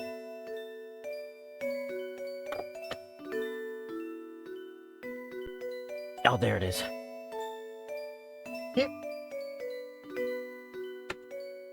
Craftsmanship of it is simply remarkable. It reminds me of my sweet Violet when she was alive. That's the one that tipped me off. Professor, do you suppose Lady Dahlia is actually a robot built to resemble Lady Violet? That's entirely possible, maybe even probable given the circumstances. But if so, what a terribly sad story these entries tell. Do you remember what the next entry said? Flora doesn't like the thing at all. I've seen her run away from it on multiple occasions. Recently, she spends more time playing by dear Violet's grave than anywhere else. I'm sad to say, but I doubt Flora will ever take to it. I can't blame her, as I've changed its memory. I felt terrible forcing that change on Flora, but I just couldn't bear to see it like that anymore. Violet, there can never be another you. You are my first, my last, and my only. Baron arranged for the construction of a robot for Flora that was identical to his late wife. But living with a machine in that was so similar to his wife must have been too much for him. Thus, he decided to change the robot's personality, and so Lady Dahlia was created. She was originally created as a mother figure. She must have gone through a confusing transition. Professor, do you suppose these robots feel sadness? Honestly, I'm not quite sure. But I have a feeling that each of these robots has something not unlike a human heart. What do you think? I hope that they do.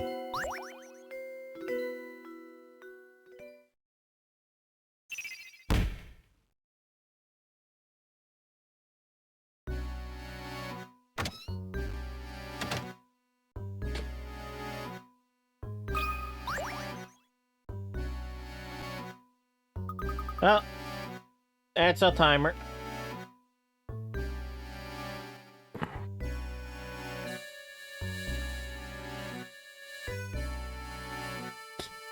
Put on the maid outfit. Who the heck? Kika, how many points do you have left?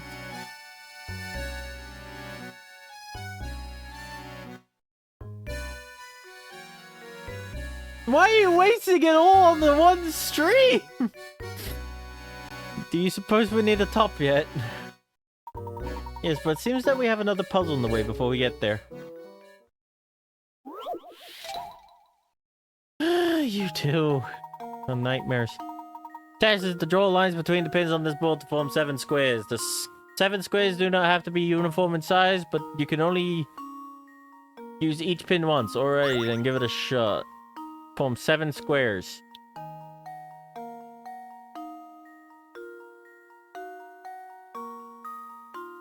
Aha.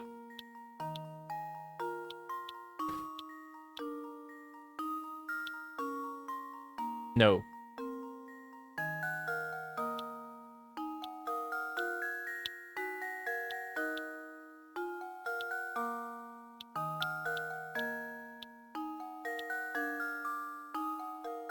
You live for the king. Fair enough.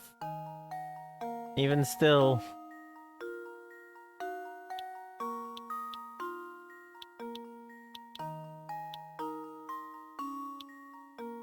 No, that doesn't work. 7. You don't line up.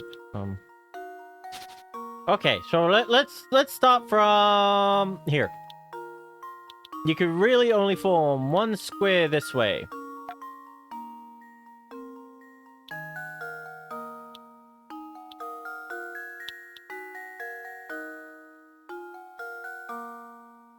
The fuck do you mean? Fuck you mean, nuh-uh?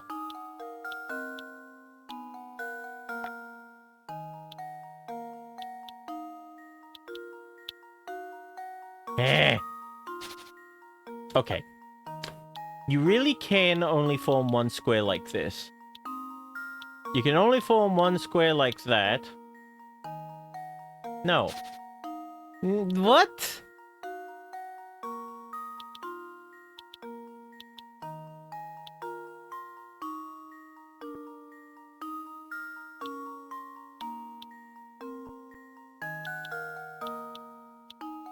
Oh, I see.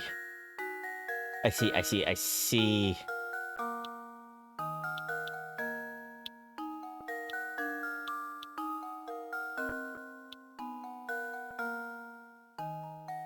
So that's the square there, there, and here.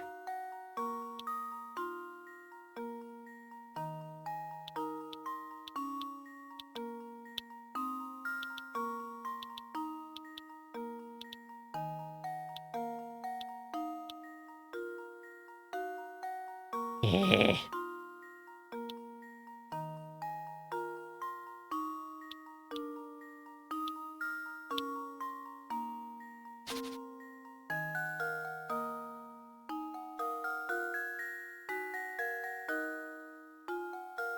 Form 7 squares.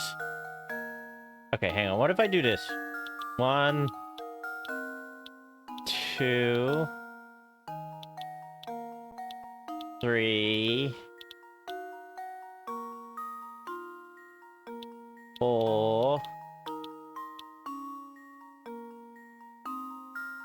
Can only get 4 on the board.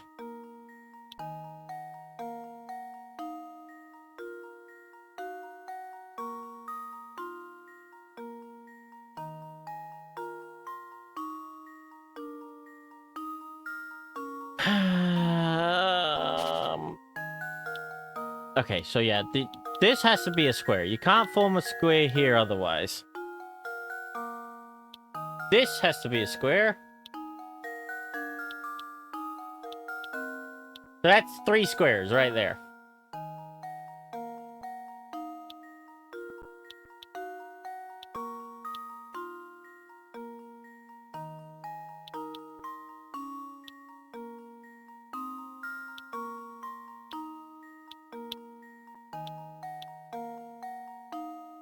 4 squares.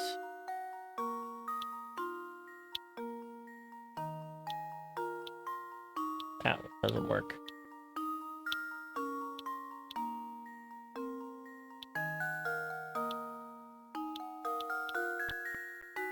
One, two, three, 4, 5.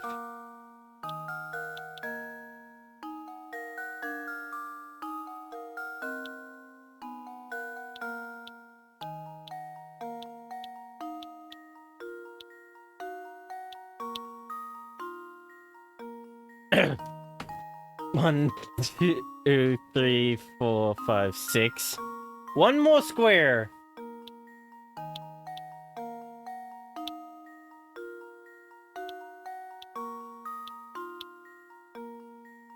That'll do. There we go. Eh. Frankly, I'm ashamed.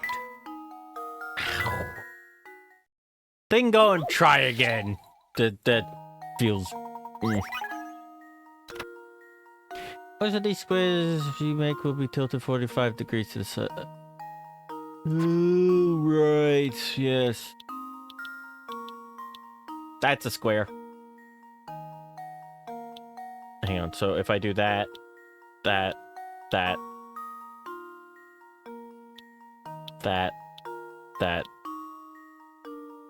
then that.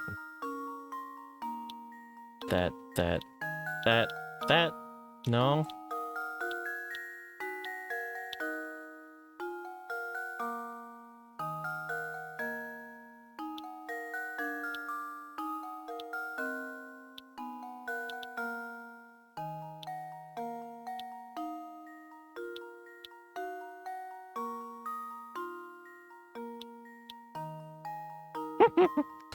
One, 2, 3, 4, 5, 6,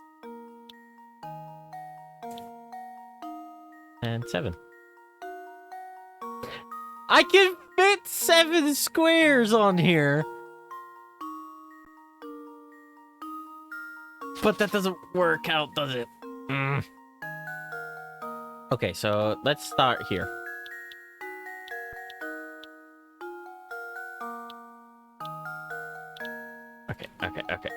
Okay. Let's go like this. Cross-hatching.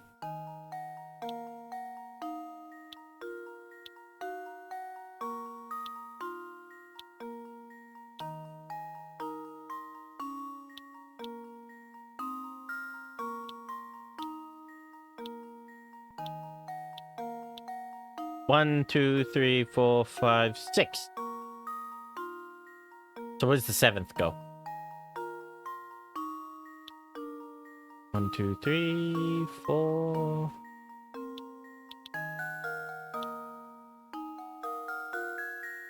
Dang, I was doing closing.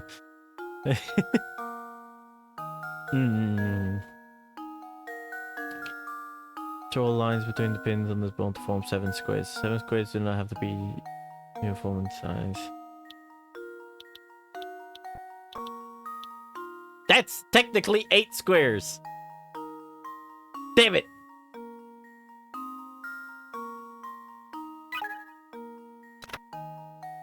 Looks alright. Here's the location of one of the squares. Connect the 4 pins on the top left corner to form a tiny square.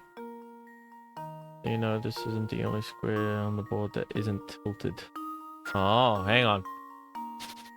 Top left corner of the board forms a tiny square. The rest of the board, most of the rest of the board, can form a square like this. That's an extra 4 right there. That's a 5th. Or 6th.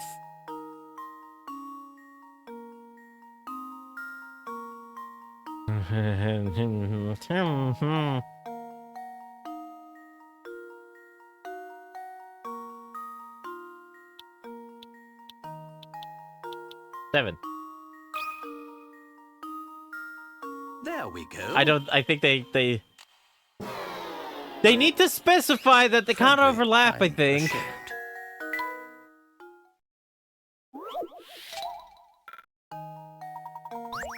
Okay, so that's a square.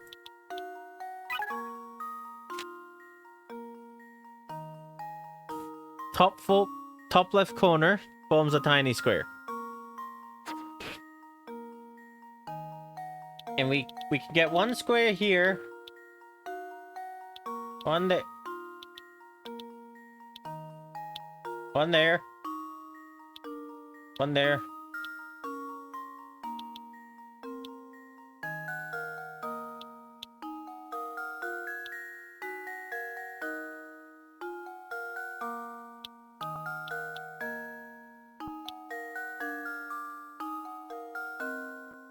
Oh.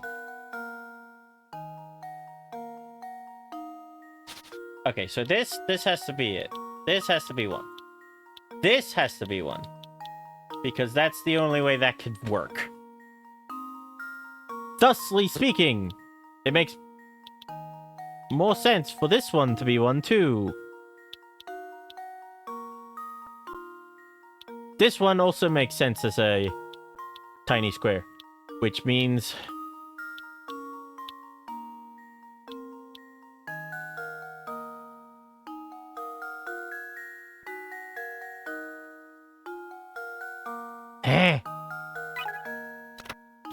largest square contains the pin that's third from the top on the left column. Third from the top on the left column, and the bottom pin of the far right column. Wait. Largest square contains the pin that's third from the top on the left column, and bottom pin from the far right column. Okay. Third from the bottom to the far right.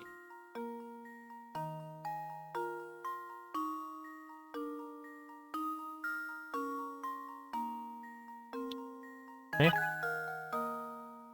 You need to swim a small that is lined up diagonally on the bottom left portion of the board. There are two Oh god, I'm getting lost.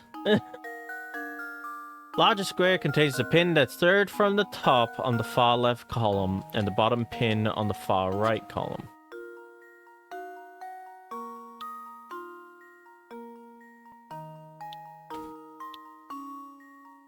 There's no comfortable way of diagonalizing this one.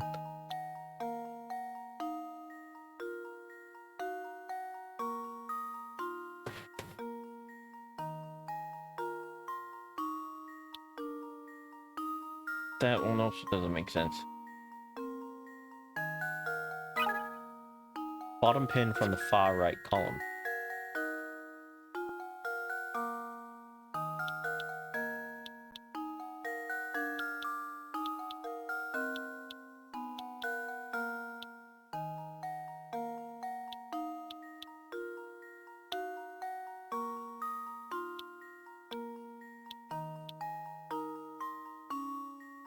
One, two, three, four, five.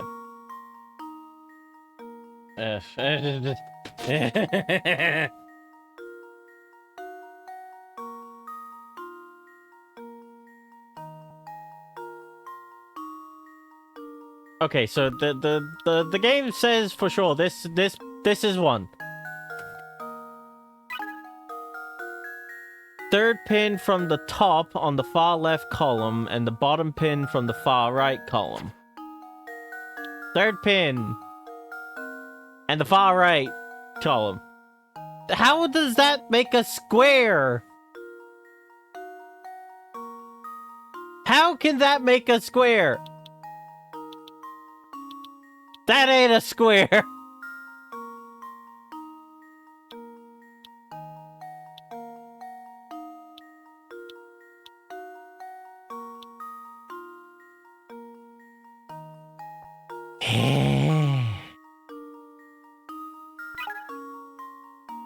Small font using the two pins lined up diagonally on the bottom left portion of the board.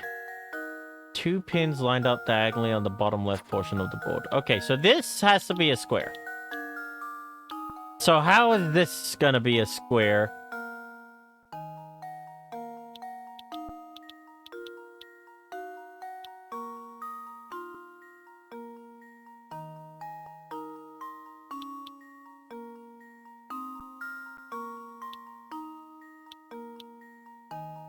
This supposedly is the largest square here.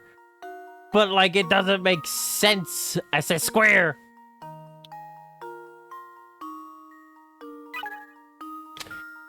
The large square contains the pin that's third from the top on the left column and the bottom pin from the far right column.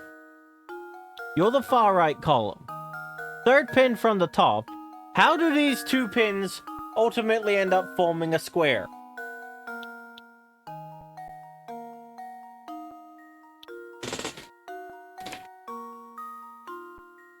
I can't believe I'm getting stumped by the damn hint system. I can't do that. Can't do that.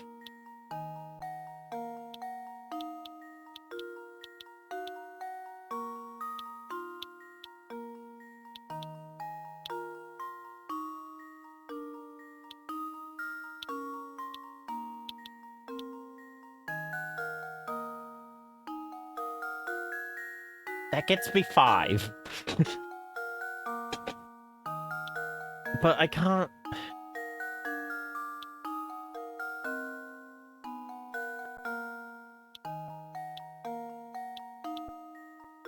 Wait, hang on. I got it. I got how that makes a square.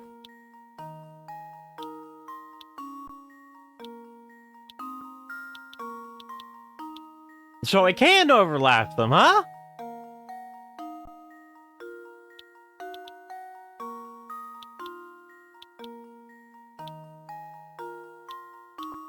Hey, so that's 5 squares there.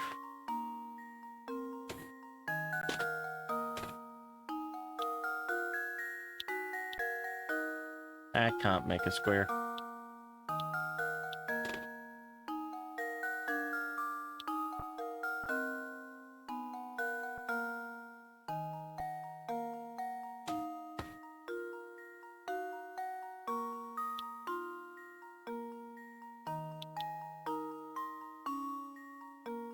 That would make a square, but that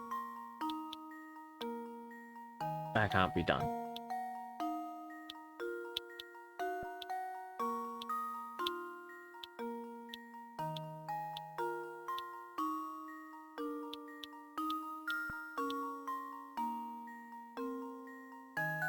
One, 2, 3, 4, 5.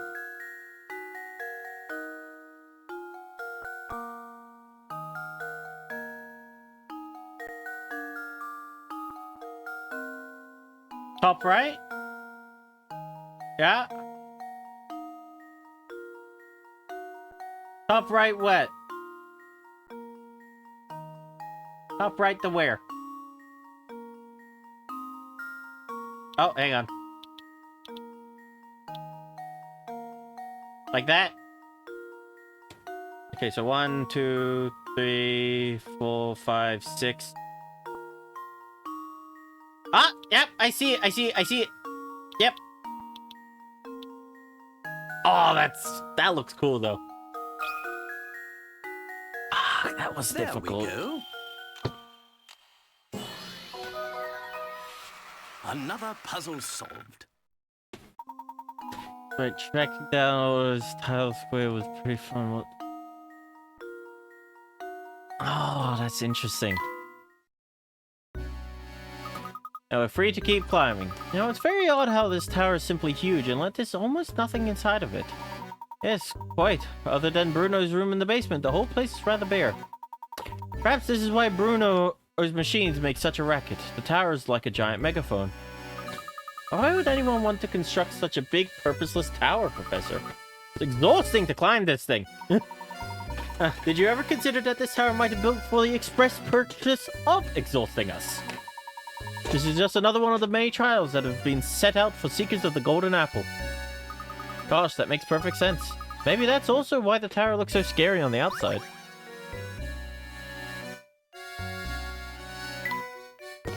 Oh, honestly, thank you for that puzzle. Help with that puzzle, though. This floor doesn't appear to have any puzzles set up first, so if we climb the spiral staircase, maybe we'll reach the top floor. I think you may be right, my boy. Come, let's hurry.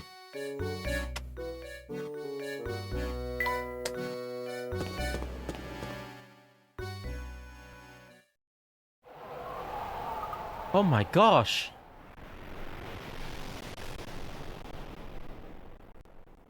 There's a house up here. Imagine just having puzzles with brain teasers thrown at you every day. That would suck. It was obscure from the ground, but who would have suspected a charming cottage like this here? Look, the lights are on, Professor. It would appear that someone is living here. Oh.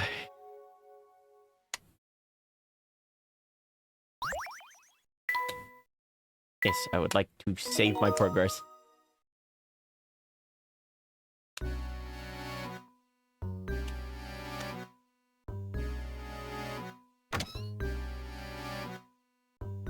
You've reached the top of the tower. Continue into the house. What kind of person would live in a place like this? Unbelievable! Just look at this room! The stuff in here has to be worth gazillions!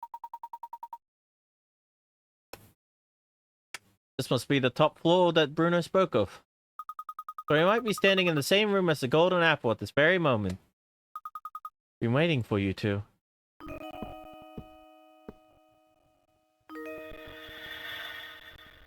It's you!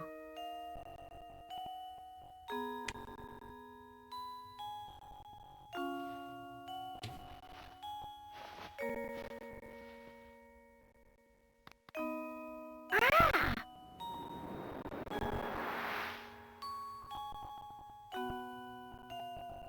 What's this? What's going on here? My boy, what you see here is the golden apple herself. Mm-hmm. You're the golden apple? Professor, you knew about this? I had an inkling. Don't you see how genius it is, though? Baron didn't write the will to find a successor to his fortune.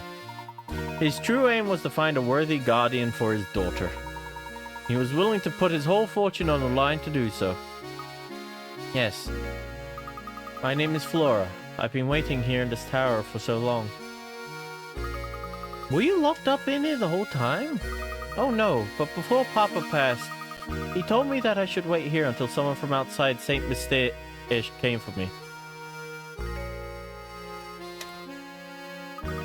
Papa said that whoever came for me would be someone I could trust with my life. That's why he kept watching us move about town. What was that? What's going on? Hmm? Oh!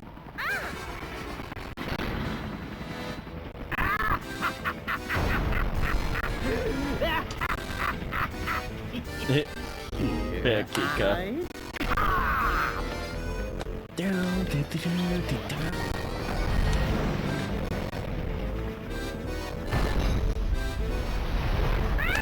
Ready or not!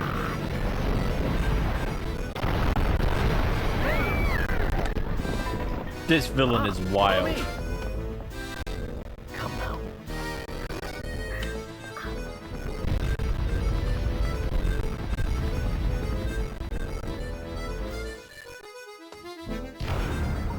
Follow me. We must evacuate this tower immediately. What now?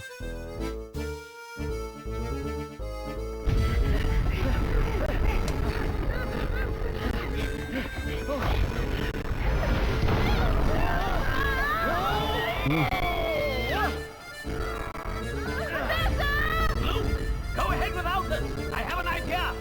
We're fine! Go on!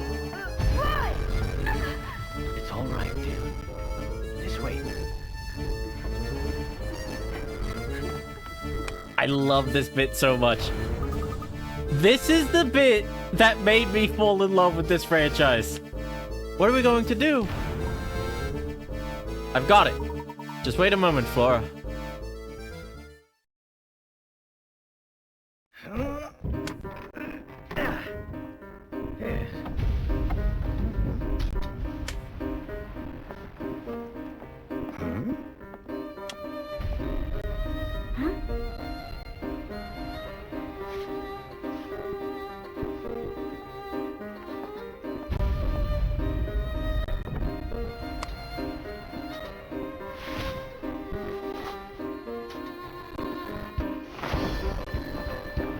Man's built a fucking glider out of a globe. Curtain rods. Layton, I'll smash you right out of the sky!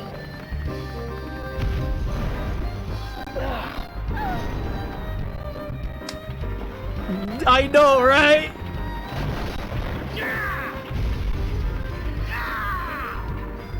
No! This isn't over yet, Layton! Just you wait! One day, I will have my revenge on you!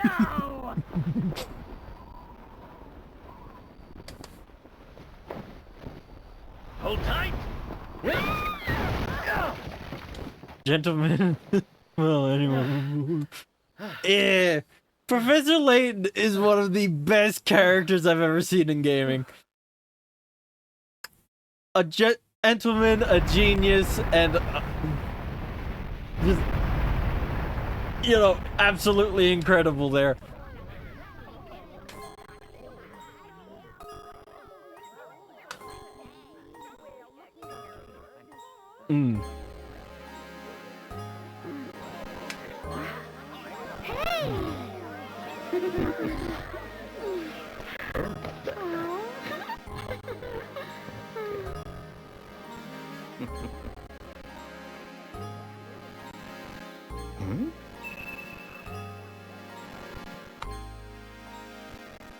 That's why she's the golden apple.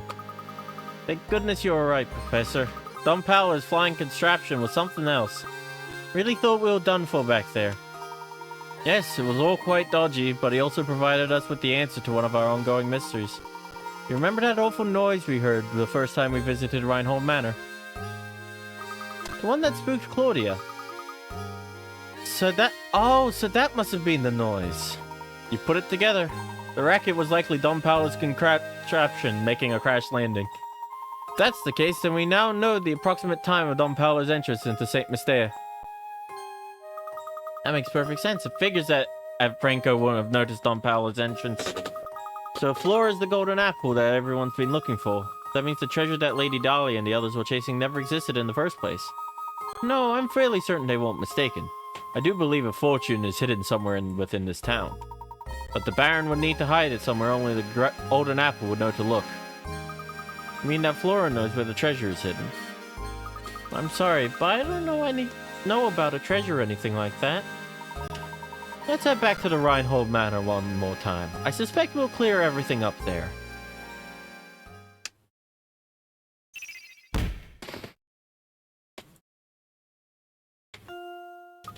Professor, do you really think the treasure could be located here? Look closely at this painting, Luke. I'm sure it holds the key to the Reinhold fortune. But I've already looked at it. If we solve this mystery, Luke, I'm certain we'll come face to face with the Reinhold treasure. Touch the painting where the golden apple is hidden. It's right there. Where her birthmark is. I remember now, it's right here. Aha, a hidden switch. The switch seems to have activated the wall.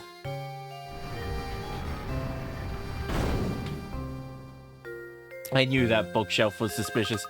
Think that Reinhold Manor held the secret behind this painting all along. Looks like there's a passage that leads farther in. Oh. Let's see where this passage goes.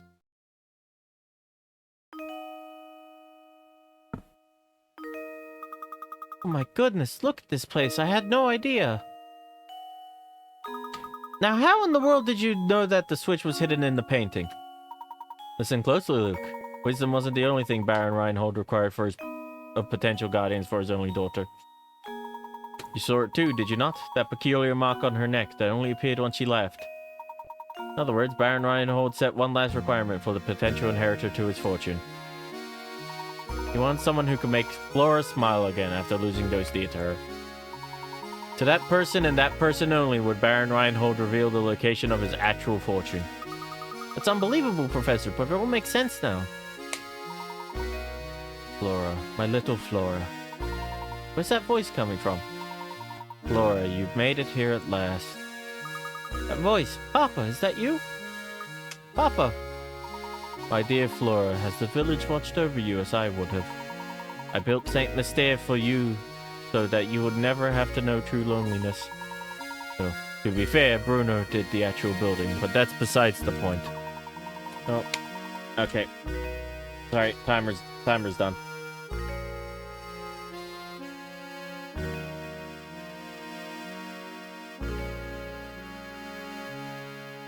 Chat wants you to be comfy.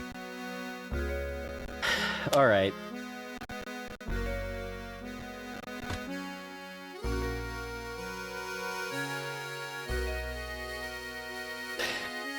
In any case, if you come this far, I suppose it's safe to assume my plan was a success. My greatest regret is that I've not dared to see you become a young woman. But please know that I want nothing more than for you to be happy. Whether the person by your side right now can give you that or not is up to you, I suppose.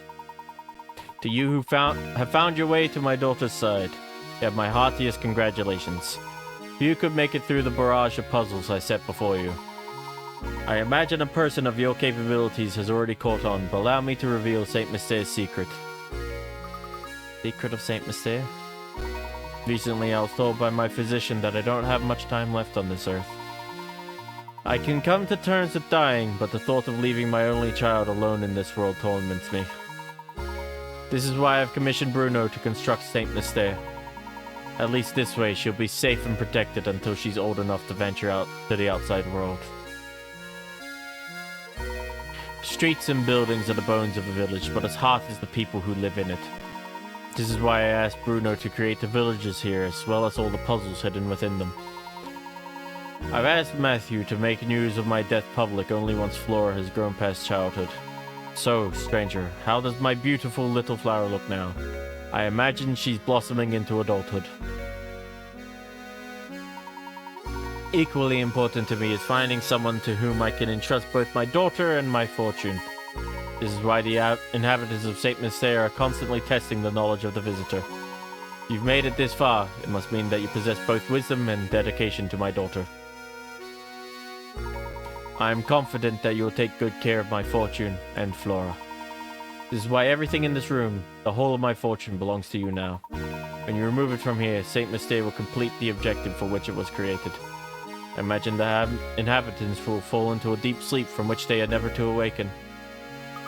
Now wait just a minute, is he saying that if we take the treasure of St Mystere will just disappear? I honestly don't know the answer to that question, Luke.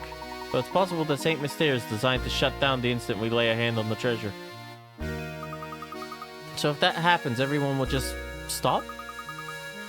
Just like puppets with their strings cut?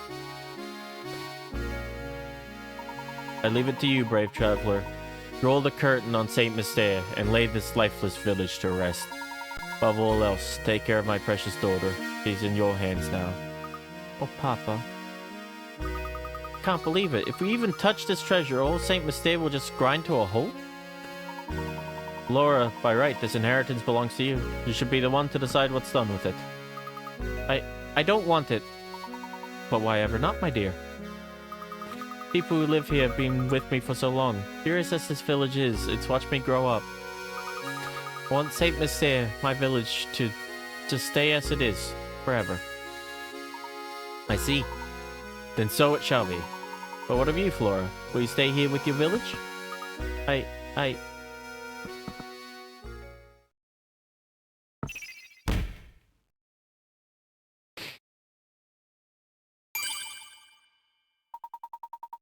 Are you sure this is quite alright, madame? Certainly. If leaving will make Flora happy, I'd like nothing more than to see her off with a smile.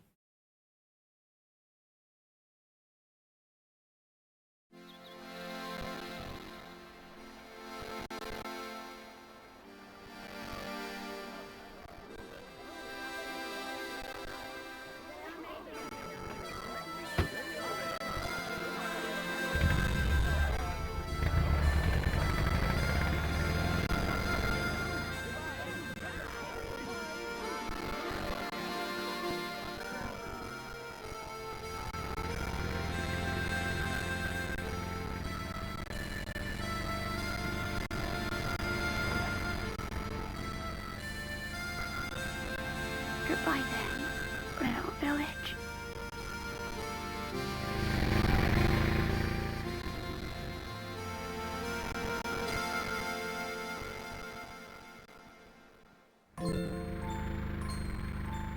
What an astonishing village that was, Professor Layton. Does this mean you'll be gracing the front page of the London Times again sometime soon? No, Luke. St Mystere's secret must stay between us. Huh? Why do you say that? You see, my dear boy, we don't want people to make a spectacle of Flora. That wouldn't be right. Of course. Always thinking of others. Well, one must always put a lady's needs first. That's what a gentleman does.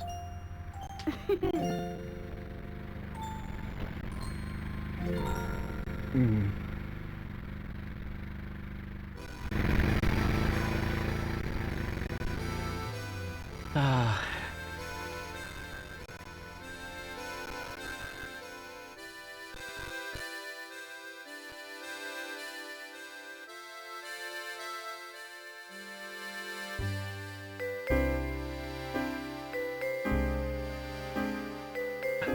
Oh, I love that game.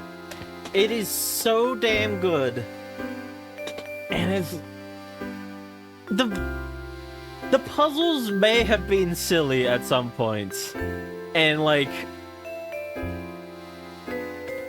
the character designs are all very interesting.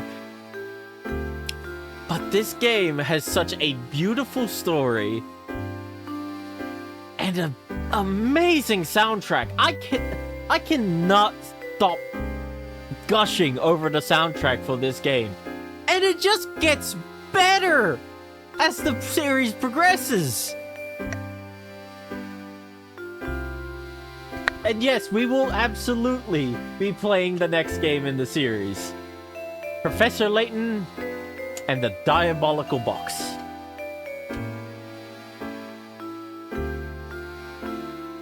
Which that game actually made me cry.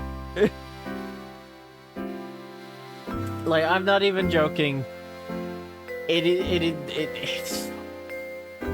didn't make me cry because of the puzzles. It made me cry because of the story. And what's funny, I have a bit of a funny story. One time, I went to an escape room with Byrne for his birthday. And we were with a bunch of his shared friends. And there was a puzzle in there. And I was like, this looks familiar. And like, it was one of those like folding screens that people get dressed behind, you know? And I folded it closed so that you could read the one end, both ends of it in one. And you could actually see writing on it. And the only reason I thought of that was because of the second game of this series. Having the exact same kind of puzzle. Which, here's the cool part about that puzzle. They actually gave you a physical version of, like, the item from the puzzle, so you could solve it there. Ah, my plan for next Monday. Oh, that is a good question. I have no clue.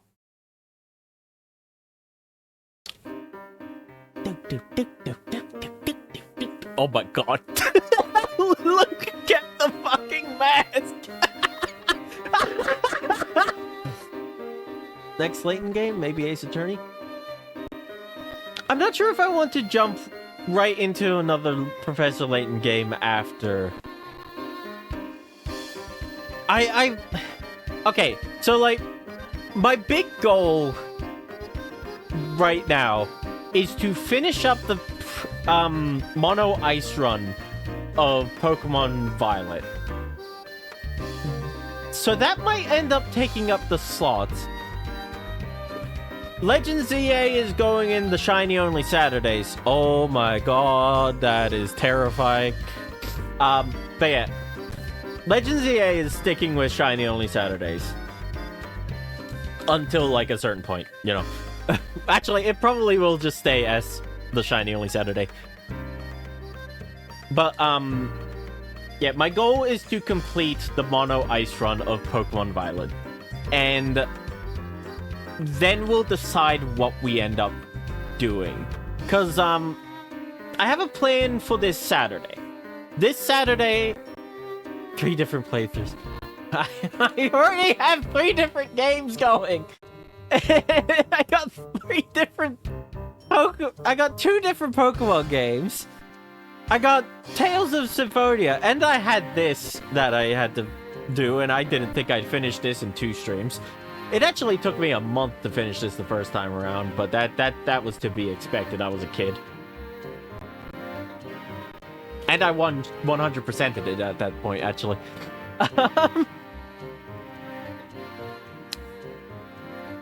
I don't really want to do too many Legends EA playthroughs right now, at least.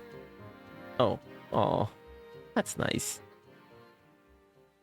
But to be continued. All right. Well, I will think of something to do for the next few streams. You don't have the PC Ace Attorney. Maybe share my Steam library with you. No, you can't. That only works if you live in the same household. Sorry to say.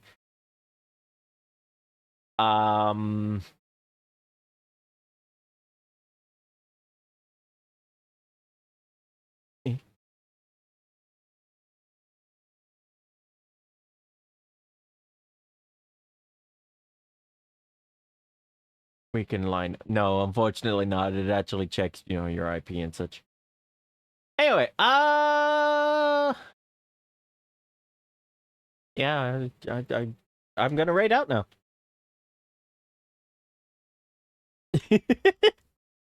No, you're not going to buy it for me, Sora. I'll buy it one day. Anyway, we're going to raid Sogo. Oh, never mind, whatever you prefer. Here's a raid message, and here's a pre-raid message. Hey, I'll be fine. Don't worry about it, Sora. So yeah. Tomorrow, we will be continuing Tales of Symphonia. Going through the water dungeon. Thursday will be our Pokemon Mono Ice Run. And Saturday will be our 6-year anniversary. It's gonna be Are you judging me for the way I pronounce water? How dare ye? Oh, honestly, at some point I want to get back and play more Space Engineers. Maybe that'll be what we do next Monday. Maybe. I don't know. But for now, thank you all for coming. I hope you all have a good day, good night, whatever time it is for you. And I shall see you all tomorrow. Bye-bye!